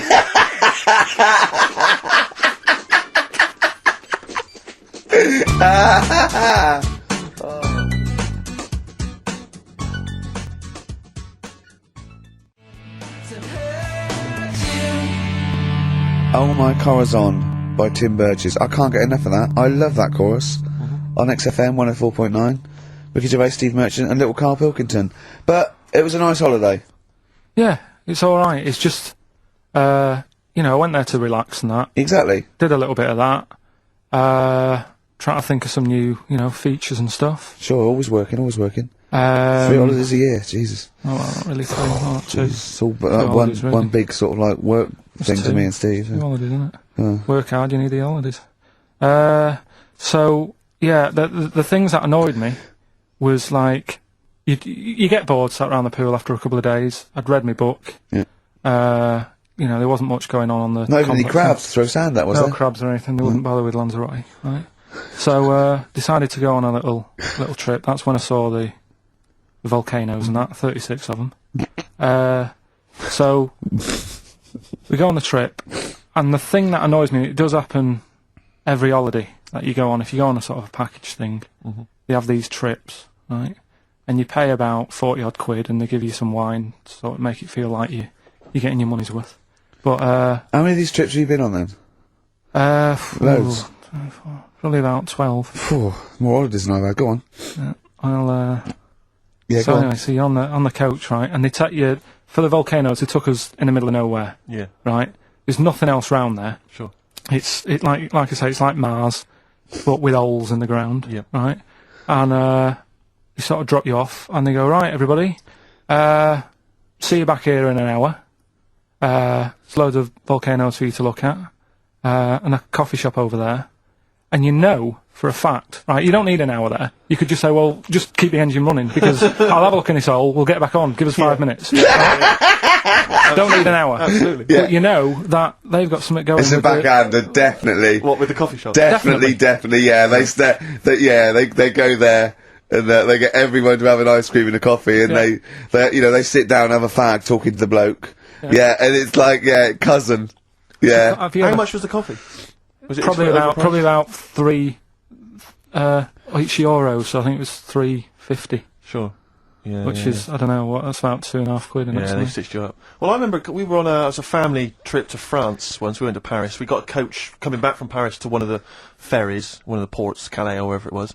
Coach trip. It was quite a long coach trip. And at one point we were thinking, we're on the motorway, this is fine, we're making good progress. Suddenly we came off the motorway. We must have gone like 40 minutes out of our way, end up in this street, completely empty, little French town. And it's pulled up outside this, what appears to be a restaurant, and a guy jumps on, dressed like a Butlins red coat. He's French, but he's putting on a kind of English accent. He goes, hello, oh, thank you very much, top of the morning, good morning, hello. Come in, we've got food, drink, go upstairs, we've got rooms if you want to have a rest, or play around. No, it's up to you. And we all had to funnel off this thing into this restaurant, and this one family went, well, we don't want to go in the restaurant. We brought sandwiches, we just want to get to the port, we're not interested. And they said, well, you've got to come in the restaurant. And well, we don't want to come in the restaurant. So the guy said, well, I'll have to lock you in the coach.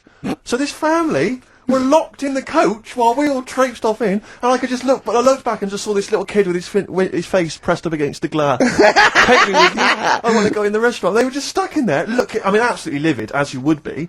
But that's definitely a backhander. But we went inside, and it was extraordinary, because initially you had to pass through a souvenir shop to get into the restaurant. Perfect. And it was catered entirely to English tourists. So there was like pictures of the Queen and Prince Charles on the wall. It was done out in a kind of mock Tudor style. It's absolutely extraordinary. I mean, it was so bizarre, because it was so out of the way. Did that come before the coach, sort of scam, or did the coach guy, he knows it, is it a brother of his? I don't know how those things come about. But yeah, is that going on in this country? Yeah, with French sure and German tourists? Yeah, I'm sure it is. Is it? Yeah, that's I'm sure people say, look, if you bring 30 people to this restaurant, I'll see you all right. But it wouldn't it? If you got your favourites, because you don't have to. The coach driver's pretty much God on those things, because those people don't know where they're going anyway. Yeah, but at least here, there's other stuff around. You don't really get that in the middle of nowhere situation in this country. Well, not really. Not if you're going from London to Manchester. You could stop off anywhere. They don't know where they are. There's places with nothing to do or see. It's that there's attractions. There's loads of them in America, but there's a few here, like Sheep World, and you go out to Gloucester and there's a town. It's got the biggest cotton reel in the world, and that's it. It's a tourist shop, a big cotton reel, and some bloke at the gate going, "It's £1 to see it." There it is. All right. I went to I know it's quite a big. I went to a Shire Horse Centre once. Yeah. But when did Shire horses become so popular that they got their own theme parks? Well, I think there's a museum for everything. Yeah, possibly so. I mean, I don't think you could think of something that didn't have a museum somewhere in Britain, because obviously museums start off sometimes by fans. But did people keep coming around going, I hear you've got a Shire horse, I'd love to see it? Yeah. Well, I can't. People coming all the time to see my Shire horse. You should get another one, because I'd pay double for I those two. pay good money to see your Shire horse. yeah. Shire horses. I know. Have you seen them? They don't do anything. They're not like monkeys. No, they're Just not like grand, monkeys, elegant no. creatures. But you look at them in a picture or look at them in real life, pretty much the same thing. They're not doing anything. If they could train a Shire horse to swing on a rope and masturbate, Exactly. I'd pay double. You pay good money. I'd pay double for that. Yeah. There's a museum in Italy when we went there a couple of years back. Suzanne had one of those little guide things. Museum there just for spaghetti. Yeah. I mean, open a restaurant. Yeah. You know what I Was it interesting spaghetti? Spaghetti in different shapes? Don't know, didn't go. I went to see a big hole in the ground. Sure. Can't get enough of them. Well, but out of 10 then, What would you give it out of 10? All in all, Lands of food, location, Right. relaxation, you know, enjoyment. Yeah, that's 6. Okay, brilliant. 6, yeah. Next week, where are you going next week? You're not on holiday next week? Going Cool. away with Suzanne's mum and dad again. 5 holidays. Been roped Play a into that. record. You've got to put some work in, you're in your 30s now. You've got to knuckle down.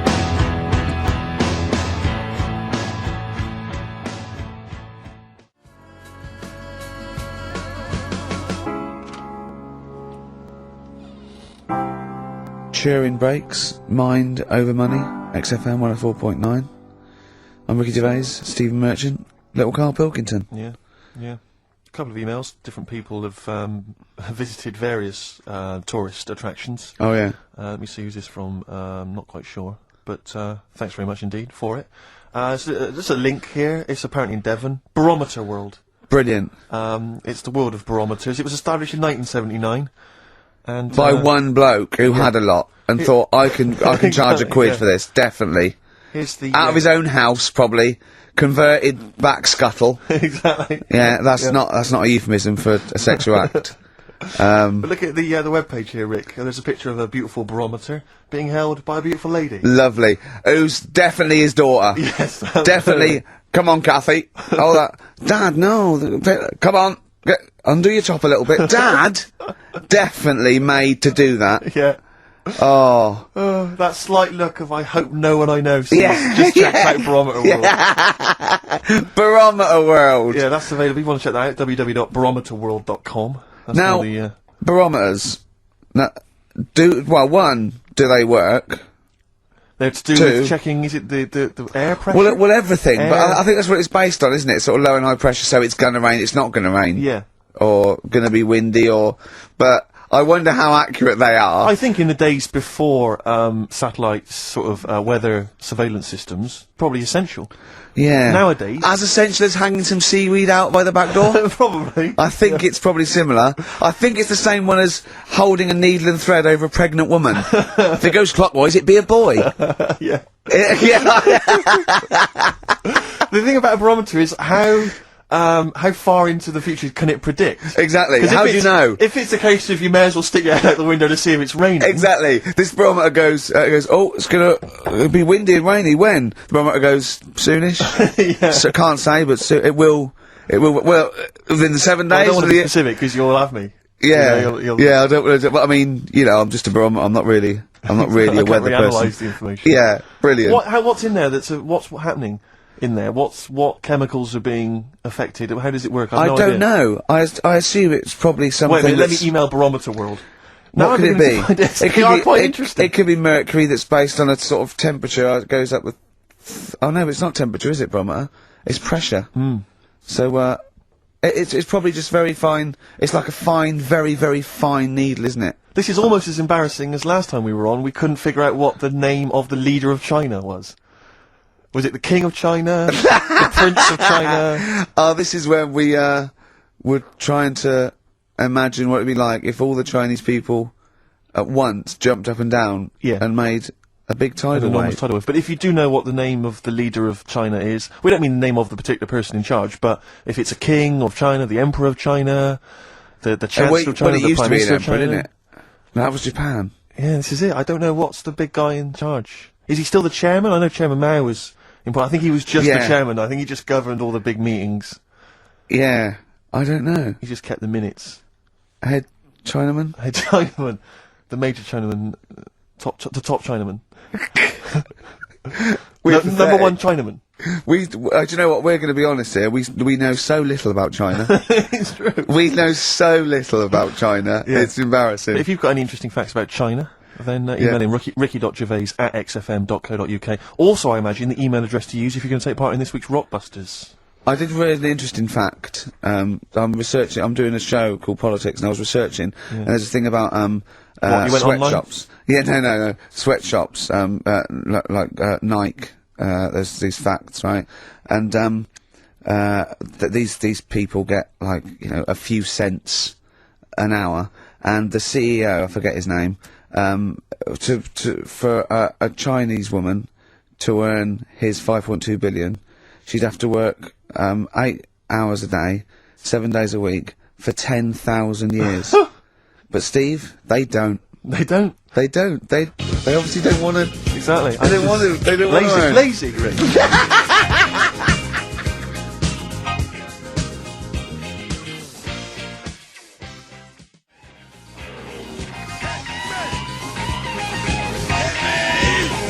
Ian Jury and the Blockheads, hit me with your rhythm stick. Rick, are you likely to be going to Cumbria on your stand-up tour? Almost certainly not. Why? Well, it's just because you might want to visit the Cumberland Pencil Museum. That's the journey through the history of pencil making. I do like pencils. Really? Yeah, I just used one then. That's what you mean. So, do you have any idea how that was made? No, what's it? Let me email them. Now, Chinese people. Oh, incidentally, it's the premiere of China. The premiere. Premiere. Oh, right, yeah. Oh, yeah. Sure. Yeah, I remember now. Yeah. But, when you were away, Karl, we worked out if it's 1 in 10 people are sort of like gay in some way, with 1 billion Chinese people, there's 100,000 little gay, lesbian Chinese fellas of some sort. What do you think of that? What do you mean? Well, if I think so some sort of form of gayosity, whatever it's called, is sort of like 1 in 10, right? 1 in 10 people are gay, apparently. Right. That does seem a bit high, though, doesn't it? I thought it was lower than that. What? You mean more than that? Yeah. I don't think so. And I think that's of any sort of nature, anything. But what time did they do the survey on the streets as well? Because, you know, they go out late, so if they're doing the survey sort of around lunchtime, forget it, they're not going to get any. Sure. Yeah. You know what I mean? They're all asleep. But if they're out at, say, 1 in the morning... Well... It's going to be higher, isn't it? Yeah. Well, the thing is, you know Carl's favourite song, The Killing of Georgie? Mm. A little gay fella goes out, and, he gets, beaten up and that. Karl went, yeah, but would it have happened if he'd been going out at a decent time? True. But clearly in the lyric, it says, Georgie left the theatre before the final curtain fell. Yeah. Now, theatre's finished about 10:30. Yeah. So even to give him half hour, I reckon it was only about 11 o'clock. So, you're talking rubbish there. Are you sure that wasn't his curtains in his flat? And he's closing them before he goes out? No, he was at the theatre. But I'll tell you what, I just realised something. Maybe where most people were going home after theatre, he was just going out. Exactly. That theatre to him is like a matinee. Exactly. Isn't it? He's off out clubbing, isn't he? He's off down, he's gonna get some ammo, he's gonna get a couple of butt plugs, and he's not even gonna start dancing till midnight, is he? Have any of us ever met any gay people? It's just, I mean, our view of them is, I don't know. Email in if you've met a gay person. Yeah. Tell us where we're going wrong. Yeah, have any of us ever met a gay person? I mean, the way we talk about these, it's like, have we ever met Chinese people? I've seen them out there wandering the streets, but I don't think I've ever had a conversation. Now here's the irony. I definitely know and have met more little gay fellas than little Chinese fellas. Yeah. Have you ever had any little Chinese friends? There was a girl at school who was Chinese, but she was kind of inscrutable. I couldn't get close to her. She was sort of mysterious. Right. Rockbusters? Yeah, brilliant. Right then, this is where I give you a little cryptic clue and some initials, and it sort of makes up a band or an artist and stuff like that. Yeah, sort of being the operative phrase. Yeah. Let's see how we read this clue. Yeah. This is going to sound like Oscar Wilde. Clue number 1. 3 different clues. Clue Oscar number Wilde 1. was Chinese, apparently. Was it? Yeah, it was legal then. Right. Will you leave the entrance to my garden alone? Sorry? Right? Will you leave the entrance to my garden alone? Are we back on the gay thing, or is this... This is the clue? That's the clue. Right. Clue for Rockbusters number 1. Will you just leave the entrance to my garden alone, will you? Right, that doesn't count, because I know what it is. And what were the initials? What are the initials? GG. Correct. Yeah, right, but you've got to pronounce the artist correctly. I'll pronounce the artist, because I know what it is. Don't ruin it. No, but when the answer comes, I'll pronounce the artist. Right, can we just focus, please, on the quiz? Go. What was the clue again? Give it again. Will you leave the entrance to my garden alone? Not messing with it, right? GG. Okay. Right? Next. Doesn't count. Next. Incorrect. Don't phone, but you can send a message on my mobile if you want, right? That's T. It's another little easy one. And, the last one. We were sharing out the mail sheet. Right, that doesn't count either. Can we just I know what that is. I know what that is. I don't care, we'll come to that later. Yeah. And number 3. We were sharing out the male sheep, and I think I got the best one. Right? DG. DG. Yeah. So quickly again. Will you leave the entrance to my garden alone? Stop messing about with it. Yeah. Right? GG. Yeah. Don't phone, but you can send us a message on my mobile if you want. Right? That was T. And the last one was sharing out the male sheep, and I got the best one, so that's good. Right? DG. Alright, ricky.gervais@xfm.co.uk. Have we got any prizes? Do you want to have a look? Well, don't worry about it. Oh, this is don't worry about it. pathetic. Have we got any prizes? Just, look, the clues are rubbish, the clues don't work, the show, I mean, this is pathetic. Play a record. That's what it should be called, and the clues don't work.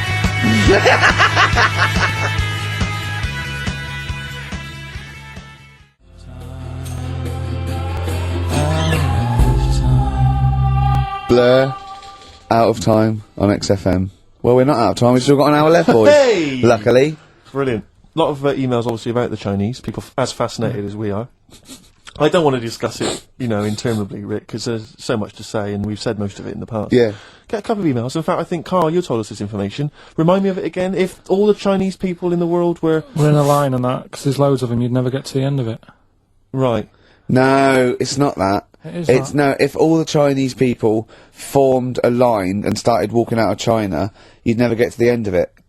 That's what I just said. No, it's because, though, they'd be having babies, you know what I mean? Still, it'd be adding to it all the time, wouldn't you? But would they be walking and shagging and having babies as they're walking out? Yeah, that is, yeah. I'd love to see someone organise that. Maybe the Record Breakers team. I tell you what, I'd love to see Ross McWhirter or Norris, who is it? Who's the one that's alive? I forget, Norris, I think. Norris, right. I'd love to see him to coordinate that. Yeah. 1.2 billion little Chinese fellas. Boy, girl, boy, girl, boy, girl. Yeah. And where are they walking out of China? Which exit are they taking? They're taking the... Through Tibet? Or? I think it's the... Gate 9 Slip Road, the M43, right. to St. Petersburg, right?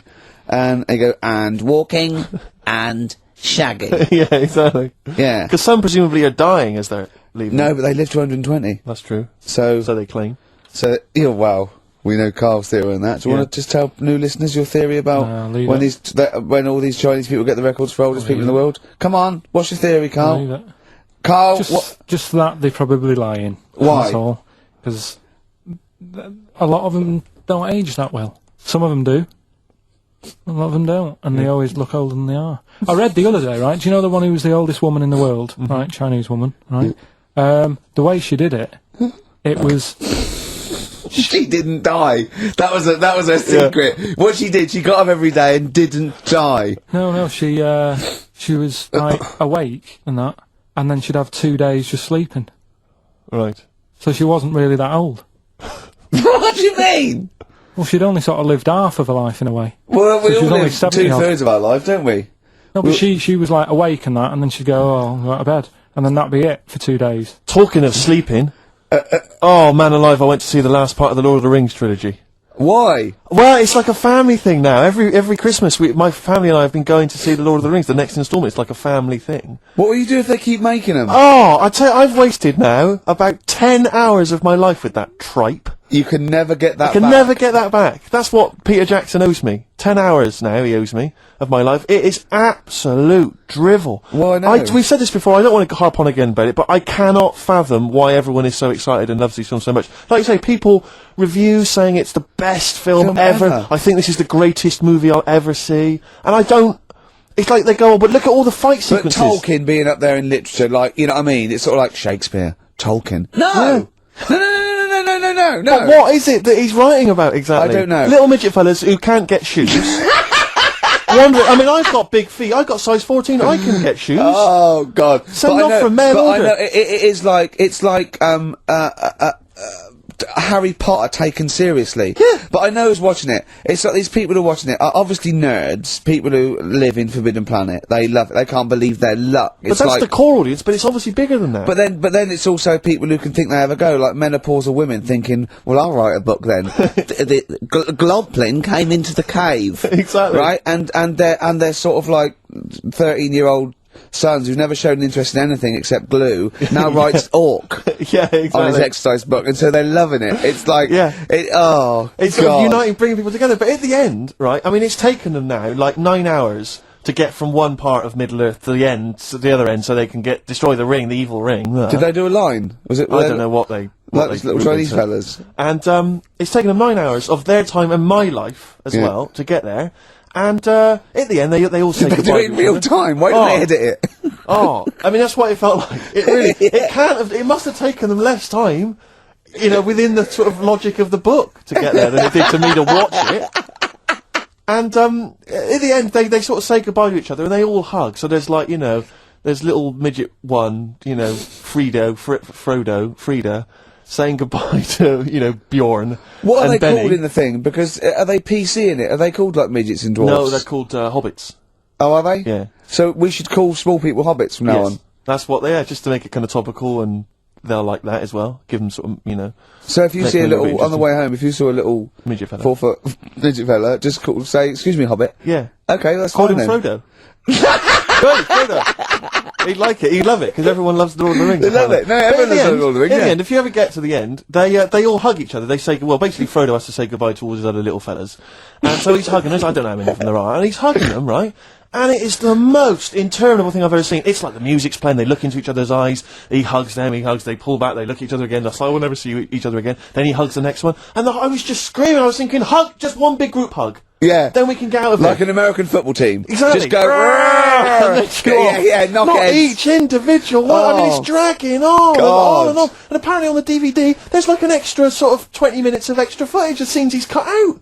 Who's watching this tripe? Who cares? I don't know. I genuinely, Have we lost some of our popularity by slagging off Lord of the Rings? I don't care. Screw them. If you love it, if you can't live without Lord of the Rings, screw you. I don't want you as a listener. I can't fathom it. Really, it's not like I'm trying to be wayward or controversial. I can't get my head around the popularity. But doesn't Harry Potter annoy you as well, though? Yeah, but at least it's kind of over in an hour and a half. Is it? I haven't seen it. Well, I went to the toilet 3 times during the course of the film. Really? It's unbelievable. The woman sat next to me. Sexy stuff in it, was there? Some of those little pixies with the pointed ears. It just took me back to all, you know, Mr. Spock.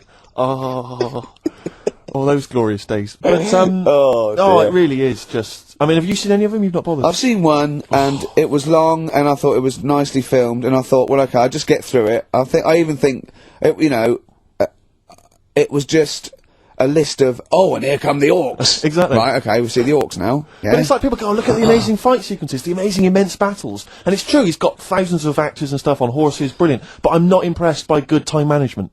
No. Well done, he's got all those people together, he's orchestrated it, well done. But it's got to be more interesting. My friend summed it up. He said the Lord of the Rings films, they're like the film equivalent of an Enya song. Yeah. And that to me is exactly right. Lots of billowing dresses, slow musical moments. That's good. People riding majestically on horses. Enya. Constantly riding majestically everywhere. Dido's taken over from Enya in that. Well, I've got a confession to make. Go on. I like that latest Dido song. I'll play a song. I know. I thought I'd never. I don't know what to say. Let me explain something to you about Dido. Oh, God. Baby, come on down. Till I get there then. Biting Bottles, Richard Ashcroft on XFM. We've had an email which I suppose puts my hatred of Lord of the Rings into perspective. It says, yeah, you may have spent 10 hours of your life wasting your time with Lord of the Rings, but imagine how many hours of people's lives this show have wasted for our Yeah, that's true, yeah. I suppose it does, balance 2 hours a week for a couple of years. We can never give that back to people. I know, it shows it mounts up, doesn't it? Yeah. We should be doing some kind of community service for people, maybe popping around. Well, this is community service, isn't it? Because Karl, it makes his brain work a little bit. True. And it keeps him, from going on holiday. Sort of for 2 hours a week, which is good. We spent New Year's Eve together, me and Karl. Oh yeah. It was me and Jane, Karl and Suzanne. Her hair doesn't really look like Dave Hill. I must confess. You didn't see it when it was done, though. Yeah, she had the coat on that you bought her to say sorry, though, didn't she? Yeah. And Martin Freeman and his girlfriend Amanda, and Glyn, and we all went for a meal, and then we all went back to ours. And, sort of, saw in the new year and all that, and all the fireworks. And then, in the wee hours, when just the drinking seriously starts, we started playing parlour games. And do you know that game when you go round, started off like with, pop bands or rock bands, you have to, say a band, and then they have to come up with a band immediately that starts with the letter that your band ended with. Right. So, Suede, E, Erasure. Do you know what I mean? Go round. yeah. We did that, right? And then we had to change that because people were sort of using the same ones crop up. So I said, well, let's do Animals. We were doing Animals. And, I gave Karl one. I think Karl panicked. You had to go, do it quite quick. I want to just test it on you. Okay. Is this bands? What is it? I said, now what did I say? Basically I said an animal, and it ended with E. Okay, so I go, skate. Eagle. There you go. Yeah, but hang on, I think I was the third person. Right, so, think of another one. Eel. Yeah, I had that, yeah, I did that one. Alright. Right. Yeah, a lot of E's coming up, elephant. Yeah. Do you know what Karl said? Go on. Ready? Yep. Egg.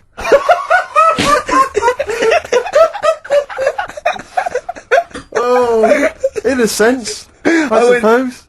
Egg? He went, yeah. I went, no, wrong. He went, well, what? And then Martin came to his rescue and went, well, what is an egg? Animal, vegetable, mineral. I said, well, it's animal, but it's we can't have egg. But would you allow tadpole? Well, yes. Is Yeah, that not because it's a larval considered? stage. Yeah, no, but egg, you might as well have leg. Or eye. Uterus. It doesn't count. Egg, you panicked. Brilliant. Oh. I still think I'm right. Well, you're not right. We were naming, you know. It's a bit of fun though, isn't it? Yeah. Exactly. Yeah. You meant, why obey the rules? It's Exactly, just a bit yeah, of fun. no, that is true. Don't that bother is with the true. rules. That is You true. had the fireworks in the year, did you? Yeah. What, you had them yourself? Or No, you no, just no, no, watched you them? could stare across the river, we could see him, but, actually very impressive, and I'll tell you what, they got it right this year. Instead of 2 hours of letting off fireworks, people were going, oh, can we go now? It was 3 minutes, and they spent £1 million on the 3 minutes. Yeah. And that's it. That's all you can stand, 3 minutes of fireworks. Oh. To me, fireworks are like watching Lord of the Rings. Exactly, I've absolutely. never been impressed as a child. Never been impressed. I've never been impressed as an adult. But a big bang, a huge big explosion, that'll do me. I used to go to, they used to have little community fireworks displays at Christmas, things like that, near our school, maybe in the school or at the local kind of community centre. And I used to go along to them with the family and everything, get the sparklers, and they would have the fireworks. Oh, and that would be, and I was just bored silly. And I always thought that if the guy organising it had wheeled out an enormous firework, climbed in, gone, last one to the moon's a bender, and then shot off, that I'd have been, yeah, that'd be good, yeah. But everything's just do you reckon I could take out that church? Yeah, from exactly, here? yeah. Money on it. Go Yeah, on then. yeah, Yeah. That'd be worth it, wouldn't it? But little zoom, another one. Oh Christ. So a friend of mine was telling me that they once had some indoor fireworks, which apparently is just, I mean, imagine that. Who needs indoor fireworks? Well, I think that's just little. Yeah. I think one of the things we got indoor fireworks once when I was little, and I remember one of the fireworks was that little celluloid fish that you put in the palm of your hand. Of course. And it Predicts goes, the oh, future." you're sexy. Yeah. What, it curled up because of the heat of your hand? Yeah. Oh. You're dead. It didn't curl. Actually, it's Grandad. He's dead. Yes. His hands are cold. Oh, no. That's the only way that would be... Oh, yeah. So that's the only test How you did you can do. discover he was dead? We used one of those predictive fish. It came out dead. Yeah. Just flat. Yeah. Did you have a good time, though, Karl? What, at your place? Yeah. Yeah, it was a good night, wasn't it? We danced, didn't we? A bit of a dance. What, the two of you together? Yeah, Amanda had got one of those, DVD films. No, straight to, you know, DV A video cameras. camera, It goes right. straight to, DVD. Yeah, Okay. amazing, right? And, Karl was doing his moonwalking. I was sort of doing some sort of jazz step, wasn't I? Sort of like Michael Jackson.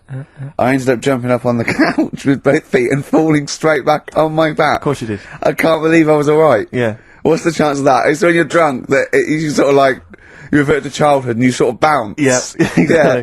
So, luckily... Is that DVD going to be available in the shops later this year? Yeah.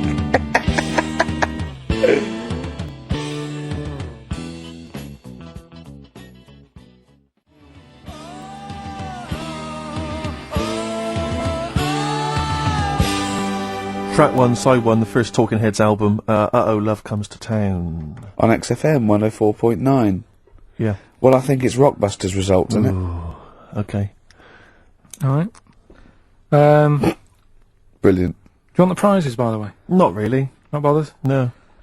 Right, some videos and DVDs Yeah, and that, yeah, some yeah. good stuff in there. VHS, I hope. Couple. $4.99.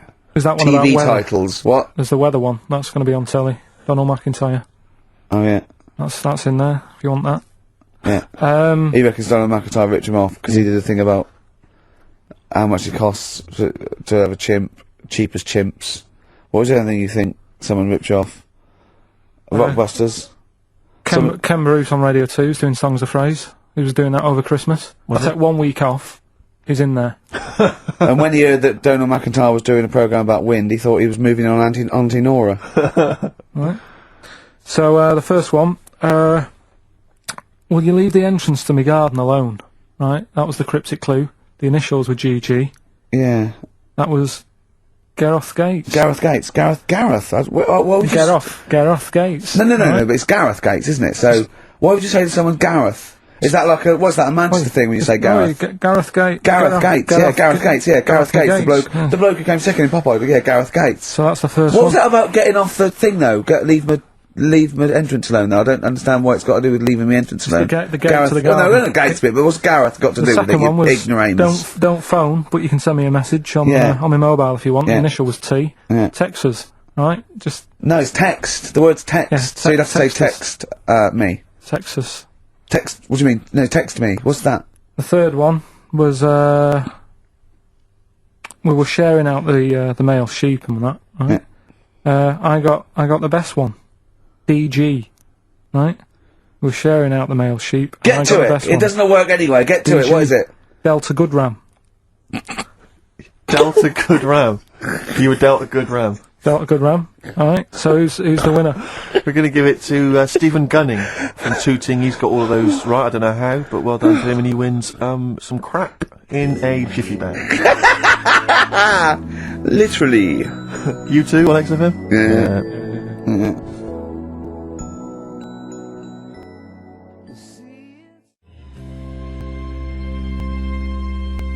Snow Patrol and Run on XFM 104.9. Yeah, not bad at all. So everyone had a good Christmas though, yeah? Really? Carl, even though it was like a little bit Lanzagrotte, it was a nice Christmas. Yeah. What was the book you read, by the way? Someone just emailed in and wanted to know. What was the book you read? It was The Governor. The Governor? Yeah. Right, okay. Did you buy Suzanne a gift in the end? Which you surprised her with on Christmas Day? Yeah, after that show that we did before Christmas. Yeah. I was walking home thinking, oh, might as well treat her then. Yeah. Went and got her a necklace. Nice. Actually, she said she wanted a necklace, but I didn't know which one, but went and got one. Yeah. And she was happy with that. Yeah. That shut her up. yeah.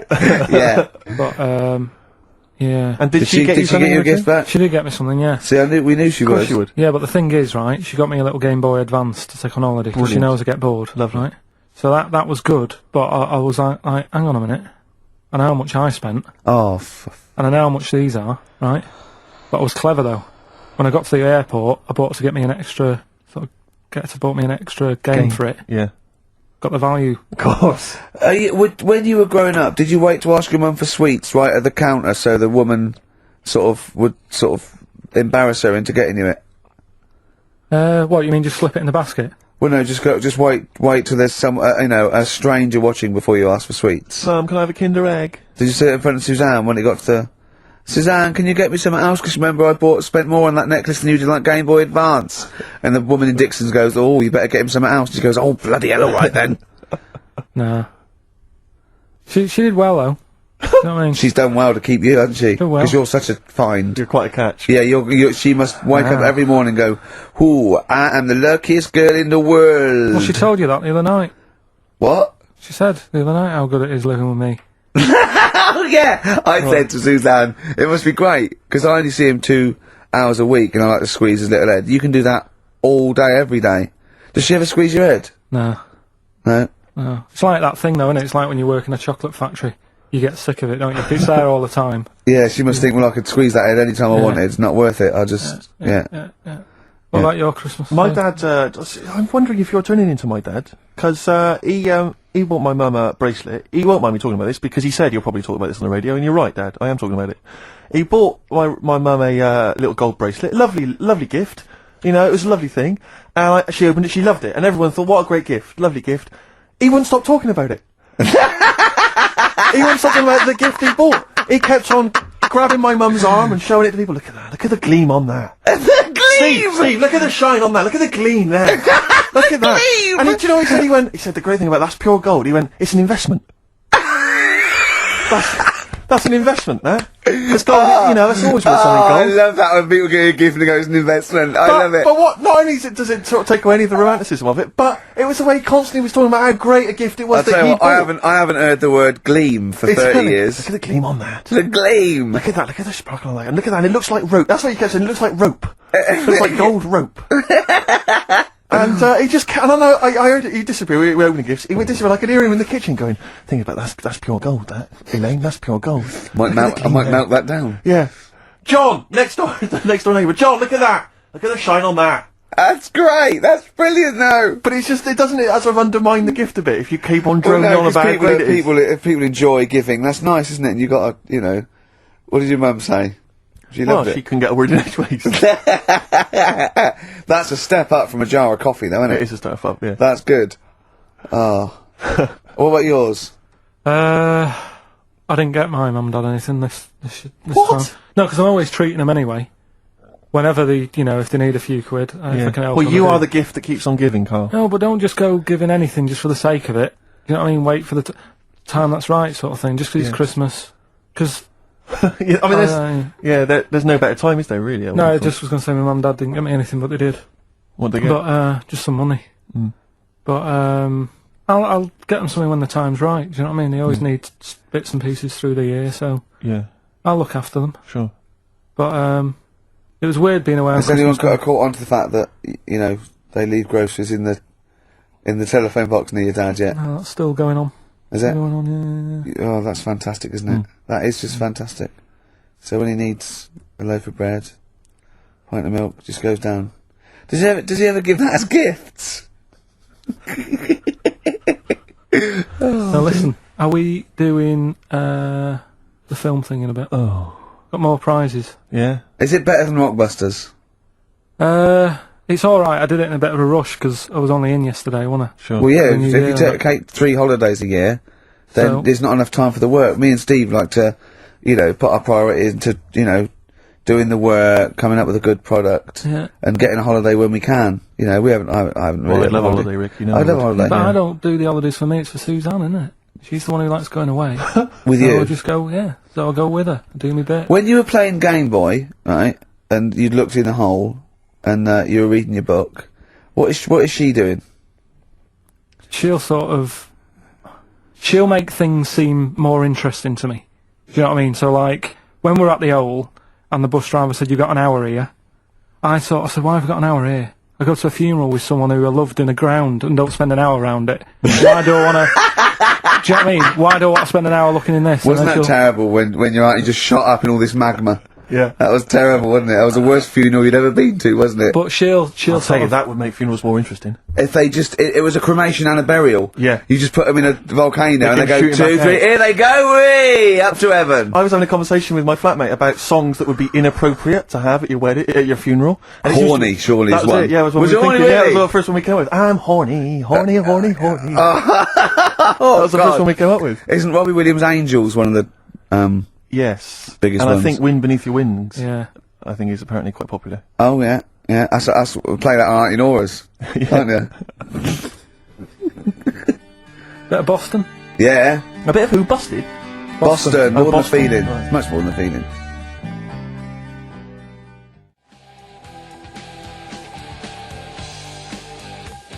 Boston, more than a feeling. XFM 104.9. Well, another big moment here. We've had Rockbusters. Now we're going to have Karl's film quiz thing, ain't it? Yeah, that's film quiz thing. I've done Planet of the Apes, right? Because one of the things we did in Lanzarote went on this tour with sort of 3 northern blokes, and they didn't really know what they were talking about. Joking. You're joking. What? Northerners not know what they're talking about. You're having a laugh. No, they'd obviously sort of not had much luck here, right? And thought, let's go over to Lanzarote, buy some vans, right? Get people in it. We'll do a tour of the island. And whenever someone asks the question like, what year did the volcano happen? They go, "Oh, we'll take you to the visitor centres. You can read about it there." So they never actually answered anything, right?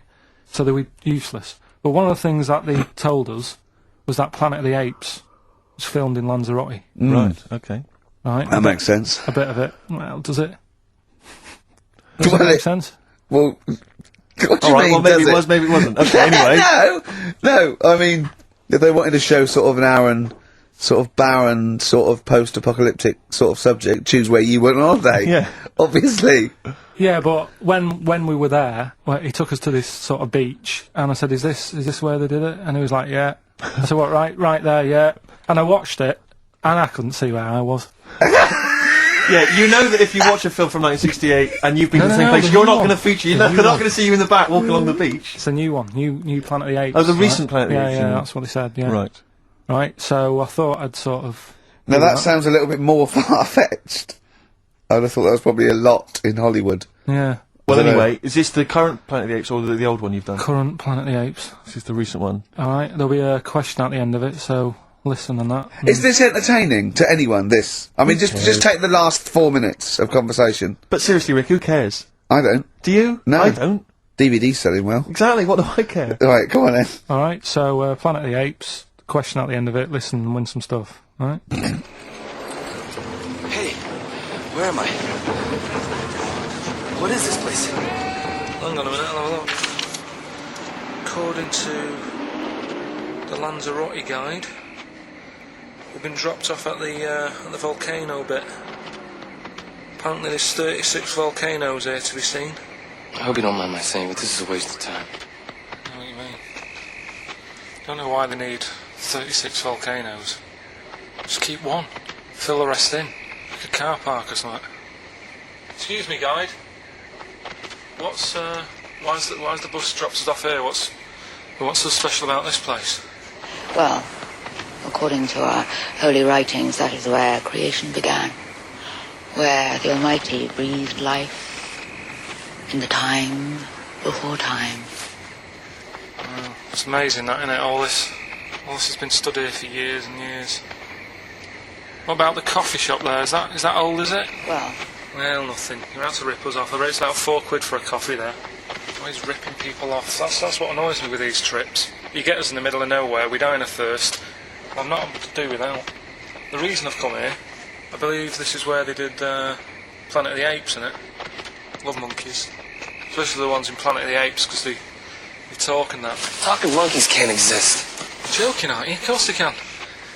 Getting up to all sorts of stuff. I read about a monkey the other day who worked on the railway. Right? There was another one about a chimp that did a bank job and went off to Spain to sort of... Shut up! Oh, hey. What is that? Little monkey fella. It's come from that little coffee shop. It's been serving coffee. Now that is worth paying £4 for. No, you're teasing him. I'm not teasing it. It's working, isn't it? It's serving the... We want some coffee. Get us some coffee. I've heard about this. You can buy coffee that's been sort of hand-picked by monkeys. It's like Coffee Mate, except it's more sort of coffee primate. Yeah. Hello, little fella. We want coffee.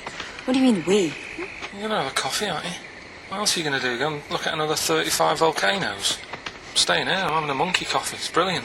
You find this amusing? Jesus, it's a talking monkey. Right, mate. Have a couple of coffees. Don't start now. We're off duty. I'm starved. What do you mean you're off duty? Have you bananas later? Just get us a couple of...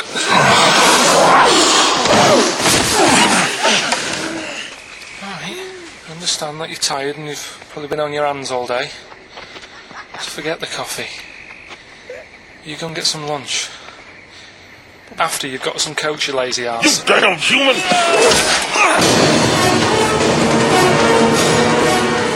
Powerful. Lovely. Excellent. So, what's the question? If you've been listening to the whole show, how many volcanoes do I think's on the island of Lanzarote? Okay. Yeah. I might have it wrong, what I've been saying, but it's roughly around that. Yeah, so what have you been saying? Yeah. Yeah. Brilliant. Ricky.gervais@xfm.co.uk. You're more likely to win the prize if you leave your address on the email. Yeah. Because otherwise we can't really be bothered to phone people or email them back. So, Good point. Put your address on there and you could win some crap. In a jiffy bag.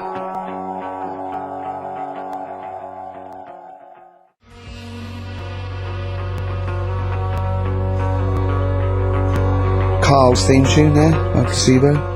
Special Needs on XFM 104.9. Alright. New Year's resolution, Karl?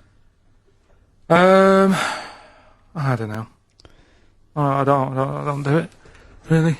So what about something like, I don't know, start smoking? Do you know, there must be something.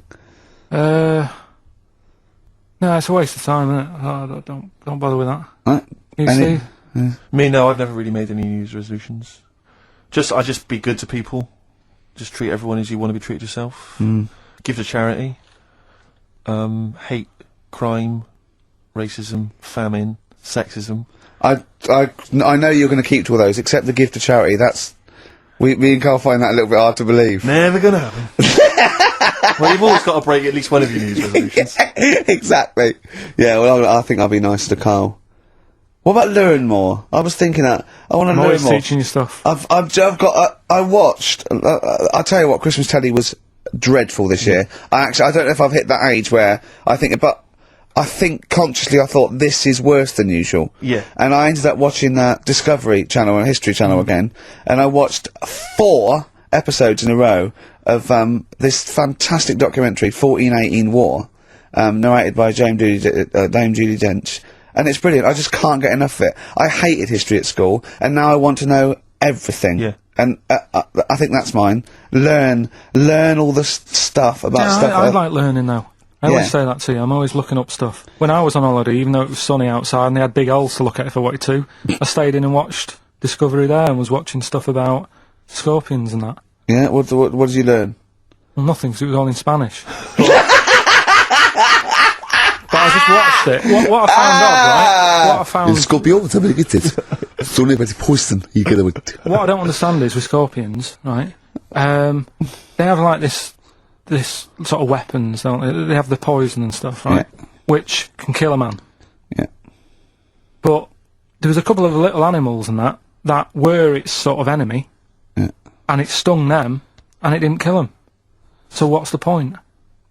Well, firstly, not all scorpions kill a man. Some of them, This one did, you said. Yeah, well, they range from, like, bee stings to so much venom it can take down a horse on things like spiders and snakes and scorpions. So it depends. But a scorpion that will kill a man would kill a rabbit. So I don't know what you're talking about. No, there was a snake that it stuck its thing into, and some sort of beaver, and they were just, like, running about. There's nothing funny about that, so why are we laughing? Well, the snake wasn't running about, was it? Well, it was slithering about a bit. Yeah. What was the beaver doing when the snake... It just sort of, I think it ate it in the end. What? Ate what? Ate the scorpion. Just wandered off. Well, it wasn't a beaver. Well, there you go. There's no way it was a beaver. Alright, an otter. It was This is what you pieced together from a show in Spanish. Well, I'm just saying though, how come it can't kill something that small, yet there's someone on holiday that's no sort of danger to that scorpion. We're not going to harm it, right? And yet it can kill a man. So you say, but I don't believe it. Shut up, mate. Seriously, this is gobbledygook. Taught you something again, though. That's what I'm No, saying. what have you taught us, though? What is the fact that's come out of that? A scorpion can kill a man, but the beaver was dancing with a snake, then it ate it. You do that That's all not the a time, fact. though. That's You put not a everything fact. down. New Year's Eve I taught him something, right, about dead people. No. You know what it is it taught me? I was saying you're talking shite. He says they found out your soul weighs an ounce. Your soul? Yeah. Your soul weighs an ounce. Right, who found this out? I read it. Your arsehole weighs an ounce. Yeah. There's no such thing. A soul weighs an ounce. You're talking drivel. Alright. Have you got any monkey news? So what did they do? They weighed someone who was alive, and they would wait for you to die, then weigh you again. There was someone now you've lost an ounce. Your soul must be your soul shooting off to heaven. It was someone who was really ill, and they said, we can't do anything for you here, but we've got a bit of an idea that we want to do. We've been wanting to do this. Stuck him on some scales. He said, right, you weigh 9 pounds and an ounce, or whatever, because he was wasting away. He died, 9 pounds. Right? Fine, well, that's proof we needed. Talking shite. Monkey news, we might as well leave it. No, come on, come on, tell monkey news. No, it's nothing that great, really. Is it worth playing the jingle? Quickly? Go on then. Oh, chimpanzee that monkey news! Right, it's about a monkey. 2004, 4. It's about this woman monkey who was born in 1834. Right? Half monkey, half woman. No. Not true. It happened, apparently. It was in the Daily Mail. Right? Okay. The Victorian ape woman was her name.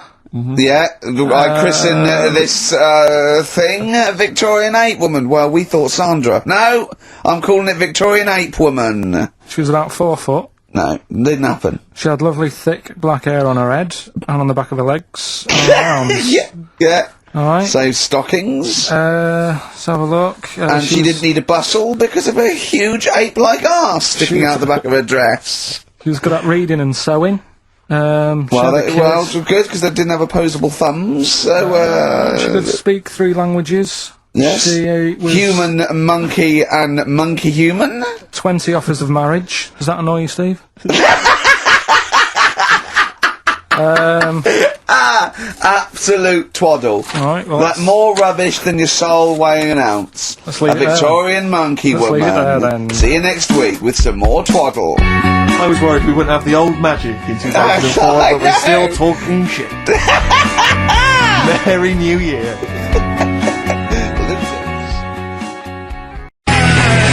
Strokes, someday. I'm already annoyed. I've been I'm here in a bad 3 mood. minutes and I'm already annoyed. Yeah. Oh, I'll bring back Claire, I tell you. No, it's not his fault. It's the whole place. The library's shite. I tried to get. Oh God, I had to go to Capital Library. Chill. That's that. I had to go to Capital Library to get a couple of records I wanted. Right, place is falling apart. The email's not working. It's so shoddy. He's had 2 weeks off. I'm on holiday. I mean, they might as well bulldoze this, honestly, because for all the, you know, It is ludicrous. and we get paid peanuts. You get paid, do you? Oh, and it really annoys me to have to fight. Oh, anyway. Anyway, just XFM, calm down. 104.9, I'm Ricky Gervais, with me Steve Merchant and Karl Pilkington. Karl, you're back. Alright. How was it? What, the holiday? Yeah. Well, it wasn't all fun, was it? Because my dad was in hospital. Oh, but he wasn't during the holiday. Not during the holiday, though, was he? You came back from holiday and then found that out, didn't you? Yeah, but it happened when I was on holiday. Did you know that, though, when you're on holiday? No, because I didn't take my phone with me. Well, that's but the our weird question. thing is, Yeah. I got a feeling when I was sat there, because it normally happens. Last Wasn't time, a nudie speech, was it? when I first went When away you saw to, that old fella with his packet out. when I went to Ibiza, right, I had a feeling, and I called home, my dad had punctured a lung. When And you this say you time- had a feeling, what do you mean, a feeling? Just like, oh, I should call home, there's something not right. But this That's a time very I thought, specific feeling.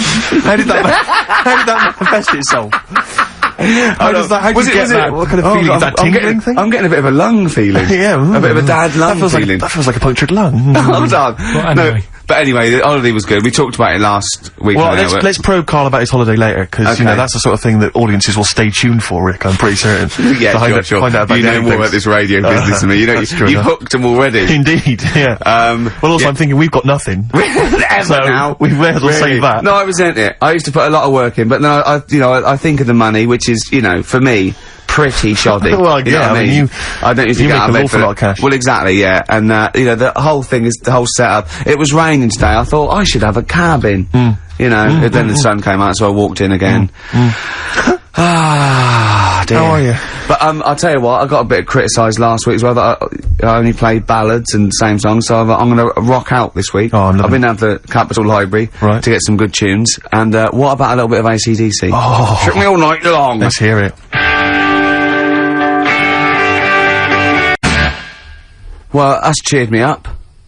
In a better mood now? Yeah. Good. That's great. Should we rock out today? Yeah, well, Bit yeah. of Led Zeppelin, maybe Stones. Brilliant, yeah, some of the classics and everything. Yeah. When are we going to talk about Karl? Have we run out of stuff already? Okay, already. let's go. Okay, now, yeah. So where did you go, Karl? What was the story? it was my birthday, right? Went home after working with you a couple of Saturdays ago, right?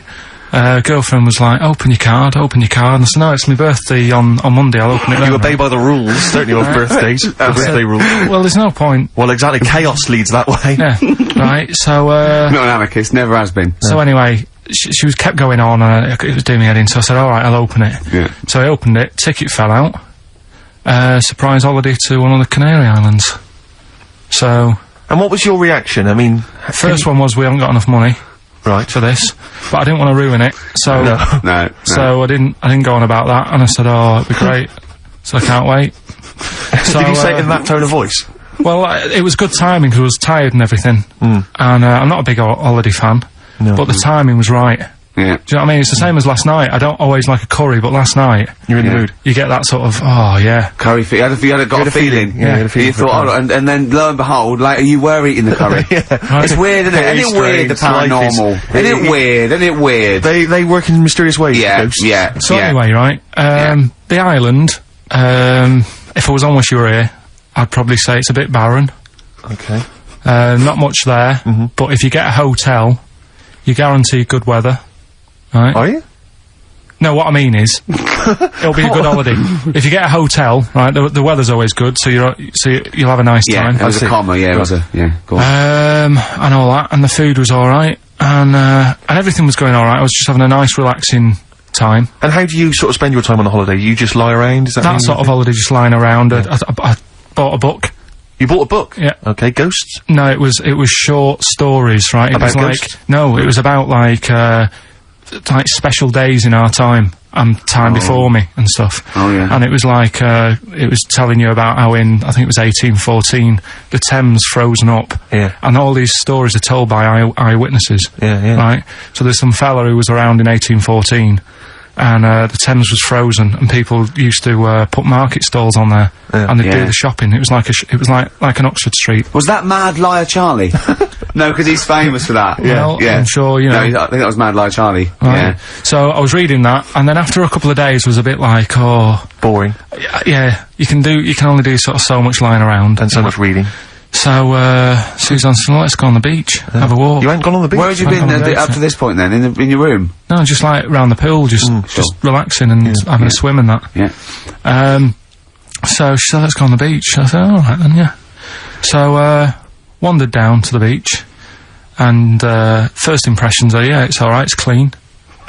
Your criteria is so basic, it's brilliant. Hotel, yes. Roof, good. Food, adequate. Beach, clean. Next. So I'm walking along, and everything's good, and, you know, there's a woman, feeding fish bread, which I thought that's different.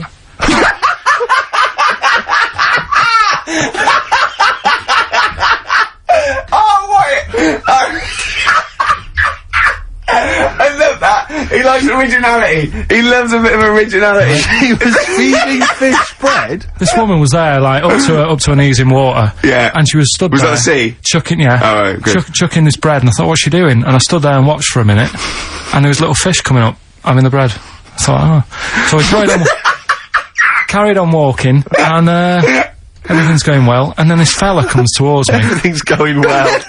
Yeah, that's I haven't fallen over. Clean feeding bread. 2 points for originality.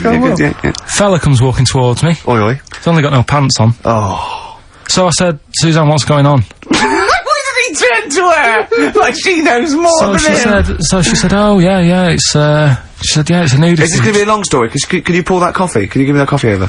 Sorry, this is really bad. Yeah, because he's poured... Thank you. Just amuse yourselves while we talk the coffee. Thank you very much. Dave, do you want I'll have a cup of coffee, Karl. Thanks, yeah, cheers. Cold. Right, good. Okay. So... Great. Thank you. So, she said, yeah, it's a nudist beach. So I said, well, why, what? I said, we're all it's all mixed up. Normally on a nudist beach, it's a nudist beach, and you don't go wandering on there when you get your clothes on and that. So, it annoyed me a bit, because there wasn't any signs. So this fella's getting closer. Well, the knob out was a sign. Yeah. Right, so he's getting closer.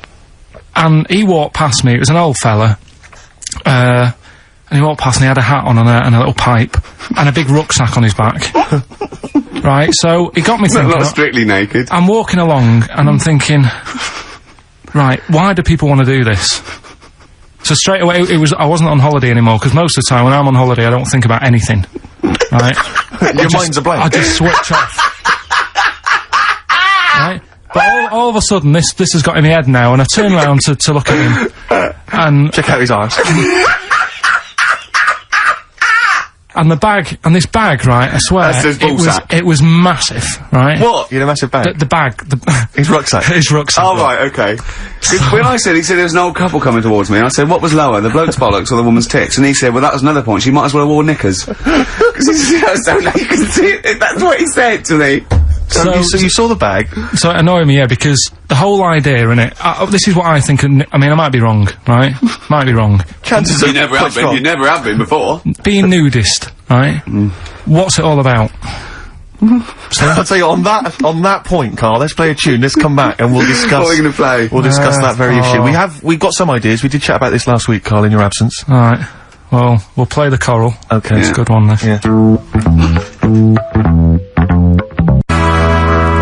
Coral, Dreaming of You, on XFM 104.9. I'm Ricky Gervais, with me Steve Merchant and Karl Pilkington. If you just joined us, Carl is walking down the beach, and a man has just passed him with his knob out. Yeah, his testicles out and his huge bag, apparently. Right. Now, we'll sum this up, you know, quick, because we did talk about it last week. You know, you did call me and tell me some of these things, and we sort of, mentioned it last week, but, you just want to say just give us your thoughts on nudity.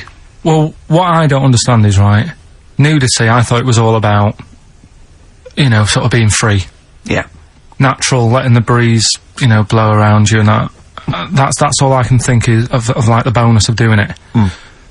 But you can get that by just having a pair of shorts on, right? Because I'm not one for getting my kit off. It's just something a bit weird about it, isn't it? Normally, if I go for a walk on the beach, I'll put a shirt on. Sure. But leave it unbuttoned. Yeah. Oh, right, yeah, tease the ladies, sure. Do you know what I mean? Yeah. But it just feels a bit weird. So it's best to cover your back anyway, because the sun. Yeah. And all good that. advice, yeah. But when I saw him, and I thought, well, right, is he doing it to sort of be free and be comfy and all that? And then I thought, but he's carrying a big bag, right? I've got a pair of shorts on, and I'm not looking at him thinking, I bet he's really comfy. Do you know what I mean? I wasn't going, I can't wait to get home and get my shorts off. They're really annoying me, these. So, and that's just it. I don't get what it's all about. Yeah. Sure. Yeah. Sure. Well, okay. Well, my advice to you is don't go to nudist beaches again. Well, I didn't go again. Do you play volleyball? Nope. Well, there's nothing in it for you, to be honest, Karl. Do you ever walk around the house nude? Not really. Only if, like, it's quickly to sort of jump out of bed and go and get a glass of orange. But I've got to be careful, because living on a high street, there's flats right across the way looking in. Yeah. And the thing is, it's all Chinese fella. There's a little exactly. And that was the other one. Is he the one? There's the old woman reading a book. Yeah, it could be dead for all we know. It hasn't moved. There's some bouncers, and some bouncers? I think so, yeah. Is that a euphemism? They're always... There's always, her name's Karl. But, yeah, the only time, if I nip out, sort of get out of bed at night, go and get an orange, I've still got to be careful, because if they're awake and I open the fridge door, and the light illuminated, comes up, yeah. They'll sort of see the light. And the shadow. Turn round. And the weird, long, stretchy shadow. Why did you get up and got orange juice or orange squash? You know, Robinson's. You can't advertise on... Why don't you take a glass of that to bed with? Why are you getting up? Yeah. Because whenever I do that, I normally don't wake up, and it's a waste, isn't it? The man is a genius. And he, look, well, continuing our rocking out thing. Yeah, we're in a rock mood. Well, I think this sums up rock and roll, doesn't it? It's not called rock and roll, is it? Textbook. Play The Scientist. Do you think that's about you, Karl? What happened there with all that rubbish pressing the wrong thing going out and that? Don't want to go. I've sorted it now. Doesn't matter. Right. You've come back. You're not focused, Karl. That's what concerns me. Your mind's on other things. I'm alright now, though. You We're ready to go. Yeah. You sure? Yeah. Okay. This is, I just... I'll tell you what, right, I'll tell you how focused I am. What? Got some new ideas for you. Go on. Well, they've all been blinders in the past. Go on. Did you do any competitions when I was away? Did we? I think we did, didn't we? Did we give away a DVD? Did we? Yeah, we did. Yeah, go on. Yeah, right. go on. Anyway. Well, I've thought of some, This isn't like radio, is it, as we know it? This is just people talking. If the mic's on, it's luck. Yeah. If anyone's listening, I've no idea what they think of this show. It's not a show. Not in the traditional sense. No. Okay, then you're going to change with that, Karl. Because a show suggests a certain form of presentation. Yeah. A certain pride. And when we do present and dare I say it, some planning. Yeah, and when we do, it's ruined by him pressing the wrong button. Yeah, but I've got some planning here. Go on then. Quizzes. What I did was, when I was on holiday... Yeah. Right, you said, you know, come up with a new idea, right? So the best way of coming up with ideas is sort of, thinking. Sort of nicking a TV show name and then twisting it a bit. Yeah. So... Or just rip off Simon Mayo's idea completely. That's good advice for anyone out there. I didn't... yeah. If you're interested in ideas. Karl is presently, running a course writing for TV. Yeah. And that's the lesson 1, isn't it? Just rip something else off. Just do it and change the title slightly. Yeah, well, go on. This one I haven't really got... I don't know what to do on the game, but I'm thinking, Strike It Ricky. That's all you've got? That's what you've come up with. How long did that take? Through. What is that? I just thought it sounded a bit like Lucky. Forget that one then. Yeah, forget that one. Okay, yeah. Well, no, good. No, we all have hits and misses. Even Spielberg's, not all his films, you know, can hit the. Go on. Right. No, okay, no, it's a good. Go on. Yeah. Do you remember Big Brother? Yeah. Do I remember Big Brother? No, go on. Big Mother, right? You call in. If your mum's ever, you win a CD. What do you mean? How can you prove that? Alright, forget that. Right, ER. Here's one. Right, ER. Good one. No. Yeah, no. The Price is Right, remember that? Yeah. Right. The Price is Ricky? No. The Rice is Right. And what I do, I read from an Indian menu and a Chinese menu. You tell me whether you have pilau or egg fried. He's a genius, isn't he? He really is a modern... that one. Go on then. Let's go into this one. Let's not cross this off right away. Go on then. You read from what? Well, I get a couple of menus from like an Indian and a Chinese takeaway. Yeah. And I'll go like, chicken korma. Well, could I just suggest that, as it's an Indian, it'll be pilau, and anything you read out that is... Yeah, but you don't know which one I'm reading from. What, the chicken korma's Indian, isn't it? Yeah, so you go pilau. But then well, you might as well say Indian or Chinese. No, because then the name wouldn't work. The Rice is Right. Okay, yeah, I forgot you're working for the title backwards, aren't you? Okay, yeah. Okay. I'm so confused. I don't know where I am or what day it is. A programme that they've been in on Channel 4, right? Can you cross that out? We're not doing The Rice is Right either. I don't understand The Rice is Right. No, go on. I'll tell you that later. We'll have a game in the office, right? A game that they've been in on Channel 4, but has got really big viewing figures. Well, obviously not. Right. Or they wouldn't be binning it. Go on. Do you know 15 to 1? Yeah. They're getting rid of that, right? Are they? I'm thinking 15 Taiwan. Get some items that are made in Taiwan, right? Get 15 items, and I say what they are, and then you go, oh, I bet it's the vase. Or something. That's one that's made in Taiwan. Yeah. Just explain that again very quickly. No, don't, Karl. Cross it out. Forget that. Cross it out. 15 Taiwan. Right. Go on. This is the one that I've prepared for, because I think this isn't daft, this is good. Let's play a tune and let's hear it after that. Oh, God. I'm very excited. Are we going to play it after that, or are we going to say... No, you can explain it after it. I'm very excited.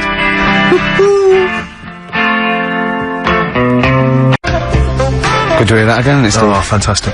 Waiting on a Friend by the Rolling Stones. Yeah? Go on then, Karl. On XFM 104.9, Ricky Gervais, Steve Merchant, Karl Hilton. Go on. Right, this one. Remember Blockbusters? Uh-huh. Right, this one is good, and we'll do this one. Rockbusters. And remember how Bob Holness used to give you a letter? Yeah. And, it'd give you a question, and the answer to that question is that letter? Yes. Right, well, it works like that. So if I said to you, we'll test it out on you, Steve, right? Right, welcome to the show and that. Hello. Let's play, right? And I say, right, your first one is W. Mm-hmm. And the cryptic clue, because it's done like crosswords. Okay. So not quite like Blockbusters. Well, this young man prepared for his death. And it's a W, so the answer... And it's not always going to be like our sort of music, it can be any sort of music that's out there. So the W is the name of the answer. I understand that, but is the answer always the band name, or is it... It's always the band name, is it, or the artist? Yeah. And so would the W be the surname, or would you have both the initials if it was someone's name? Would Elvis Presley be EP? Don't get annoyed, Karl. These are questions that I knew would be asked. I know this. He tested it on me. So you've got to tell them. We That's need the to point. know the rules. If it was Elvis, I'd probably do E. No. Give him the answer. Give him the Right, answer. did you hear the clue? No, give me the clue again then. So the letter is It is a cryptic clue, and the clue's fine. Listen, and the clue is, this young man prepared for his death. This young man prepared for his death. Yeah. This young man prepared for his death. And it's a W. And it's his first name. That's what he needs Well, to see, know. that's the, yeah. Yeah, but I don't... Well, shouldn't we have the initials? Wouldn't that make it easier? I mean, Yeah, wouldn't- but they didn't do that on Blockbusters, it just had one Yeah, letter. they did. They did if it was, if... The gold one, they often had 3 or 4 Did they? letters, yeah. Well, it was normally just one word. It wouldn't have been a name or something. Alright then. W... Y. W-Y. Will Young. Excellent. I Right, didn't so understand it. What was this the young Will man, prepared for this young man. So he's sort of mixed, sort of cryptic. Yeah. But I mean, you know, it's a he's good good effort. That's enough. better than Yeah. usual. No, it's That is better than It's not usual. bad, is it? So do you want to play? Let's play Rockbusters. Yeah, Rockbusters. How many of these have you got? No, because No, let's just clarify a couple of rules here, Carl. Let's just make sure we thought everything through, because I'm pretty certain when they get these things on TV, they at least have a go at them in the office first, before they put them straight on there. I'm sure that's how it works. I'm sure Bob Wallace just didn't turn up the first day, and he goes, "Look, we'll wing it, it'll be fine. Bring the students in, let's have a go." I'm sure they did a little bit of preparation, so let's just check we've got every base covered. Yeah, Firstly, how many questions have they got I'll to tell get you right? what, let's do this off air then. Should we play a great tune? Well, yeah. Well, people need to call in, don't they? Because we're doing it, aren't we? Yeah. It'll be alright. And there's good stuff. I've got CDs, right? I've got, some compilation stuff and a couple of videos and that, so that's what they're playing for. Call up now, 08700 800 1234. Get them on the air, play the game. Brilliant. Yeah? Yeah. Is that what we're doing? Bit of The Cure.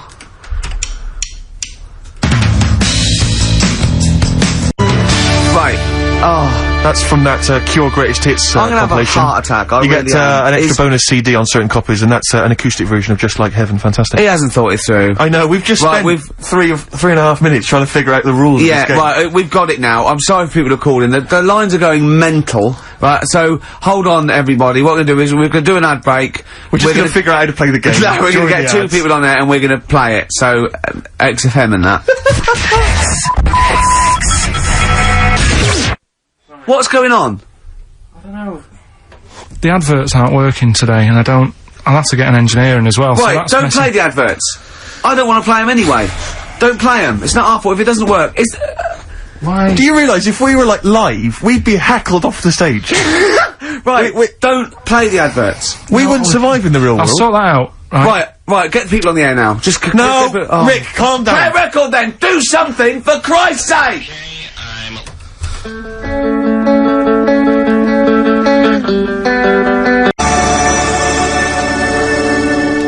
Brilliant, Pulp. Good news and bad news.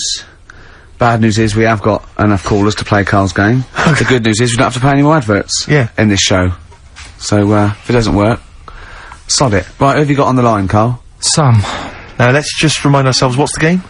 It's Rockbusters. Okay, now calm down, Carl. I know you're a bit stressed, you've got a lot to do, but don't worry, you've just had a holiday. Throw this desk out. Let's throw it out and start again. Rick, don't get stressed. Go on then. People wouldn't think it was us if this show wasn't, you know, half-baked and ill-formed and generally shoddy. That's what they've grown to love. Okay, alright. Sam? Hello? Is it sounding alright today? It is, just about. Right, cheers. That is worse. Right then. Yeah. Well, And, so we've got Sam on the line. Who else have we got there? That's it, we've got Tim as well, haven't we? Hello. Alright, Tim. Tim and Sam. Right, You sound quite similar, lads. Could one of you affect an accent or something? Which one's Tim? Yeah, it's me. Okay, which one's Sam? It's Sam. That's slightly deeper, bit slightly deeper, deeper, yeah. Sam, yeah. And they're not against the clock anyway, are they? So it doesn't really matter. I suppose not. So, I think Steve just wanted a bit of variety. you, Okay. you understand the rule, lads? Could you explain them to us? Right, play it. Okay. Well, hang on, wait. Well, let me explain, because, I mean, life is too short. Now, Karl's gonna read out, say 3 clues, yeah? And, just shout your own name and answer it, or shout the answer. Shout your own name, then the answer if you know it, and it's the person who gets the most right. Okay. Is that alright? Yeah. Yeah. So, Here we go then. okay then. Shouldn't it be the first to 3? Well, yeah, but then he hasn't got... Yeah, he's got- I've got enough, it's fine. He's got enough clues for that. Right then, here we go. Welcome to the show. Oh, God. Right, first initials, S-T, right? Is that right? Well, I don't know. Oh, we don't know, do we? How do we know? Here we go, S-T, and the cryptic clue is better than the average homeless person. Okay? Sorry, I think... Is that a band? Yeah. Is it an old band? Yeah. I think that's one word. Alright then, S. S, it's an old 70s band. Better than the average homeless person. Tim? Go on. Supertramp. Supertramp it is. Yeah. Well done, 1 point to Well, I you, have no idea Tim. why that's right, by the way. You don't understand why it's right? He's a super tramp. Oh, right. Better than the average homeless cryptic, person. Yeah. Yeah, cryptic. Yeah. Okay, second one. Come on, Sam, you've got That's actually quite good for Karl. Trust me, Tim. I mean, take that as a good clue. Because, yeah, okay. We won't do this again. Right, 1-0 Right, to here Tim. we go. Right. F. The letter is F. That's the next one we're moving on to. And the cryptic clue is, the little girl is hungry. What shall we do? The S or F? I've got it. F. Ready. Sam. Peter. Yes, 1-1. Feed her. He's pulled out of Feed her. Yeah. Feed her. Okay. Yeah. So that's 1 each. So this is the decider, isn't it? Wait a minute, ITV are on the phone. Well, you said first to 3, so no, it's not, is it? That's what I said. Just do the 3 clues and who gets the most. Okay, well, we can do that now. So, here we go. I love this. This is rubbish. Go on. So, here's the last one. The initials are AK, right? And the cryptic clue is exploding pet. Shout out your name if you know it. Last orders at the bar, please. Last orders at the bar. Exploding pet. AK. You're tuned to XFM 104.9, Karl Pilkington's quiz, Rockbusters. The format is still available. The highest bidder, please give us a call, or you can email ricky.gervais@xfm.co.uk. Is it a band or a singer? I'll give you a bit more of a clue. It's a pop band. Okay, we wouldn't... No, it's Tommy Kitten. Yes! Hey. Oh, this is amazing radio. Oh. So who was that won? That was Sam who won. So it's 2-1 to Sam, so he wins... What does he win, Karl? He wins some CDs and some videos. No, he's got obviously now, Sam, if you're ready, take the spot, you're gonna do the gold run. Away you go, Karl. I haven't got any more. You're a fool. Right, stay on the line, we're giving both some presents. Play a record for... Rick, I'm gonna shoot off. Not come!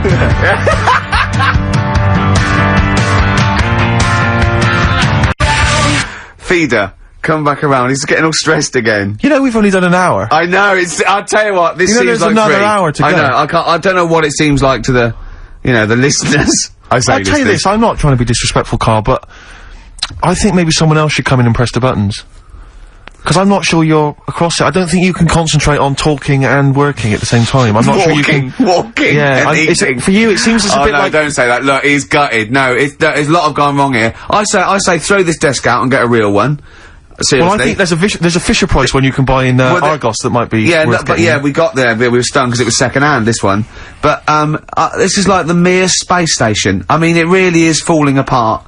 Get a new one in. Let's not, I can't believe it. I mean, look at that. Look at the library. Look at the gaps in the library. Let's not go on about this, because this isn't good. What? Whereas that quiz was.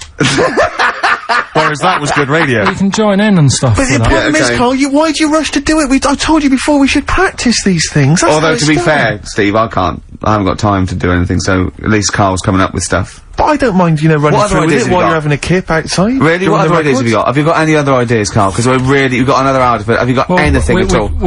I've got that feature Educating Ricky, which is a bit of a play on words as well. Right? Do you know the film, Steve? Educating Rita. Yeah. I'll see what you've done. Go on. I'm doing that, and I teach Ricky stuff. What do you teach me, Karl? Well, I've got a few different topics. Go on. Do you know, like how you taught me about Hitler and Che Guevara and Winston Churchill? I'm going to come in with topics every week, and this week I've got, ghosts? No, hanging bacon is one of the topics. Say that again? Hanging bacon. Hanging bacon? All the titles... Francis Bacon? No, all the titles are sort of named to sort of tease you and get you more interested in it. Hanging bacon? Well, you've certainly intrigued Go on, what's another title one? Hairy Chinese Kid. I'm gonna go for that one. If there was a university degree with that title... Yeah, no, I'm gonna go for Hairy Chinese Kid, And I think. the final one, Alien Gives Man a Beard. Right, Alien gives man a beard. I am gonna burst. Right, listen, Karl, you've got to tell me. Right, let's do it in reverse No, we're not going to do it now anyway. What do you mean? We've got to do it now. I mean, this is the first interesting thing you've said in an hour. Okay, the listeners have just been subjected to rubbish and mistakes and everything for the last 6 months. Please, we've got to do Alien Gives Man a Beard. What is that? Tell us that. Right. Sorry, this is just you telling me something, is it? Well, this feature is you telling me something. Well, teaching you something. Educating Ricky.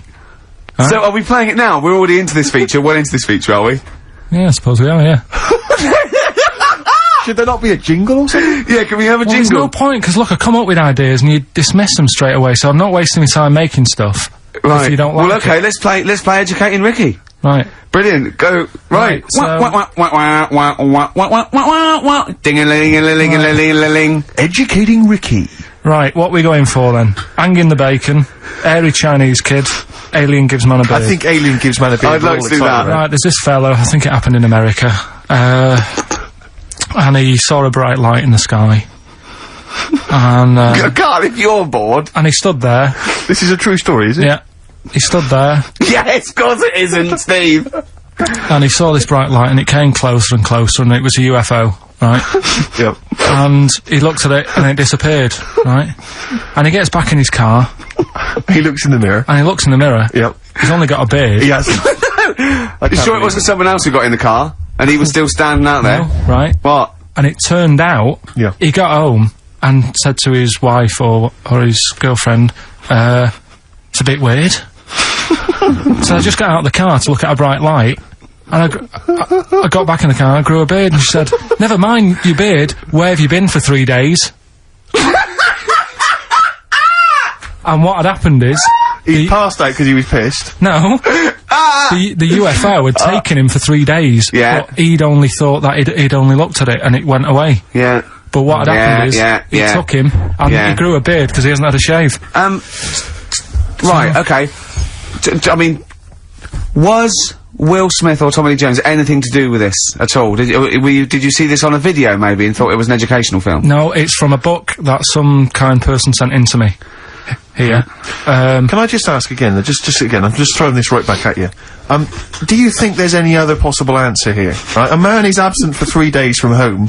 He's grown a beard. The length of time that it could take to grow a beard, lest we forget. What if he hadn't actually seen a bright light in the sky? What if he was lying? What if he was lying? He'd got knocked unconscious, he'd had a car crash. Just lying. No, just lying. Or he was just lying. Yeah, he'd been on a bender, getting pissed for 3 days and that with was his his mates. excuse to his wife. And they went, Dennis, what are you gonna tell your wife? Well, wait a minute. Wait a minute.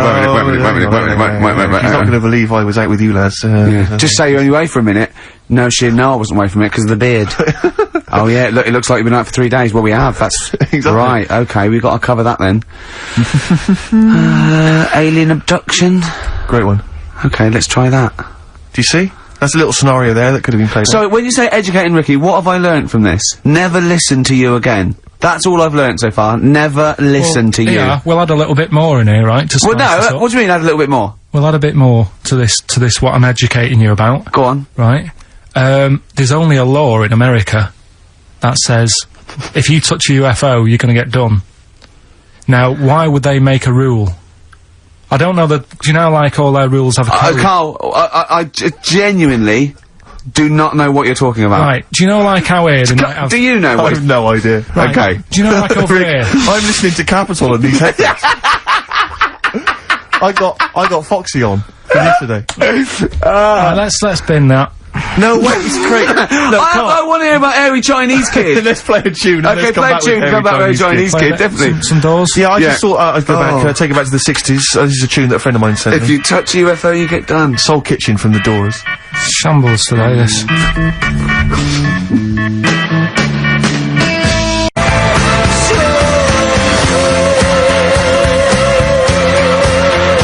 David Bowie, Slow Burn, yeah. Quite a Eno trilogy feel about it, larger and sort of low type, yeah. But, yeah. Enjoyable. Now, okay. That's stressful, isn't it? I think we've got things working now. We've had people come in and out, just shaking their head going, shouldn't have bought that desk. But it's all sorted now, I think. And, you notice how it took, about 25 minutes for them to come down as well, though? Do you feel like we're maybe quite low in the pecking order in the building? Definitely. You know, it's like Capital First, Capital Gold. They can shoot off to other sort of pirate stations. People's car radios, then they come back here. Oh, dear. Oh, I had a job at Richard Sounds. Light fitting was buzzing. Now, but we've got. Thanks for staying, listening. Right, okay, educating Ricky. What have we got? Airy Chinese kid. Go on. Right, yeah. This is the. I didn't want to do this. Really? You didn't want to do it? Well, I wanted to give you 3, and I gave you one. It was like the alien man gets a beard or whatever. Yeah, which was total rubbish. So this one should be better, maybe. Hairy Chinese kid. Right. Well, we've talked about airy people in the past. True enough. Haven't we? Yeah. You know, the little kids who grew up in woods and hung around with wolves and that. Yeah. Again, you're confusing it. Yeah, they're not. There were some people that were born. Very hirsute. They were not the people who were brought up with wolves. You just put that together in your Homer Simpson type mind. Right. Well, this is like a sort of close to that sort of story. Yeah. But the weird thing is, right? Chinese people aren't that hairy as a nation. No, seriously, that's a well-known fact. They don't have that much body hair and stuff. Okay. So this little kid who was born over there. He was like covered in stuff. Was he? And it was only his nose that wasn't hairy. The rest of his body was caked in hair, right? And his hair sort of What sort of hair was it? Was thick, thick hair. No, what I mean is, was it sort of, like a pony's mane, so he just looked like an Ewok? You know what I mean? Just like hanging down sort of straight, dark hair. In the picture, it looked like, it grows from his eyebrow. It grows from his eyebrows quite thick. And then it just goes all the way over his head. You don't think it was just really long eyebrows that he'd done a comb over? No, it was all over his body. It had a picture of, like, his back and that. Yeah. And, had he styled it? Had he styled it at all? Did he have it in a quiff, or...? No, it was just hanging everywhere. all over him. Yeah. And they were like, you know, this is a bit weird. Happening in China. Where we're not normally that airy. That was the scientist speaking there. And the press, the local press and that were getting him down, calling him Monkey Boy and all this. Oh. And, thinking Chinese press. But the doctor... Yeah. Oh. They're cruel, aren't they? It's like those game shows. That's Japanese, isn't it? Yeah. That's all that. Yeah. And the doctor said, I was Karl talking through all that time while we were just like talking to each other then. Because I turned round and I still saw he was talking. Go on. So anyway, the local press came down to see the hairy boy, the monkey boy. And they were like, being tight, taking the mickey out of him, and the doctor said, throwing him nuts. Said he's only airy. Said, he's a healthy young kid. The only faults he's got is he's got a little bit of eczema and a boil. And he said everybody should just treat him the same, and I think he grew up a healthy kid. Yeah, so that's the end of the story. That's not a story. Why? But I've got nothing. I don't know what to say to that. So someone in China was born slightly hairier than the rest, and he was normal apart from eczema and a boil. That to me isn't a story. But if it is, I've got a million. I mean, it's sort of like bloke from Manchester went a bit bolder than the rest, got a job on radio. He was normal. I mean, that's not a story, is it? Do you know what I mean? All right then. Hang on. Hold on, he's got the big guns. You're not going to give us hanging bacon, are you? Yeah. Come on then. Right. Come on. This is it. No, this is a good one. This is the one. And this is a story, right? Do you know the saying, chewing the fat? Good one. It's one of my favourites. Yeah? Yeah. Do you know what it means? Talking. Right. Well, do you know where it came from? No. Right, what they used to do years ago, when people didn't have much money... Is this the same as throwing the baby out of the bathwater? No, it's not it's not the same saying, but no, but I mean, is it as wrong as that was? Well, let me tell you, and we'll see. Okay. Like, people go out to work, and with the money, they'd buy food. Oh, yeah, go on. This is a good system. What, go on, what do you mean? People go out to work and with the system... And if you were quite well off, you might treat your family to some bacon, right? But do you know, like, in these days, if people earn a lot of money, they might buy a nice suit. Or a car. Yeah, so, what are you saying? You're saying, wait, let me get this straight. You're saying that you go out to work and get money to buy things to live, and if you get sort of enough money to live and you've got some left over, you might treat yourself on, like, a suit or a car or something? Is that what you're... Yeah. Oh, but back then, if you earned money, they'd say... This is olden times. Yeah. Okay. Let's get some bacon in, right? And what they'd do, they'd hang it in the kitchen.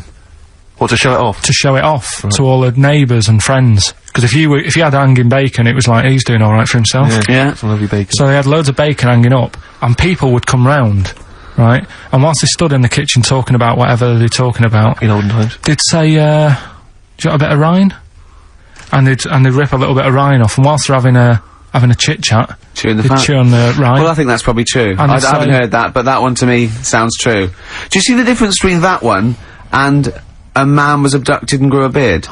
Can you see the difference in why I accept that story? Different stories for different things. Different stories for different things. So, see, that's a nice story. If it's true, I don't know if it's true. I mean, but it seems totally possible, viable, quite interesting. I won't be quoting that myself until I've verified it. But that's, you know, I won't be telling anyone the bloke got in the car and he had a full-face beard. Why has his car been towed away? Because it was a quiet road. It wasn't in the way. Are you filling in the blanks again? That wasn't in the book, was it, that you read? See, that's the thing. Sometimes I think you make up bits of the story as though they were fact. That doesn't seem right. Well, that's all you can do, innit? So that's educating Ricky, will we? Brilliant. Do that next week. That is brilliant. No, I think that was good. I did. I mean, I enjoyed that. I learned something from that. I mean, I want to get. I mean, this is all from one book, is it? Yeah. That's an interesting book. With the, I don't want to dwell on it, but with the hairy Chinese kid, what did they say about that? What was the, I mean, was it once there was born a kid who was slightly more hairy than everyone else, but yeah, it's alright, he only had a boil. How did they word it? How did this capture your imagination? There was it was a picture that grabbed me, first of all. Yeah. Sure. And it was like, God, what's up with him? And that's when I read it. Did you see the boil in the eczema or just the hair? No, you see, because his face is like, just under his eyes is sort of nice and smooth, and his nose is sticking out, and that's not hairy. But the rest of him, it looked like he had the sort of a balaclava on or something. And then I read on, and it's like, this is a hairy kid in China. Yeah. Yeah. So. Yeah. Okay, good. Anything else in there? Because, I mean, I like that. No, we'll do more of that next week. How is that alongside, hanging bacon, alien abduction, a hairy Chinese kid, and, a little interesting fact about the derivation of a phrase? What do you mean? He didn't understand a word of that. I knew the word derivation was going to cause problems. I thought derivation shouldn't have come out.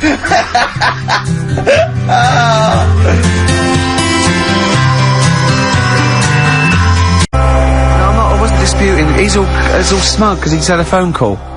That was, Beck, lost cause. Go on, tell him why you're all smug. Because Adrian just called up. Yeah. After hearing the story about the Chinese kid. Yeah. And he said, yeah, that's true. He said that there was a TV programme on it. Yeah. He had a chromosome defect. Yeah. And it made him hairy. And his mum and dad used to have to shave him. That wasn't in the book. But, thinking about it, that's not a good move anyway, is it? Because they say that for women, if you get a few hairs on your top lip, don't shave it because it'll grow back thicker and faster. So they should have just let him be. They should have just said, well, let's see how bad it gets. But if they went in there straight away if he came out as a baby and a little bit hairy, they should have left it maybe, for a little bit.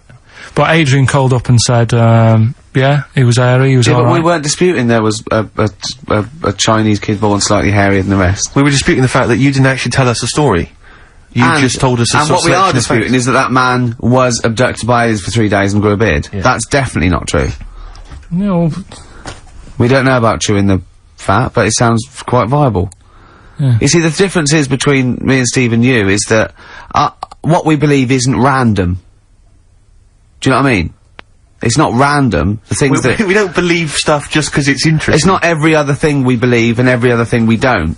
Well, I think Karl believes stuff if it's interesting. Yeah, I know. Yeah. If he thinks, oh, intriguing. And he said to me on the before you got a minute, he said, that Ollie's record, he ain't ever used my brother, what's that about then? And I went, I don't know, I heard, it was about someone who had a disabled brother, and, it was lifting him in and out of a car or something, and someone said, oh, do you want a hand? And he went, no, he's not heavy, he's my brother. I.e., this isn't a burden for me. Yes, yes, right? Yes. Karl, what did you say? I'd say... No, I'll tell you what he said. He went, well, that's ridiculous, he was still heavy. And he said, don't turn down help. Which, we were talking about that, because a new feature we're starting about this time every week. Oh, yeah. We start about this time every week? Yeah. Yeah. We'll do that song's got a good story. Okay. Yeah, love it, snappy. Go on, go on. There's loads of songs out there, isn't there, with songs that you couldn't fade out. When you hear them on the radio and that, you don't want anyone to talk over the start or the end. Yeah. Because but remember we did this one before with, Killing a Georgie by, Rod Stewart? Yeah. And I was a bit worried that it might have been a true story, because we were, you know, joking about it. And, he went, oh, you know that Killing a Georgie? He went, I think it is a true story. I went, why? He went, I listened to it again, and Rod Stewart at the beginning says, this is one of my best friends.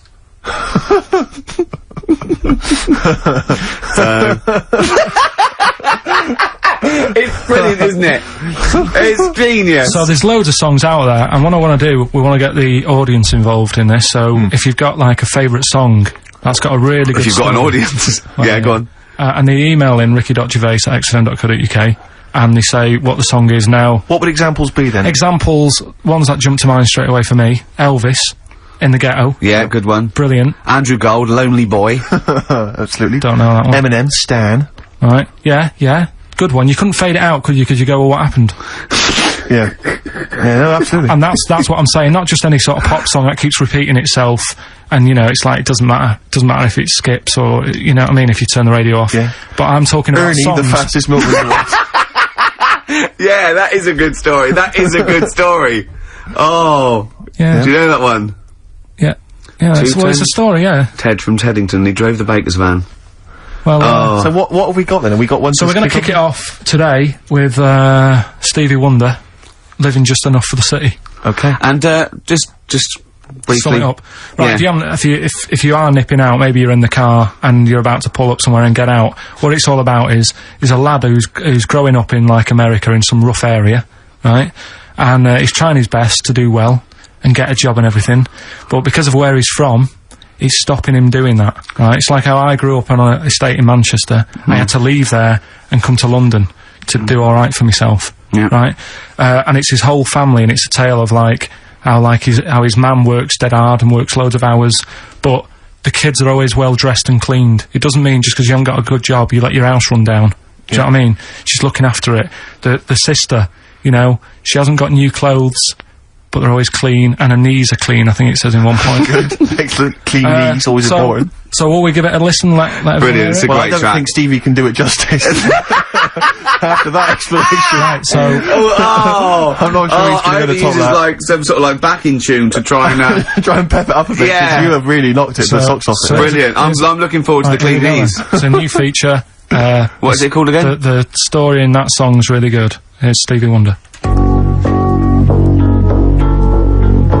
Go on then, Karl. Back announce that. It's your choice, that. Right, songs with good stories that you can't fade out. Yeah. Although you can heavily edit them for Yeah, I them. noticed you didn't play the full version, which has No, it's obviously radio, got the complete story in. You've just played a I haven't heard the other. That's single all I version. know. Well, in the album version, He gets goes to abducted. jail. He gets abducted as well, and he comes back with a big beard. Yeah, and he's No. covered in hair. No, he gets arrested and goes to jail. But it's just, you know, it's just because he gets picked up because he's black and he hasn't done anything wrong. There's a whole other sort of section. Maybe we should change this section. No, what we'll do, right? Abridged versions of songs. Yeah. No, next week we'll play the second bit, and it'll be like Star Wars or something like that. Brilliant.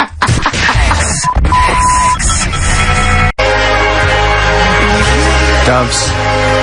Caught by the River on XFM 104.9. Well, it's been a good show, hasn't it? There's been sort of like quite a rock and roll 70s feel to it. Mainly the equipment. But we got through it. Karl's been telling us some great insights into his mind, really. We've had a few laughs, a few tears. Bit stressful. What were you telling me in the week about when you went to visit your dad in hospital? Oh, we're talking about, yeah, when I got back off holiday, my dad was in hospital. I shot back to see him, see how he's getting on, and hospitals are depressing places, aren't they? Yeah. Really, like, God, you know, you know, even if you're not that ill, it makes you feel worse. Yeah. Because it's really, like, drags you down, there's people walking around moaning, and, you know... You, mainly. Yeah. Nurses. And, my dad was political. Yeah. It's high five. Satire. Yeah. I would like to be They the don't get paid enough and all that, and they do, like... No, well, that's... Tony Blair, are you listening? I don't want to look like I'm moaning about the people working, because they all work really hard. Yeah, of course they do, yeah. But it's just the hard depressing places. High five. Nice one, Go nice on. one. Yeah. Right, so I'm sat there, and my dad's, getting fed up. And, Is that because you're visiting? just, he's quite an active bloke, and Yeah. all of a sudden he's got Like to stay me. in bed, and, Yeah. you know, it's like sit down, stop moving about, and all this. So he's sat there, and there's an old woman in the bed next door, right? And, she's in a bad way anyway. Yeah. Right. She must have been, I'd say she looked about 98 or something like that. Okay, good. Right. Now, I don't know what was wrong with her, but she was always constantly moaning, and you could see that the nurses were trying their best to keep her happy, and she wasn't having any of it. And, you know, she was moaning because her hands had gone blue. Well, that is a worry, to be honest. Well, it's not, because she's 98. Is that what happens? But why doesn't the doctor, if I was a doctor, and I'm not one, but... no, Carl, don't be modest. Are you a doctor? Yes or no? But if I was think he's there- let it slip.